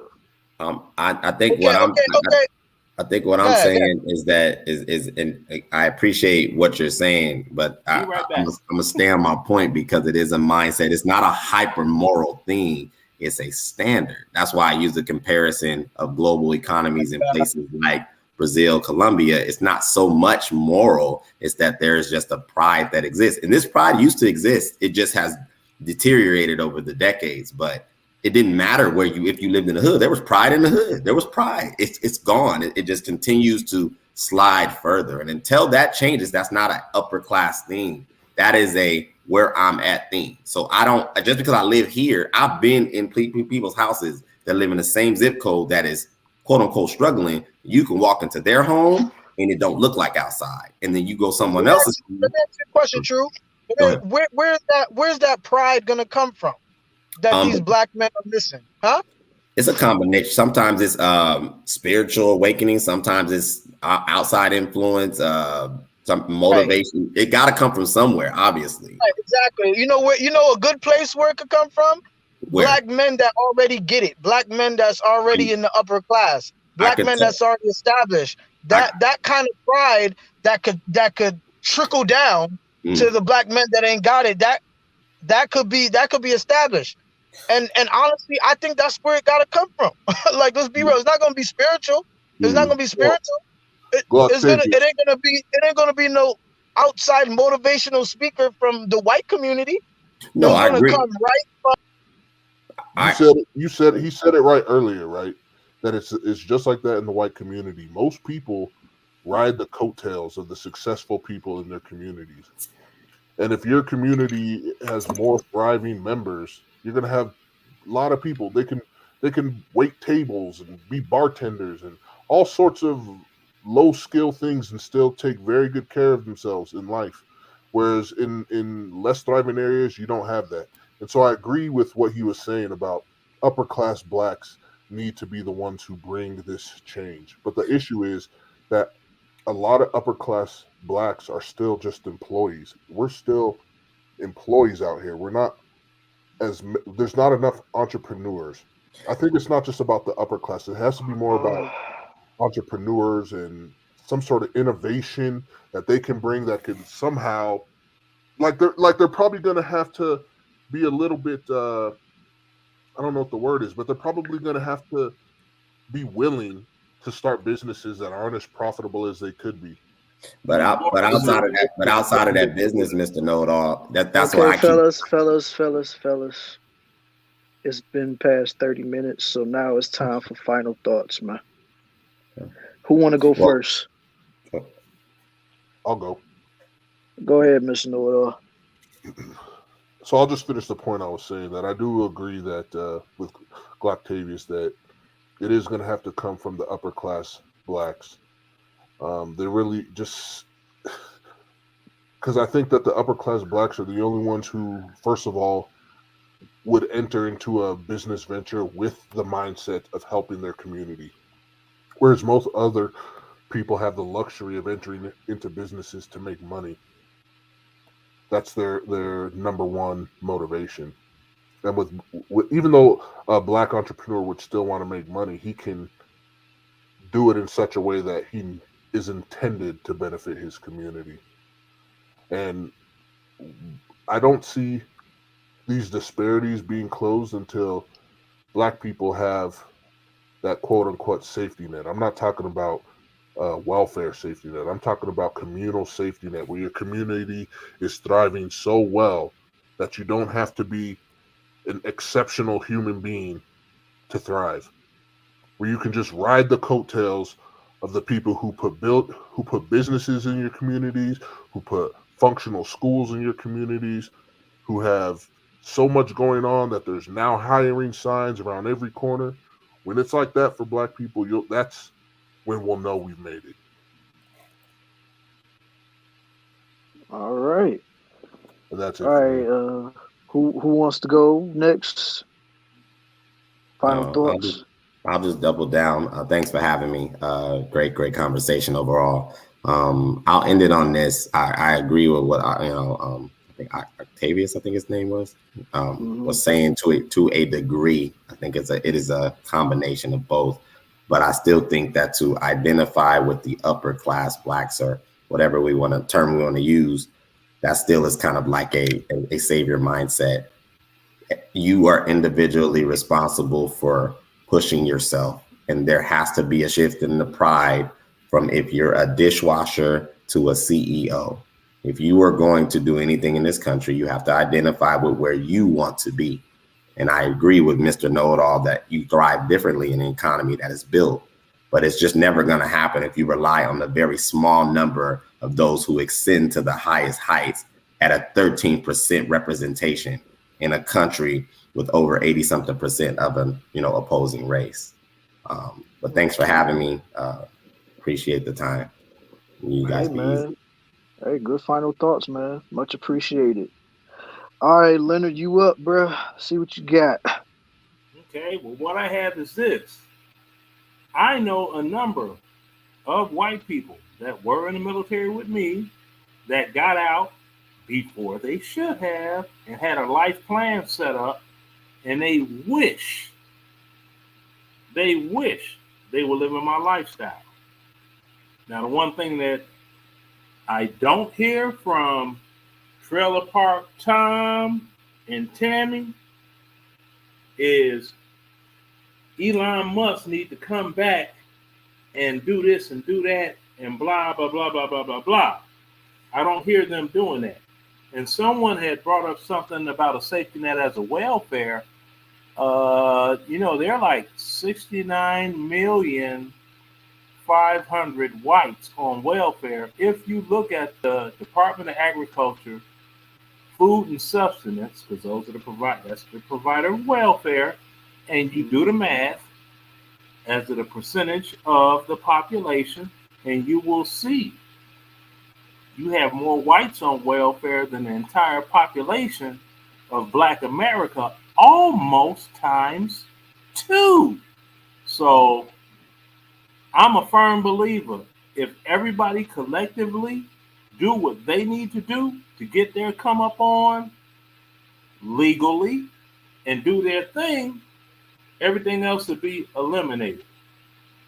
And someone said something about third world countries and the poverty that they have there. See, now Muhammad Ali, and this is his quote, not mine. This is a Muhammad Ali quote. When they went to do the Rumble in the Jungle, if you ever watched that movie with him and George Foreman, he said the difference between blacks in Africa and blacks in America is you all have dignity in your poverty. Now that's a Muhammad Ali quote. I'm not that profound, okay? I'm not. But if you watch the movie When We Were Kings, see, because there's a lot of catch. People watch movies, but they don't listen. They're being visual. Just like this one called Rebound. When you had the guy that made Rucker Park in New York, was denied playing the high school championship, and the white coach came up and said, you people are good at playing games, but you don't know how to play the game. See, that went right over people's head. And I'm sitting here like, look, listen more. You were given 2 ears for a reason. See? Use these more than that one mouth. You'd be surprised at what may, come and happen for you. That's completely great. That's my final thoughts. All right. Well, that's everybody. Let's see if Melody got anything to add. Yeah, I just ran back from the kitchen. You too? Yeah. I had to go get me another sippy sip. Oh, there you go. I think this was an awesome conversation. Thank you to everybody on the panel for coming up and having this conversation. It was a needed conversation. Very dope discussion tonight, man, for real. Now, I have a question for Melanie right quick. Did you ever look up that Blue Vein Society video I told you about? Honestly, no. But I will. I'm sorry. You better stop playing. I'll look it up, though. I'll look it up before I go to bed. Look at those videos, and that'll tell you some things that you are not aware about that happened right after the Emancipation Proclamation was signed. That was the next thing that happened. Oh, yeah. That's the reason you have this racial divide, light skin, dark skin, black, and Blue Vein Society. I tell people about it all the time, and people just forget about it. Look at that. It's very informative. I mean, it ain't just one video. It's a number of them. All right, definitely. Yeah. Melanie. Definitely. I plead with you. Mm-hmm. Okay, I'll definitely will. Please watch that. You'll be like, Oh my God. I will. But what are your final thoughts, Killer Swag? My final thoughts is this is definitely a conversation, in my opinion, that should have been had a long time ago because of all the stuff that's been ramping up in these spaces. And yeah, because I mean, let's just be for real. A lot of people don't want to talk about this type of stuff because nobody really wants to face the ugly truth. So this is a conversation that definitely needs to have on more than one occasion, in my opinion. But for right now, this is definitely a good starting point. You know what I'm saying? Because I would love to hear everybody else's take on this because this is really a problem, not just in these YouTube spaces, but also in real life as well. So that's all I got to say about that. Dope discussion from everybody on the panel. Salute to everybody on the panel that gave their takes on everything, man. For real, like y'all really gave me a lot of good insight tonight, man. I'm not even going front. Yeah, bro. You pull up any videos, Blue Vein Society, look at them, because see, she could do a stream using those videos under fair use. And that would cause a whole lot of conversation. I'm telling you, it's deep. You'll be like, what? And really? It's mind blowing. Yeah, me and Melody, we'll talk about it. Okay, yeah, y'all, collabo and see if that would be a good topic idea for y'all. I'm just giving one. If y'all think it's good, roll I with it. mean, If you not, know, hey, I throw it mean, away. it's You know what I mean? hey man, we all in for suggestions, man. We ain't turning down no suggestions. Like if we could do it, we'll definitely do it. And then if we do the collab with that, we'll definitely shout you out for giving us that info. Oh, you ain't got to do that. This man, that's information. Everybody, any melanated person that is standing on ground in the United States, they need to doggone know about that. They really do. hmm All right, Melody, it's your turn. What's your final thoughts? No, I was just saying thank you everybody for coming. I really appreciate it. Thank you for all of the super chats. Did you hmm get any cash apps, Killer Swag? Nah, it was pretty dry tonight. It was dry tonight, but we appreciate everybody and hit his cash app. It's at the bottom of the screen. It's Killer Cal 10. So make sure you do. He did a great job tonight, as usual. Um, Appreciate it. and this is episode 4. It's in the Four. books. Yeah. And One for the books. All One yeah. for right. the book. Love, peace, hair grease. I'm out. All right, Right. see y'all, man. Thank Bye. you. All right, yo. Let me see. Okay, we got this Peace. going on. Oh, Oh, we got a super check that just came in from Know It All. What's going on? oh, thank you, Mr. Know It All, for the $10 super chat. He says, thanks for having me. This is for both Melody and Killer Swag. Good night. You should have cash Appreciate you, swapped man. him because they take 30% out and I don't get this until whenever. But thank you so much, Killer Swag. We appreciate it. I'll make sure I hit him off with $5. Thank you. But you guys, really, when we go live, because since we're both streaming it from our channels, until he's monetized, he's using his Cash App. I'm using a super chat. So guys, make sure you are cash apping Killer Swag every time we go live. And appreciation to everybody that does that for real, because I know y'all don't have to do it, but if y'all do decide to do it, man, that's real love right there, man. I appreciate that for real. It's real love for real. Thank you everybody for the support. And we will see you episode 5 next week on Episode. Killer Swag's channel. Yes, sir. Oh, did you get any new subscribers? I got one new subscriber. Just got 7 more into the 100. 7 more subscribers, guys. All right, so there's 12 people left. Everybody know we're closing down, but 12 people are watching right now. Make sure you guys all go over to Killer Swag's channel and hit the bell. Subscribe. Oh, Rizza said she just subscribed. Oh, Oh, I already know she did, man. You know, I seen her in my community post the other day, so yeah, I know. Okay, drop your okay. link. Drop your link. Dang, the only person I know that was dropping the link was Cynical. And that's not good because you guys are mods, and I made you guys mods for a reason because I trust you to drop whoever is on the panel's link for me. That's what I really need my mods to start doing, dropping the links of the person on the panel. In this case, it's my co-host Killer Swag. So I'm gonna really need you guys to support him more. Drop the There's the link link, y'all. There's the link. and drop Oh, his RZA cash dropped the app. link. Yeah, RZA dropped the link to that too as well. Appreciations to you, RZA.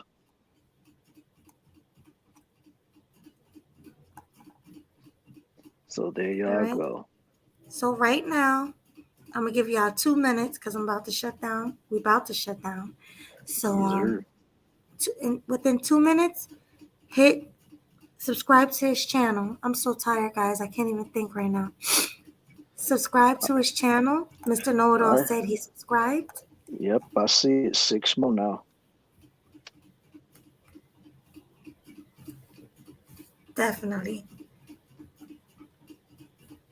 Next week, we will be having not the same conversation, but we will be having a conversation over on Killer Swag's channel.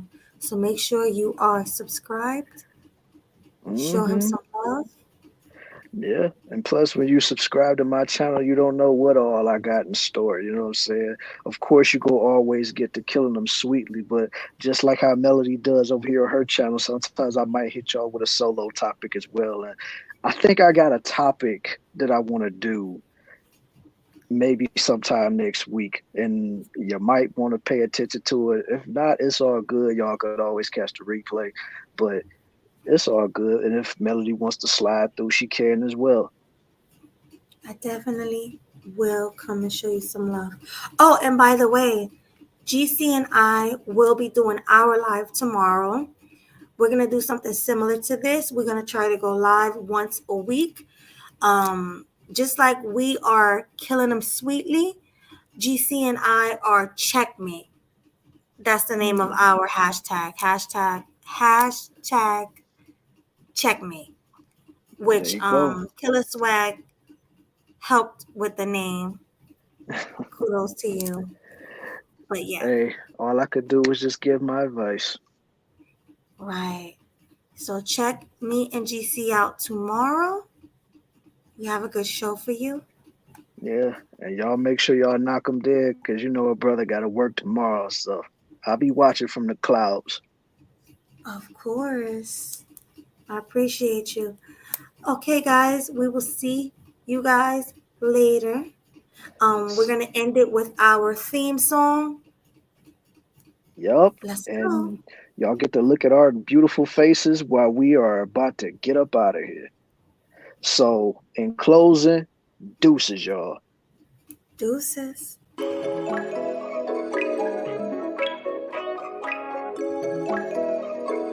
Leak, gotta take off.